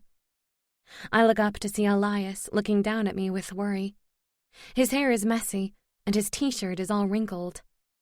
I take deep breaths, breathing in his smoky scent to calm myself down. I'm safe. I'm not there anymore, and the dark spirit is gone. I repeat the same line in my head over and over until I can breathe normally. That vision, or whatever it was, felt so real. It was overwhelming, terrifying, and it makes so much sense. Tatarina planned this all. She planned for my mother to be killed, to become queen, to put Thorn on the throne and control him. What else has she got planned? You were screaming.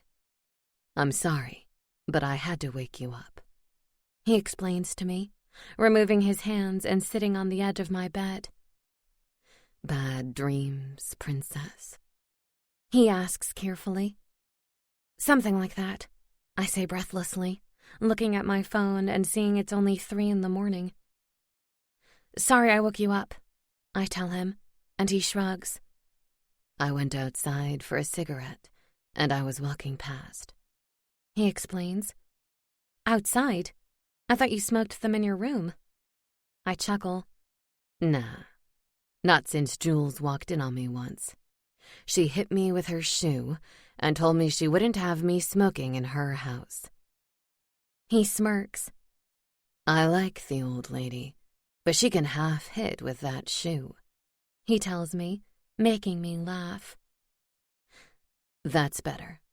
You laughing is much better than seeing you frightened, he says gently.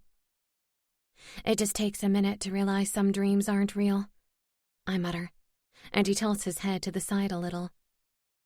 We don't say anything, but I push my hair out of my eyes when it falls and look down at my pajamas. Thank God I'm wearing plain blue ones and not the ones with cupcakes all over that I almost put on. Yeah, I get that, princess. He squeezes my hand and stands up, dropping the notebook he was holding. What's that? I ask, remembering his notebook at Dragka Academy. I wonder if he draws the same type of things. It would make sense for him to have the same hobbies, enjoy the same things he always had. He is the same dragon I met, just with a few little changes. Here. He offers me the notebook. To my surprise, he walks around the bed, pulling off his leather jacket and boots. He slides into bed next to me, tucking himself in like he sleeps in my bed all the time or something. He rolls on his side, raising an eyebrow at me as he rests his head on his arm. Comfy? I ask sarcastically, and he smirks. Very, he replies, somehow making one word seem seductive and panty-dropping. Damn him. I shake my head, looking back at the notebook to get my eyes off him. I open the first page to see a drawing of me. Not what I was expecting at all. It's a beautifully drawn image of me sitting on the school bus and looking over my shoulder. It's the first time he saw me here on Earth. He makes my eyes look bigger than they are, like I'm a doll or something. My hair is layered down my back in perfect curls, and my face looks perfect, not one imperfection. Which I know isn't true. I know I have a slight dent on the right side of my nose where I broke it falling out of a tree in Dragco when I was 7. I know I have freckles littered across my nose, too, and they spread to my cheeks when it's summer. I'm not perfect. Not in any way. You make me look pretty. Way too pretty, I say, and he chuckles low. I don't make you anything other than what you are, he argues. I look back, flipping through the notebook, seeing more and more sketches of myself. All little moments in class, all times when I never saw him even looking at me. I turn over a page and stop, seeing a different drawing. It's a tattoo design with 4 red dragons flying around an ice dragon in the center of them. They almost look like they're protecting her. The main dragon looks like mine, and the little ones are all slightly different. There are swirls coming off the ice dragon, connecting them all together, and it's remarkable. I can't look away. I just end up staring at it. I feel Elias slowly look over to see what I'm so fascinated by. I love this, I say, tracing my finger over the design. It's yours. I designed it for you. I don't remember when I exactly started drawing it, but it was way before I met you in another notebook, and then redrew it here. Yet somehow, I know it's yours, he says, making my heart pound. Thank you, Eli, I whisper, tracing the design with my finger. I love when you call me that, he says gruffly, his voice almost a whisper like mine.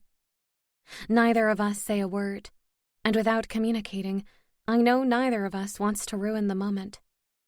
I can see it when I look over at him. I know him well enough to read it in his eyes.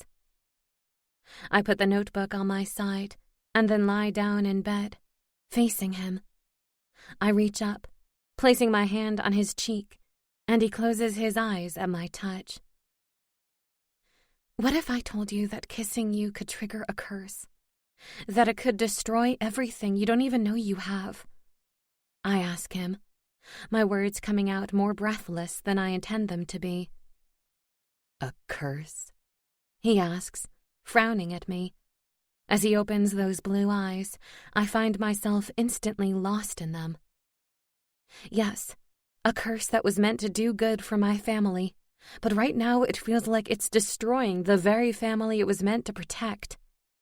I say, meaning every word. Why does it have to be like this?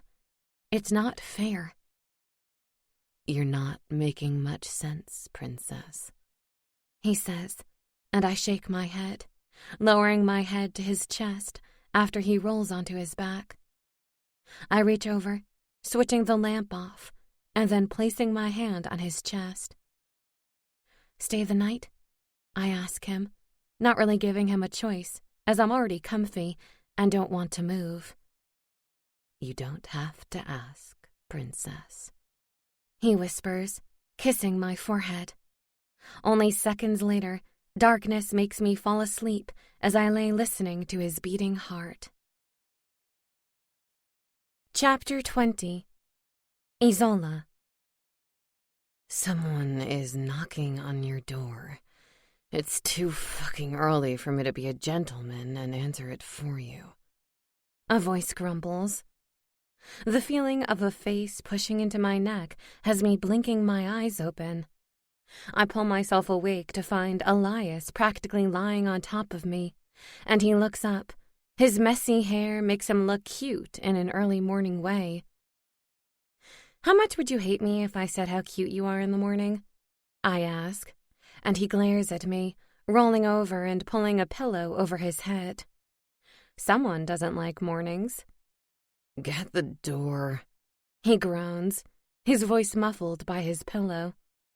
I laugh, getting out of bed and walking to the door, opening it a little to see Corbin standing outside. Hey, I ask, sounding like a dork. Running? I know we haven't been speaking recently, but he says, and then Eli's loud shout interrupts him. Keep it down. I look back at Corbin as his whole face tightens, and then he turns, walking away. Corbin, wait! I shout, running out the door and down the stairs after him. I catch him just before he gets to the front door, grabbing his arm. Let me explain, I plead. Explain what? Am I nothing to you? Or was it only me that felt something, Isola? He fires all the questions quickly at me, never giving me a second to reply. Cor, it wasn't nothing. It meant everything to me. You have no fucking idea how hard this is for me.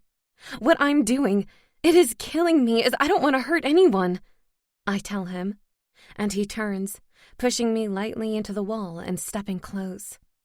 He presses me against the wall as he slides his hand to the back of my neck, and he makes me look up at him. His green eyes blaze as he stares at me. It's almost unnerving to see the emotion in his eyes, but I don't look away. I know he needs to see the same passion in mine. He needs to know that I don't feel nothing. I feel everything, and it frightens me. I don't know how to cope with how you look at Dagan and Elias, he admits, his thumb stroking the back of my neck. I don't know what I'm doing, only that I can't stay away from any of you, I reply truthfully. Then for now, this is how it is. Because fuck, Isola, I can't lose you, he says, and slams his mouth onto mine. I moan against his lips, returning the kiss the best I can when he is taking total control, leaving me no break between each punishing kiss. He brushes his lips down my jaw, angling my head with his hand on my neck, and then breaking away. Now get your cute butt back to your room and get your running gear on, he says, an actual smile on his lips for the first time I've seen this week. He lets me free from against the wall, and I jump when he slaps my ass playfully as I pass him. Cheeky, I say, but I can't keep the grin off my face. Oh, and Isola? He stops me when I get to the bottom step. Yeah? I turn to ask.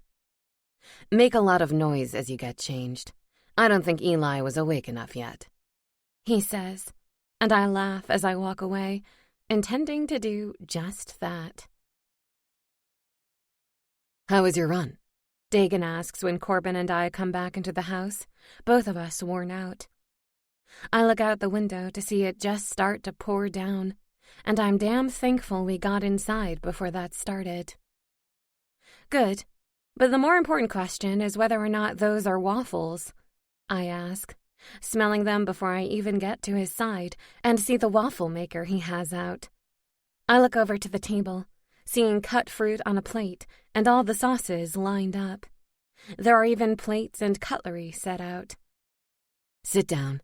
I've made you all some, he says, winking at me. The back door opens, and Eli walks in, the cigarette smoke clinging to his clothes, letting me know what he was doing outside. He shakes his wet hair before using his hand to push it out of his face.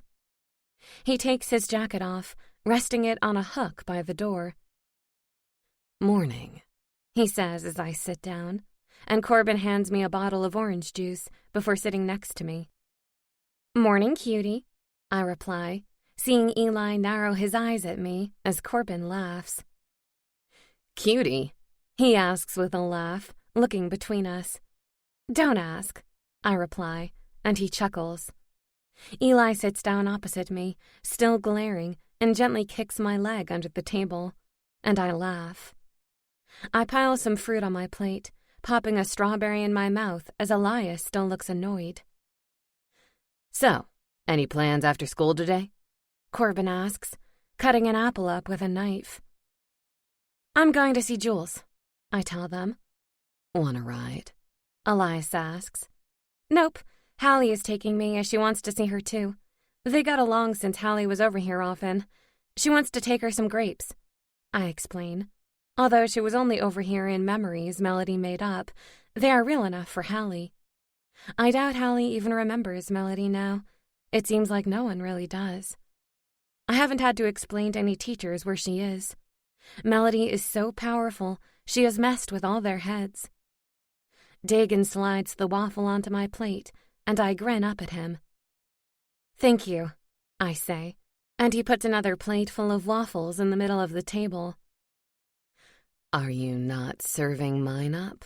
I feel left out. Elias says, with a wounded, jokey expression as he pours maple syrup on my waffles. Dagan whacks him on the back of his head on the way back to his chair. When you're as pretty as Isola, then sure, he says, and Elias smirks, but doesn't reply as he starts pulling waffles onto his plate. I smile, looking at them all and enjoying how well we all just fit together like this. Having breakfast together, just relaxing together. It's so normal and perfect. I cut my waffles up, sticking a piece into my mouth, and try not to moan at how amazing it tastes. They must have cinnamon in them or something, because seriously, these waffles are better than any I've ever had. I'm kinda jealous of the waffles right now, Dagan comments, and I look up to see all the guys watching me, a mixture of amused and turned-on looks in their eyes. Why? I ask, my voice muffled around my waffles. I'm not stopping eating to talk. This is too good. They make you smile more than anyone else, he says, and the guys all laugh. I was thinking they make you moan as much. Elias starts to say, and Dagan leans over, whacking his head again. That hurts. Elias glares at his brother. Not as much as the stupid shit that comes out of your mouth does, he says, and I decide to intervene before the brothers start fighting and get in the way of me and my waffles. Yes, they do. My relationship with your cooking is becoming addictive. I may never let you out of my sight now, I joke, though he doesn't reply. We eat up, and when Dagan leans down to take my plate from me, he slants his lips close to my ear.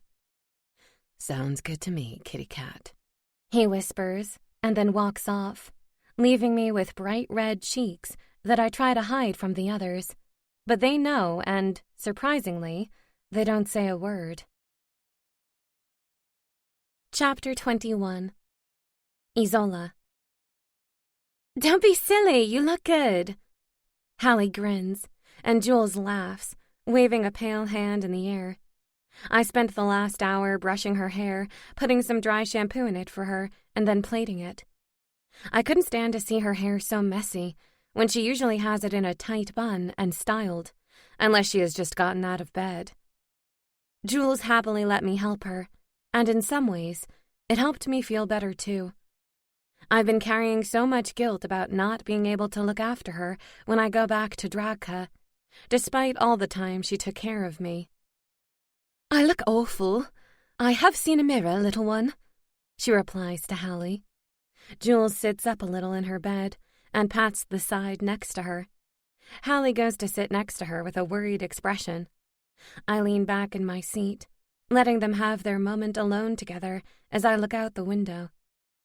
Outside, rain is pouring down, hitting against the roof of the small side building of the hospital. It makes a soothing sound in the otherwise quiet room. I hate hospitals. It smells of death and loss in here. I can hear all the beeping machines trying to save people, and the cries of the families who lost someone close.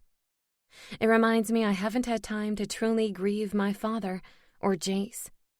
I don't have somewhere to go to remember either of them. I try not to get lost in my own thoughts any more than I have to. I can't live in the past with the people I had to leave behind there. There is only the future now. "Come here, Isola," she asks me. I get out of my chair and walk over, sitting on the edge of the bed and holding her hand as Hallie gets up. "I'm going to get us some drinks," Hallie says, patting my arm as she walks out of the room. "You really don't look bad," I tell her, and she chuckles. "And you have always been a terrible liar," she responds, making me smile because she has no idea that I lie to her all the time, that so much of my life is a lie, that there is little truth left here on Earth and in my life with Jules. "You will be back home soon. I'm having to put up with Dagan cooking and takeaways. I miss you," I mumble out. Not that Dagan is bad at cooking, because he really isn't, but I'm not going to tell her that. "I'm glad the boys are looking after you. They tell me you are well every time they come to visit me," she says, and I frown at her. "What boys?" "They come to visit you? Elias, Dagan, and Corbin?" I inquire. "Every day one of the boys comes to see me," she explains, making me smile. They didn't have to do that, and I didn't even know they were. I love that Jules hasn't been as alone as I've worried she was. I wonder why they didn't tell me they were going to see her. They must have made a plan between them all or something. "I haven't been able to email your father about being in here. Have you spoken to him?" she asks. I close my eyes, looking away from her blue ones as I answer. "No, I haven't, but I will," I say, hating that I'm lying again. "Okay," she answers.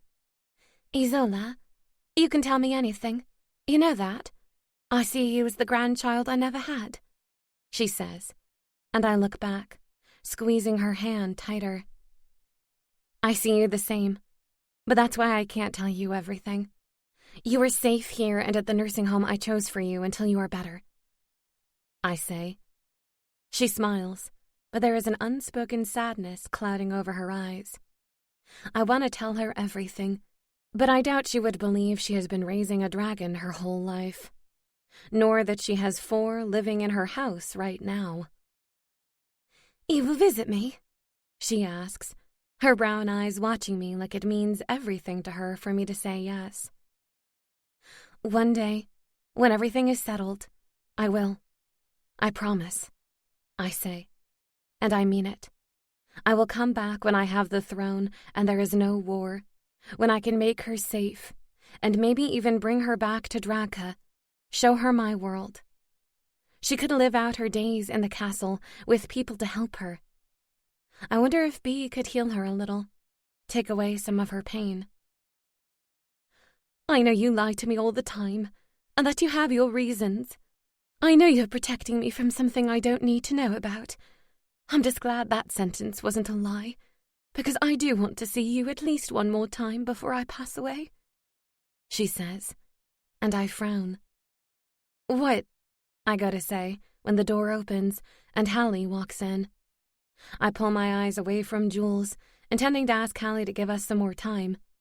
I don't get the chance, as Hallie starts talking quickly. "I'm so sorry to cut this visit short. My father called, and I have to get back home. It's urgent," she says, putting the drinks on the side. "Okay," I respond, seeing the worried look on my friend's face. I stand up, leaning over and kissing Jules's forehead. "I will see you soon, and we can discuss what you just said," I say, and she laughs. "A lie, but I will always forgive you. It's what people do when they love someone," she replies, making me wonder if that's true. Hallie comes over before I can tell her she means a lot to me, too. "I will come back on the weekend, and you can tell me that chocolate chip cookie recipe. I can't live without those in my life," Hallie says, making Jules laugh. "I will write it down for when you come next, Hallie," Jules replies. Hallie gives her a hug before we both leave. I look back once more at Jules as I open the door and she gives me a small nod. There is a look of love in her eyes that I know I won't forget. Yet it's still hard to shut the door and walk out. I have a feeling I won't see her for a long time, and I hate it. It shouldn't be like this. "What's so urgent with your dad?" I ask Callie as we walk down the empty corridors of the hospital, and neither of us have said a word. "I can't really say, but something big has happened. He thinks I need to see it." She rolls her eyes. "You confuse me." I bump her shoulder. "But I love you anyway." "You best do, biatch." She grins, making me laugh.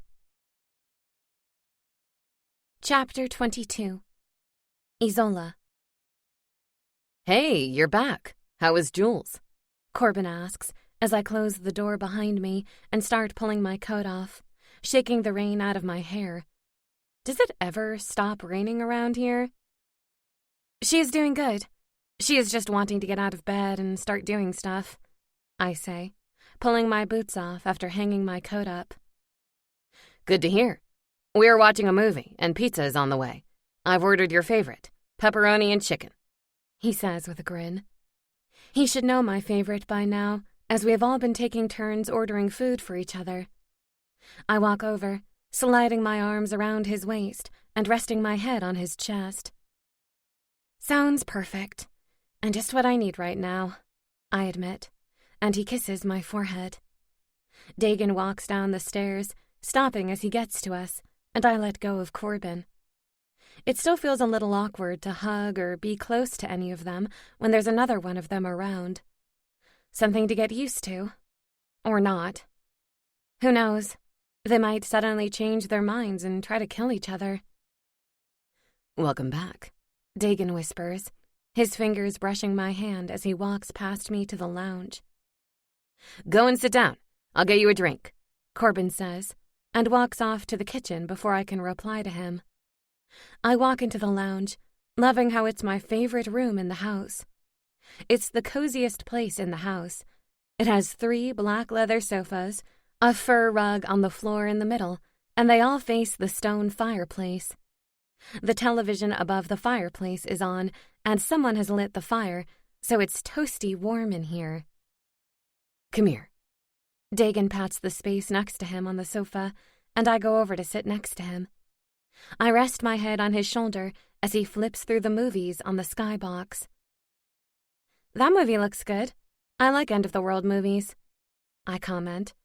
I have a weird fascination with them. "San Andreas?" he asks, and I nod. "Okay, we have the movie picked then," he replies, renting it and pausing the movie when it starts up. Dagan holds me close to his side, seeming fascinated with twirling a strand of my blonde hair around his finger. "Hey, princess," Elias says, coming into the room. He puts his drink down near the sofa and sits down, stretching his legs out. "How was school?" I ask him, just as the doorbell sounds. Elias and Dagan stare at each other, neither one of them moving to answer the door. I go to get up myself, but Dagan's arm stops me. "I'll get it then," Dagan says sarcastically, getting up and walking away. Elias grins, grabbing his drink and moving to sit next to me. "That's Dagan's seat," I laugh. "I know. That was the plan. I miss you." He grins, wrapping an arm around my shoulder and pulling me to him. I laugh, snuggling into his side and not arguing. I'm sure Dagan won't be impressed when he gets back, but that's his argument to have. "Asshole," Dagan grumbles when he walks in with the pizzas and sees Elias in his seat. Corbin walks in next, putting a glass of Coke on the floor for me and sitting down. Dagan passes the pizzas around to us, and I open mine up, inhaling the smell. "Give it here, fucker," Elias grumbles, as Dagan holds his box in the air, slowly opening the box. "Nope," he says, and Elias gets up lazily, grabbing the pizza, but not stopping Dagan from grabbing a slice, which he shoves in his mouth. And they say I'm the asshole brother. Elias grumbles, moving back to his seat next to me. Damn, I love pizza. It's just amazing, I say, picking up one of my pieces and eating, inhaling it in seconds. I look up to see all the guys looking at me with matching smirks. I like a girl that loves her food. Elias grins as he picks the remote up and presses play. When I finish my pizza, I rest my head on Elias's shoulder and smile. This is a perfect moment, all of us here together, but it feels like I'm missing something. Or someone. Izzy. Thorne's voice comes through the haze. I force my eyes open, but I can't see anything other than darkness. It's an unsettling and scary darkness, one I just want to wake up from. Thorne? Where are you? I ask nervously. Here, he says, and a hand grabs my arm. I turn, trying to see him, but I still can't. Just a black shadow of a hand holding my arm. Why can't I see you? I ask, feeling for his hand. It doesn't feel right. Not solid, but like air instead. It's so weird, and for some reason it scares me. I don't know why, but I think it's because we have been apart for too long, he tells me, his voice wavering at the end. Thorne, I mumble, wanting to tell him everything I learned from Melody, but not like this, not when I can't even see his face. Your adoptive father killed my mother, I say, angry with him. Angry would be an understatement. I'm furious. Yes, but he was brainwashed into thinking your mother was evil. Brainwashed into believing he was doing the right thing. It's no excuse, though I don't blame you if you hate me for it, he says sadly. He still killed her, and you made me feel sorry for him and you, I say, trying to move my arm away from him, but he doesn't let go. He did. Hate me for that as well if you wish. Just don't go, he whispers. Why do you want me to hate you? Because I messed up, and I don't deserve forgiveness, he says. Each word is more distant and faint than the next. You've been listening so intently. Now is the perfect time to take a deep breath, close your eyes, and let the music wash over you. We appreciate your time and support.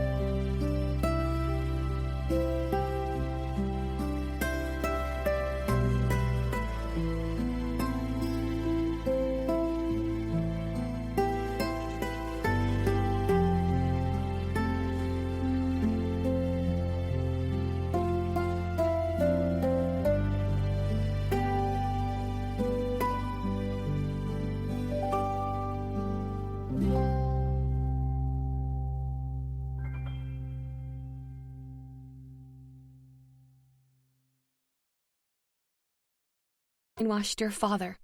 I ask quietly. "I don't know. I never knew. My mother and I will kill whoever it was," he vows, but I can barely hear him. "She doesn't know?" I ask, needing to know how much she has lied to him. "No, she doesn't," he whispers. "Stay safe, Isola. I don't think I'm strong enough to keep doing this," he says, and for some reason it makes me feel sick. The idea of never talking to him again, never seeing him again. "You want to let me go, Thorn?" I ask. "Never. I never want to let you go. But you should run from me," he whispers, and then everything goes black. I blink my eyes open, hearing the television on in the background, and feeling my body resting on top of something hard and warm. I look down to see Elias underneath me on the sofa, my head on his chest. His heavy breathing tells me he is sleeping. I hear light snoring and turn on my side to see Dagon sleeping on one of the sofas and Corbin sleeping on the other. I slide off Elias slowly, careful not to wake him, and avoid the pizza boxes on the floor as I escape the room. I go through the kitchen and to the bathroom, turning the tap on and splashing my face with some water to wake me up. That dream was weird, and why am I suddenly so worried about Thorn? All I can think is that something is wrong and there is nothing I can do. I'm tired of being here, helpless, and not being able to do anything. I'm the Princess of Dragka, the last Ice Royal, and my ancestors didn't back down. They didn't hide when everyone needed them. No, they went to war. They took the throne, demanded peace, and never let anyone beat them. The door opens behind me, snapping me out of my thoughts, and in the mirror, I see Dagon come in the room. "Shit, sorry. I thought you had gone up to bed," he says. I shake my head, words escaping me as I still can't stop thinking about how much of a disappointment I am. How I'm meant to be making them remember me. Instead, I'm just falling for them. It's a massive clusterfuck. I don't know if Dagon sees something written on my face, but he doesn't walk out, only holds the door as he looks at me like he can read my every thought. I only just woke up, I admit, and he shuts the door behind him. Dagon walks up to me, wrapping his arms around me from behind and resting his head above mine.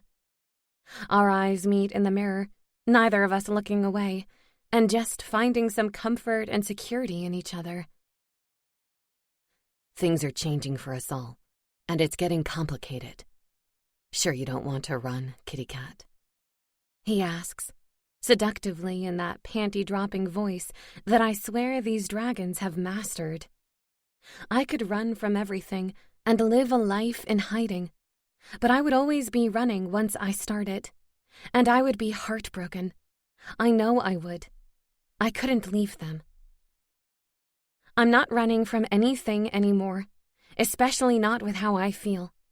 Life is so short. My life has taught me that, and it's pointless to fight what is right. I tell him, keeping my eyes locked with his. I want to make sure he understands every word. I will find a way to break the curse, to set them free and able to keep their dragons. Even if they don't want me in the end, even if I die making sure it happens, I'm going to do it. "Tell me to stop and I will," he says, as he tilts my head to face him as he kisses me. The kiss is slow and leisurely as he holds me close to him. I moan as his hands tighten on my hips, sliding towards my stomach slowly. Every kiss teases me to the point of begging him. His right hand flicks open my jeans as he slides his hand slowly into my jeans and underneath my lacy underwear. "You're a tease, Dagon," I moan, as his finger glides up and down my slit. "I want to spend hours teasing you, learning your every reaction, what you like He wraps a finger around my clit, making me moan out in pleasure as he whispers, "What you love, and what makes you scream my name." He slowly slides one finger inside me before taking it out and adding another. "Watch me as I pleasure you. I want you to remember this," he demands, and I look at his eyes in the mirror as he gets me closer and closer. So much passion, so much devotion is blazing in his eyes. He means every word, and I know after this, I will be his. I know I already was. "Come for me, Isola. I want to see and feel you come," he whispers in my ear as his thumb finds my clit and his masterful hands send me over the edge. I moan out, keeping my eyes locked with his, even though it's difficult, and my body pressed against his. He keeps his fingers inside me as I calm down, enough to tilt my head and look at him. I slide my hand to his belt, but he stops me with his other hand. "No, beautiful," he whispers slowly, removing his fingers and stepping away. I watch breathlessly as he walks to the door. "Don't you want to?" I ask. "Not yet. There are plenty of things I want to do to you before I finally get to be inside you, kitty cat," he says with a seductive smirk, and walks out of the room. Chapter 23. Isola. "How was your exam?" Hallie asks, rubbing her forehead as we walk out of the dinner hall where we have been writing our exams for the last 2 hours. I didn't even see the point of trying to study for it, so I just drew the royal crest while I waited. I know I'm going to fail every class. The memories of being here for the last 2 years have nearly all gone, and all I remember are certain things, only the big things that happened. And that wasn't much, or anything to do with school. "Shit, I know I failed it, but it doesn't really matter," I reply, and she sighs. "You're lucky your parents aren't on your case like mine. My dad would lose his shit if I failed," she says, and I reach over, lifting a bit of her hair. "Is that why you dyed the tips red?" I ask. I've never really known why she changes the color. "Yeah, I thought it would give me some confidence with the exam and dealing with my parents." She laughs sarcastically. "But it didn't." "I'm sorry." I give her a side hug, trying to ignore the pangs of jealousy I feel. I wish my father was here to get angry that I didn't pass a test, that we could do simple things like that. Yet, even when he was alive, he didn't make much of an effort with normal things, because the crown came first. I remember reading a saying in a book once about becoming a queen or king. They say you give everything up for the crown, for the people you are chosen to rule. Maybe that was just the case with my father. He gave up everything in the end, even me. "What happened yesterday after the hospital? You never said," I ask, as we keep walking towards the front doors of the school. "Nothing. He was just being overdramatic," she says, smiling tightly at me. I open the door, deciding not to call her out on lying to me. I really need to do some stalking of Hallie to find out what her father does. I literally have no idea from the clues she has given me. Something is going on, though, and I need to know what. "Hey, princess, can I have a word?" Elias asks, leaning against a pillar, putting a cigarette out under his boot. Does he ever stop smoking? "Have fun." Hallie winks and walks off as I chuckle. "What's up?" I ask him after I walk over. He looks down at me, his blue eyes sparkling and drawing me in. "A date. We are going on a date," he announces. "That doesn't sound like you're asking me." I raise an eyebrow. I don't like to be commanded to do anything. "I'm not asking. You had one with Corbin, so I'm feeling left out," he says playfully, stepping closer, smoothing his hands down my arms. That's a shame, isn't it? I tease. If you ask nicely, I might go on a date with you, I say, making him laugh. Isola Drageyes, will you go on a date with me? He asks, somehow making the awkward question sexy. Damn it. Where did you have in mind? I ask. Ice skating? Not what I expected, I say, as we walk around the corner and stop in front of the ice skating building. It has ice boots glowing green next to a sign that says, Skate for Ice. A nice classic sign that I'm sure took someone hours to think up. You are an ice dragon. I'm pretty sure you like ice. He whispers next to my ear, his lips lightly grazing them. Okay, I'm an ice dragon that's never been ice skating, I admit, making him laugh. He tugs me towards the doors of the building. We walk in, get our boots after Elias pays, and go to sit on a bench to put them on. There aren't many people on the ice, or on the steps around it. It's a small ice ring with plastic protectors and rails all the way around. The place looks like it could use some new paint, and overall is not in the best condition. But I bet it doesn't get a lot of visitors in this small town. Do you know how to skate? I ask him, doing up the laces and pulling them tight. I stand up slowly, wobbling a little, even when I'm not on the ice. This is not going to go well. Maybe. I think so. I don't know. My memories are a little hazy. He says, getting confused because he doesn't remember what is real and what is not. This is Melody's fake memories messing with him. Let's just go out and see if you can, I say, and he stands up, not wobbling at all, and reaches for my hand. Don't pull me over if you fall, princess, he requests.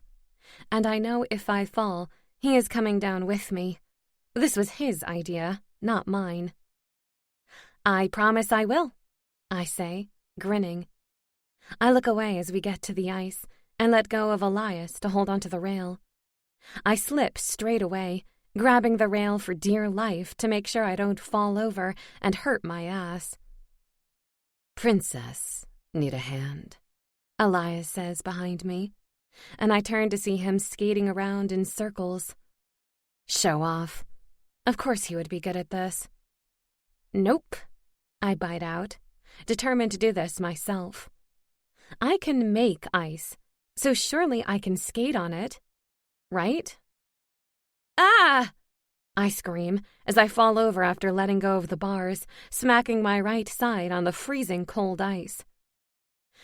I've got you, my stubborn pain in the ass, Elias says, picking me up and putting me on my feet like I weigh nothing. He holds me close to him, neither of us moving. I'm not stubborn, I point out, needing to say it. Yeah, princess, you are, he says, and then moves back a little, letting me grab his arms with my hands. Okay, come forward 2 steps, and then just glide, and repeat. It's easy, and I won't let go, he tells me, and I narrow my eyes at him. I'm not a kid, I say. Oh, I know, he says, his tone deeper and gruffer than before. Sorry, I just don't like not being able to do something, I tell him, taking 2 steps forward like he suggested, and then letting the boots glide me along. Again, Elias says when I slow to a stop. I repeat the action until I'm doing it without thinking, and we are skating around the ice together. Sometimes you can't do everything alone. You need to accept help, in whatever forms it comes in, he tells me, and I know he is right. It's like going back to Draka. I will need help. There is no way I will be able to win the throne back on my own. No, I have to start asking for help when I need it.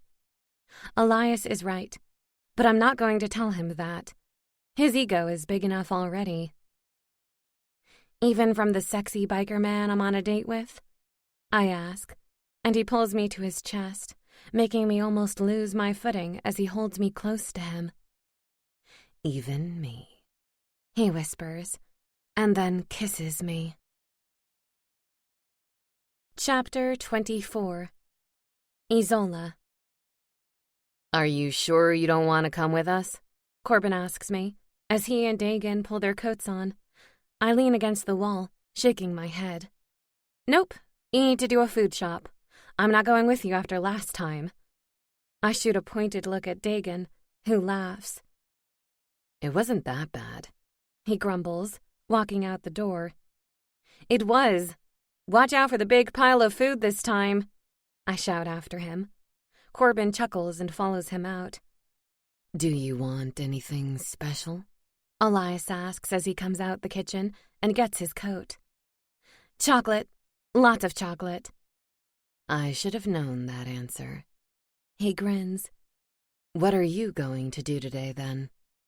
I'm going to sit and read this book that came out today I've been waiting forever for, I say excitedly, and he laughs, kissing my cheek before walking out and shutting the door.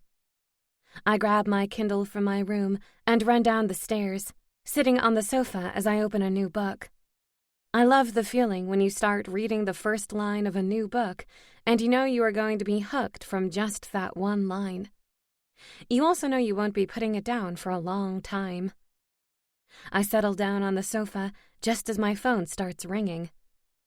You have got to be kidding me, I groan. I put the Kindle down and run into the kitchen, finding my mobile on the side. I just missed the call, but there are 5 messages from Hallie. Hey, I decided to go to the party. Hot guy is going. Okay, the party is boring. I skim through the next couple of messages. Who was hooking up with who at the party, and some girl was sick on a guy. To the last message. Help me. I can't drive and some guys won't leave me alone. Shit. I grab my coat, looking down at my leggings and green tunic top that stops on my knees. I don't look too bad, and she needs me. What I'm wearing isn't going to matter. I quickly call a local taxi firm and then wait outside, deciding not to call the guys. I'm stronger than they are right now anyway, and I can freeze anyone that touches Hallie. The taxi turns up 10 minutes later as I keep calling Hallie's phone, and it goes straight to voicemail every time. I give the taxi driver Michael's address and sit back, still wondering if I should tell the guys. I quickly text Elias. I'm going to Michael's party to pick Hallie up. Won't be long. X. I rest my head back, worrying more and more about Hallie. She takes self-defense like I do, and I remember her telling me her father taught her how to stop an attacker in seconds.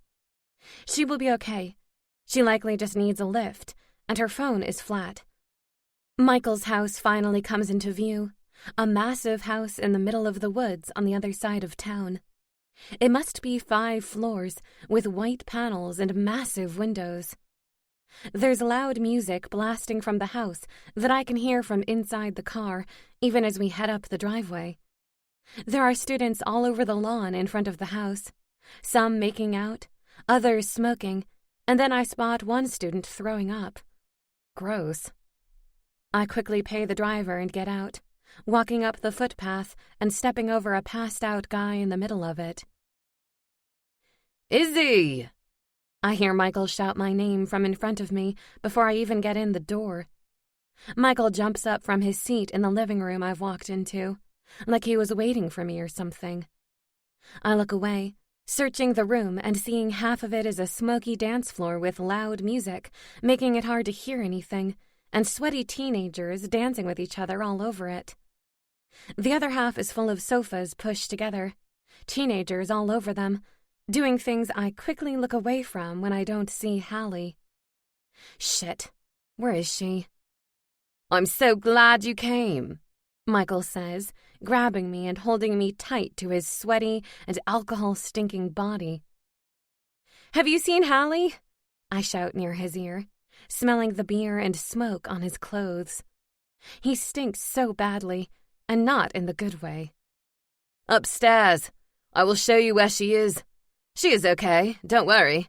Just a little drunk," he shouts back, taking my hand and pulling me through the people to another room with a large staircase. I don't trust when he says she is fine, but I don't have any choice but to let him lead me to where he said she is. He drags me up 2 floors as we avoid drunk people on the stairs, and the sounds coming from the rooms. "In this one, she was pretty drunk," Michael says, pointing at a door in the middle of 3. I pull my hand away, walking over and opening it up.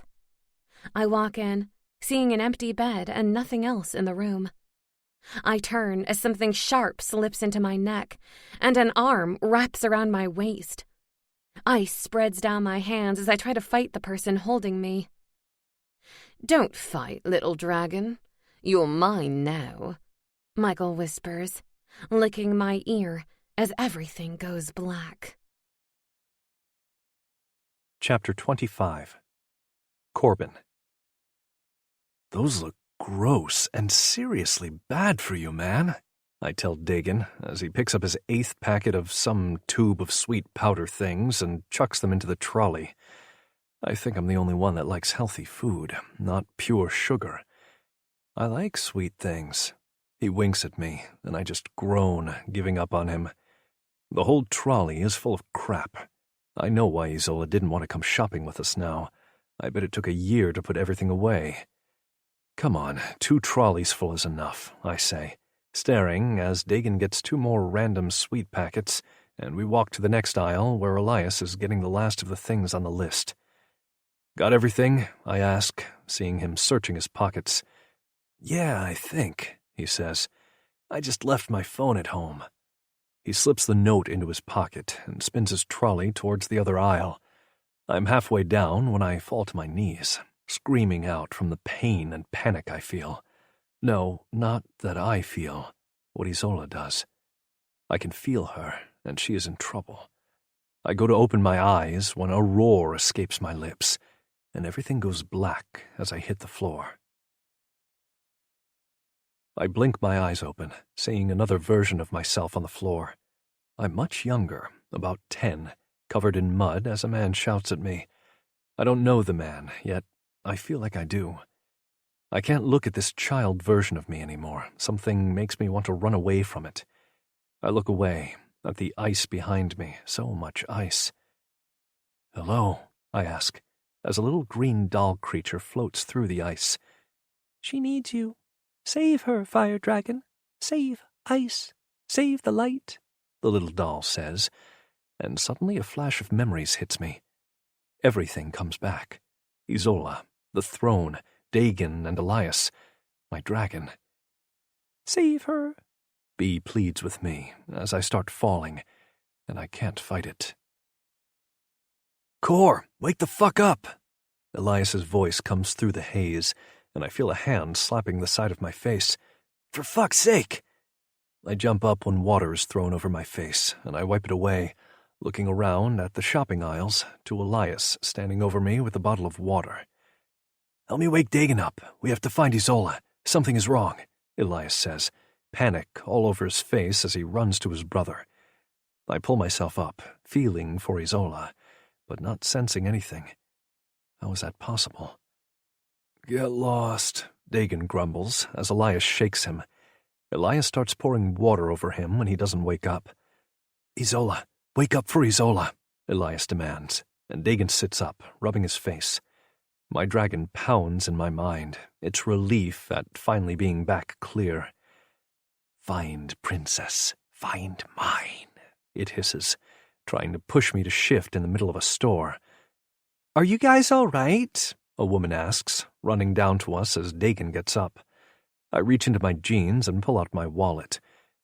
"Can you put all this away from me? I'm so sorry," I say, as her eyes widen at the packed trolleys and then the wad of cash I get out, leaving it on top. "Wait!" the woman shouts, but we all ignore her as we stumble out of the store and into the parking lot. "We have to do what we were tasked with. We must protect Isola and get her to Dragka," Elias comments. "The curse. I let my sentence drift off and start pulling my coat off. "We will pay the price," Elias says, but there is no hate in his words. We all shift, shooting off into the skies as we hear the screams from humans that see us. "Protect mine, and the curse will fall," my dragon says. He is prepared to lose himself for her. I know it.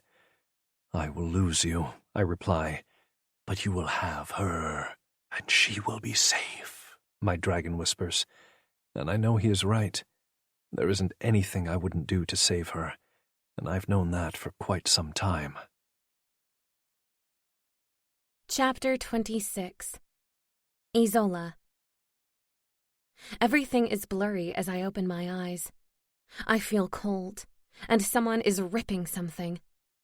A shadow is lying on top of me, pulling at my clothes, kissing my neck, and pushing their hardness into my stomach. Fear swallows me as I try to fight the darkness. I feel so out of sorts. Everything is cold again in a blink, and when I open my eyes, my surroundings are still so blurry that I can only make out shapes. Yet I can hear them. I feel the body moving off of mine.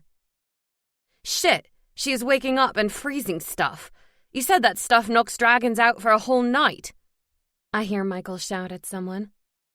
"Just be quick, and then I want my go before she really wakes up. My dad will lose his shit when he finds out I stole that stuff from the labs," the other guy says in a whiny voice. Oh my God, I need to move. I can't let them do this to me. Fear strangles me as I try to do anything, only to fail, only to feel like I don't control my body. "Shut up," I hear, as I feel Michael pulling at my leggings. I try to move, to fight him as he pulls my underwear down, but I can't move. I can't do anything as I hear a belt being undone. Every little sound making me utterly terrified. This is worse than dying. I would rather die than let him do this to me. I feel a tear slide down my cheek, the tear being the only thing I can focus on as I try to forget where I am. Panic, fear, and revulsion fill me as Michael spreads my legs and puts a knee on the bed, making the bed dip a little. I scream in my mind for my dragon, but I can't hear her. I can't do anything, and no one is coming to save me. The sound of a door slamming open fills the room, followed by the smell of smoke. "You will die for this," Thorn's growly voice exclaims, but my mind refuses to believe it. He isn't really here. He can't be. "It's not," I hear Michael beg, and then he screams and screams. The smell of burning flesh fills the room as more screams follow Michael's. I try so hard to move, to know if what I'm hearing is even real, to see anything other than the blurriness in front of me. The warmth of the fire in the room eventually takes over the sound of Michael's and the others' screams, and then something is wrapped around me. "I know you hate me, but not like this. Not before I can even tell you how much of a fucking idiot I am," Thorn whispers near me, and I feel hands on my face. "I hate you," I mumble, trying to make the words ring true. I don't even know what I'm saying. I don't even believe it's really him. "No, you don't. And you hate that," he says gently, and picks me up in his arms. I try to reply, but I can't, only seeing a shadow carrying me out of a fire. When Thorn's face comes into view, I can finally see the burning house just behind his head. "You saved me. Why?" I ask, feeling numb.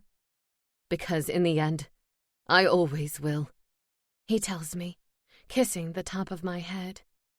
I rest myself against him as I let darkness take me away. Chapter 27. Isola.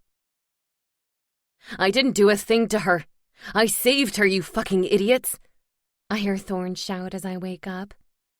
The memories of Michael and my resulting terror making me jump, and I fall off the sofa I'm on. I slam onto the wood floor, flinching at the coldness and how the room spins.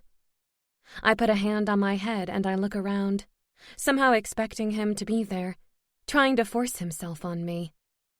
I feel down my body, knowing I'm not in pain, so he couldn't have... I can't even say the word. Shit, I hear Elias say, and then he is standing above me, leaning down to help me up. I grab the blanket, scooting away from him, and he holds his hands up. Hey, it's me, princess. He coaxes gently, not taking another step closer. I look around the lounge, trying to relax now that I'm home and not in danger. I told you what happened. Don't push her, Thorn says, coming to stand next to him. I remember, princess. We all do. Elias says gently. How? I croak out, and clear my throat a few times. Dagon walks over, seeing me hiding in the corner of the sofa, and frowns. I look at the glass of water in his hand, but I don't really want him close enough to me to take it. Here, it's just water. He offers me the glass of water he was holding, reaching out so he doesn't get too close. I accept it, and he backs away, sitting on the edge of the sofa. They all watch me with fear in their eyes. All of them look as worried as the next one. Elias and Thorn sit on the floor where they were, and it shocks me that they aren't arguing or not trying to kill each other. I got you some clothes, Corbin says as he walks in the room. He places them on the back of the sofa I'm hiding next to, and then backs away, knowing I just don't want anyone near me right now. He sits by Dagon, all of them looking at me as I pull my blanket close around myself. How? I repeat, needing to know what happened to make them remember, and they all look at each other.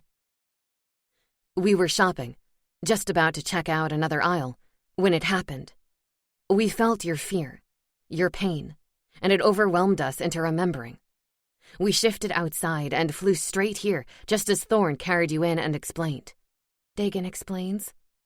I think we all passed out for a moment at the store. That's not possible. Only mates or blood-bound souls can feel each other's emotions in times of need, I point out, and they all look at each other. How do you know that? Elias is the one to ask. Jace wanted to share blood with me before we mated, so he would know if I was in any danger. I decided I didn't want to, because I wanted our blood to be swapped at our mating. I explain, and there's an eerie silence between us all. They are hiding something from me, and I'm not sure I even want to know what it is they did. Tell me what you did. What you all did, I demand, knowing guilt when I see it in each of their eyes. I keep looking over at Thorn, not really believing that he is here. Wait, before you answer that, how are you here? How did you know? I ask Thorn. I didn't know, but Melody must have, as she came to me. She demanded I leave right then. She said she would meet us when we come back to Dragka. Thorn tells me, and I look down at the floor, taking a deep breath. I have to thank Melody and Thorn at some point. Is Michael... I stumble over his name, and I'm not sure Thorn even understood what I said until he answers. Dead. He says the word firmly, unapologetically, and full of protective tones. I clear my throat before looking at Dagon and nodding for him to tell me what they all did. When you were stabbed, you were also poisoned and dying. Your uncle told us that you needed to have the poisoned blood taken out, and it had to be replaced. He says, his sentence drifting off as my eyes widen. You gave me blood to save me? I ask. We all did. You needed a lot, and there was so much poison it was turning your blood black. He says, his haunted eyes communicating how horrible it was for him. We are bloodbound? All of us? I exclaim. Yes. We made the choice to die for you. We made the choice to give you our life then, because you are our queen. You are the one we fight for, and that hasn't changed in all the weeks we have been here. He says firmly. What has happened? The curse? I ask, and they look between each other. The curse doesn't work on Earth, but if we ever go back, we will lose them, Corbin says, and then drifts off. I have to return. You don't, I tell them, and I mean every word. I might be their queen in their eyes, but I won't demand this of them.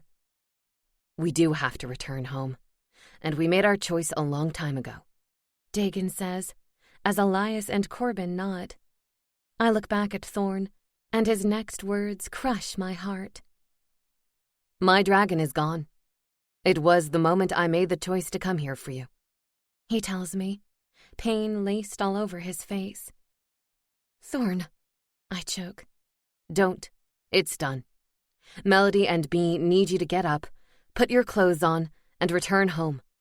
They are waiting for you in Dragka, he says, and his firm words make me want to move. Don't let a stupid human win. You are Isola Dragice, and you don't give up, Thorn tells me. I close my eyes, calling my dragon. Will you fight with me? Are you ready for this? I ask her. I am with you always, she replies. It's time to go home. I whisper a reply and open my eyes, knowing they are silver as I stare at all my dragon guards. Home to fight and win. Chapter 28. Isola. Who were you calling? Thorn asks me as we walk through the woods and to the nearest portal. My friend Hallie. I can't just vanish from her life, I say as I ring her house phone, knowing Michael must have stolen Hallie's cell, and he nods. I doubt Hallie was even at the party, and the more I think about it, I was stupid to fall for that trick. Maybe you can tell me about her one day, he asks, and every instinct in me wants to say no, while other parts just want to run to him, let him hold me and tell me everything's okay. I don't know why I feel so safe with him, whether it's because he saved me or if it's because we share a blood bond. I don't know, but it's hard to resist the pull. It also makes sense how he was getting in my dreams now, even across worlds. If our connection is so strong already, I don't even want to think about how powerful it could be if we mated. Not that I'm thinking about mating. Not at all. Maybe, I say quietly, as the phone rings and rings, finally going to voicemail. I wait for the beep before I start talking, and I see Elias look over to me as he speaks quietly to Corbin and Dagon to my left. Hallie, this isn't going to make much, or really any sense, but here we go. I have to leave, for a long time, and I have no idea when I can come back. Jules has a nursing home set up, and she knows where the cash is in the house, but can you please check on her? Also, I never had a best friend, or anyone that close to me. But you are that to me, and that will never change. I love you, Hallie, and stay safe for me. I gotta say more when it starts beeping, and I know I have to put the phone down. I wipe some stray tears away, and even though Thorn doesn't look my way, he says quietly, I will make sure you see her and Jules again. This isn't the end. I don't reply to him. I can't tell him how much comfort I received from his words. We walk silently to the portal, seeing the shimmer in the trees in the dim morning light. You don't have to come. In fact, I won't allow it. I can't let you give your dragons up for me. I stop in front of the portal, turning to my dragon guards. If they walk through this portal, they won't be dragons anymore, just guards. It won't change how I feel for them, but it might change how they feel about me. I still shake a little when they move near me, even though I know they would never hurt me like Michael tried to. I have to close my eyes and force myself to push what happened into a little box in the back of my head. I can't cope with it right now. I just can't. More urgent things are going on. Thorn nods sadly, walking to the portal, whispering where we need to go and giving us some alone time. We all knew what we were doing when we gave you our blood, Dagon says. But the last few weeks, I did this. You didn't know who you were, what you were, I exclaim. You did try to tell us, Princess, Elias replies. It doesn't matter. I did this. I caused this, I say, getting more and more upset. Isola, just trust us.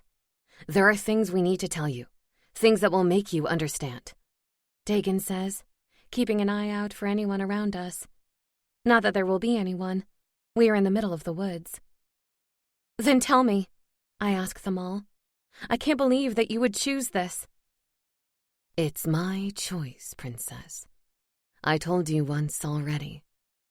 I've made my mind up about you, and I never lie, Elias says with a smirk, but I see the fear flash over his eyes. He doesn't want to lose his dragon, and yet he is still going to walk into Dradka for me.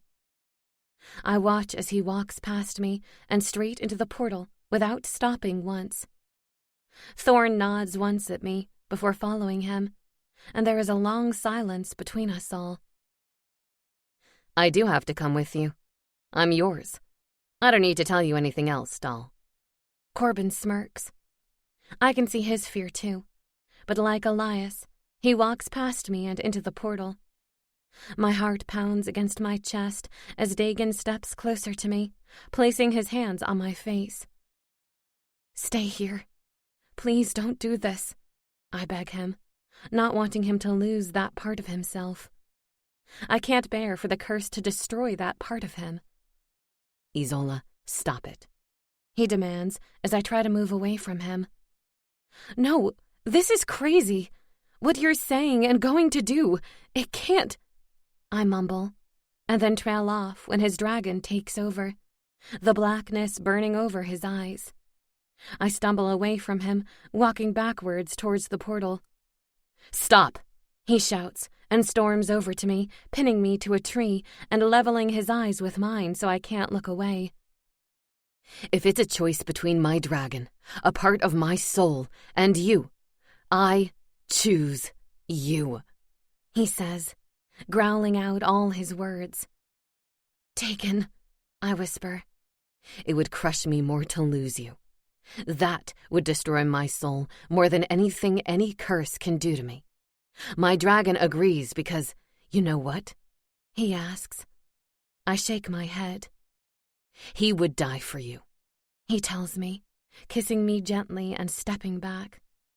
He walks through the portal as tears stream down my face. The curse meant to protect me is destroying the only things I care about. I step forward, closing my eyes and walking through the portal as I hear whispered by the sweetest voice, "The last light returns, and the darkness will be stopped." Chapter 29. Isola. The portal lets me out on the other side, and the bright light from the sun blinds me for a little bit until I can open my eyes and see what's in front of me. Elias, Dagon, and Thorn are standing to one side, and Corbin is right in front of me, with a long red sword resting under his chin. A tiny amount of blood is dripping down his neck.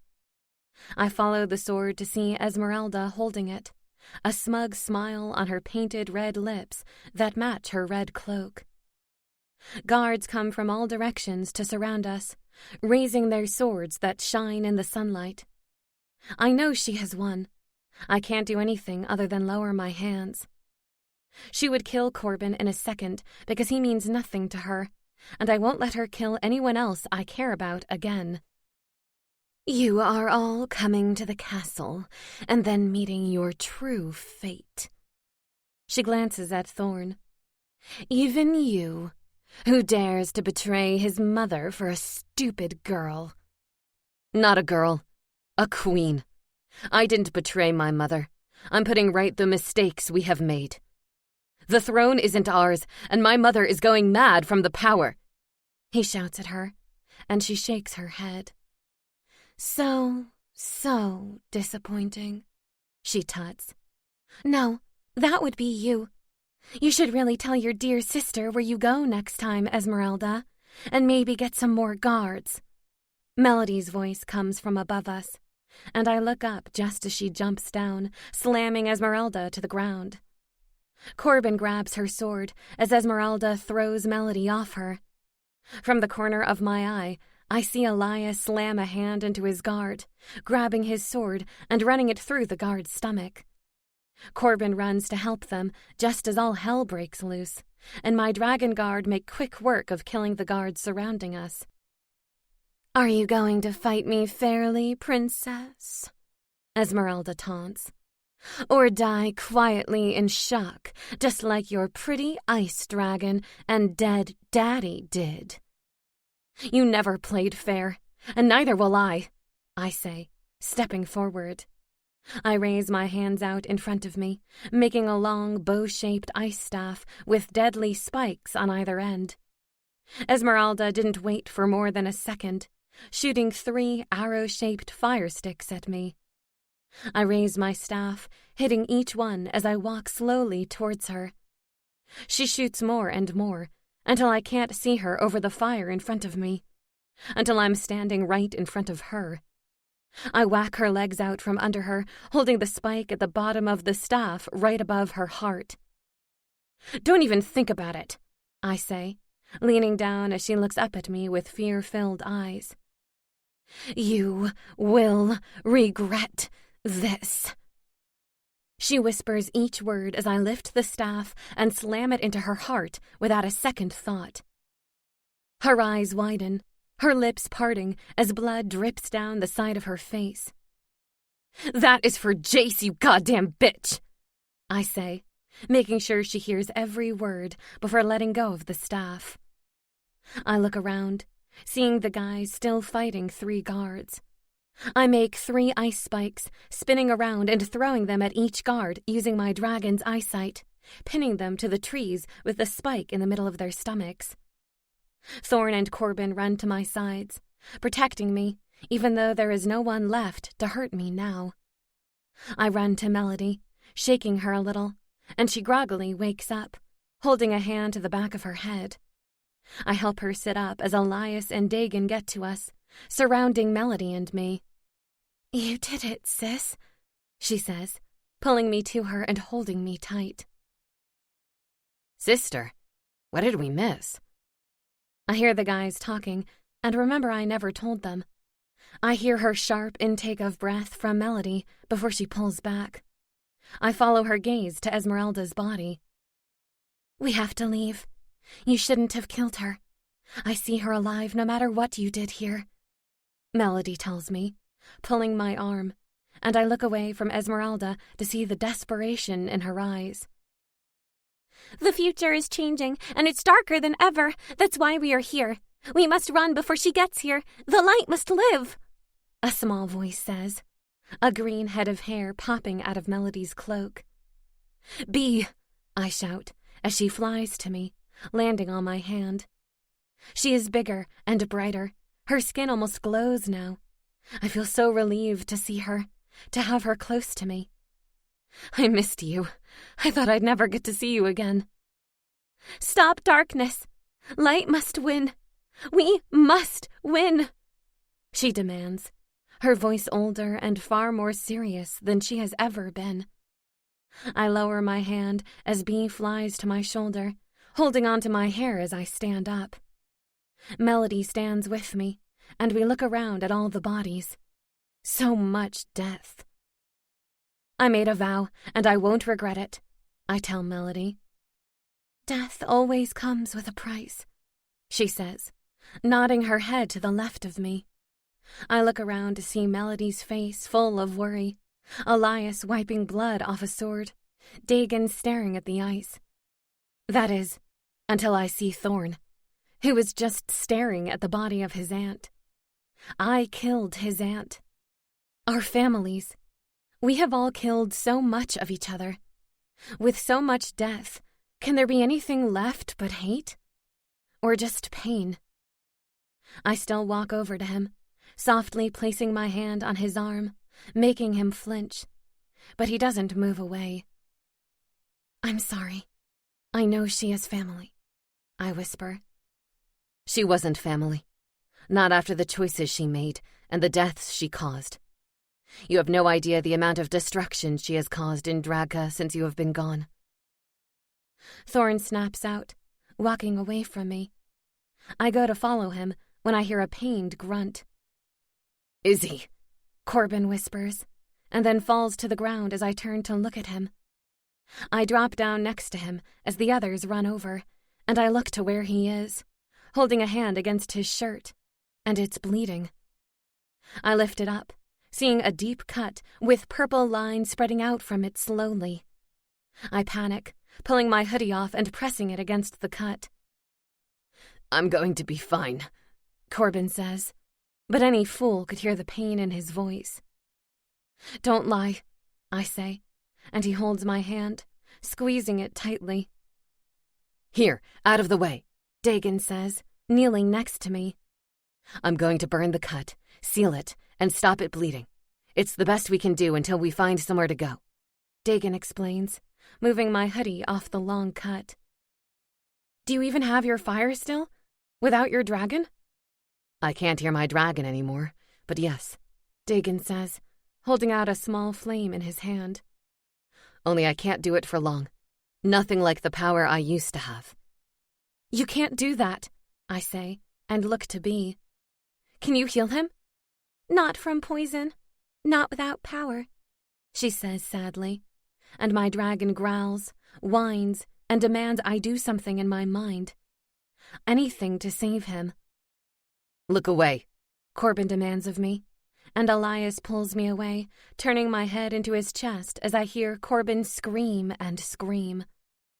I don't think I will ever forget the sounds of his screams. I don't want to. It reminds me that I could lose him. It reminds me what I need to fight for. When it stops, I fall to Corbin's side next to Dagan. I examine the cut. It's burnt and no longer bleeding, but the purple lines look darker and longer. "I'm okay.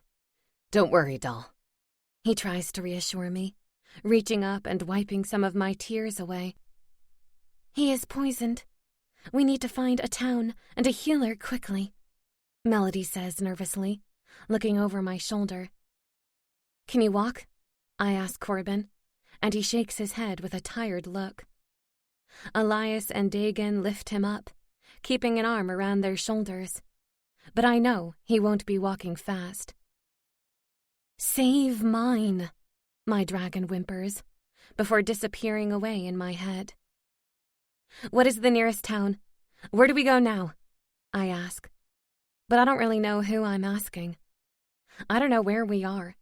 It's just trees and mountains for a long time. "To the seers near here. We have to show them you're alive, to show that you want to fight, and hope they will let their healer save him," Melody says. "We have allies here. Things you don't know, Izzy. We have a lot to tell you," Dagan comments. "I could fly ahead and get help," I suggest.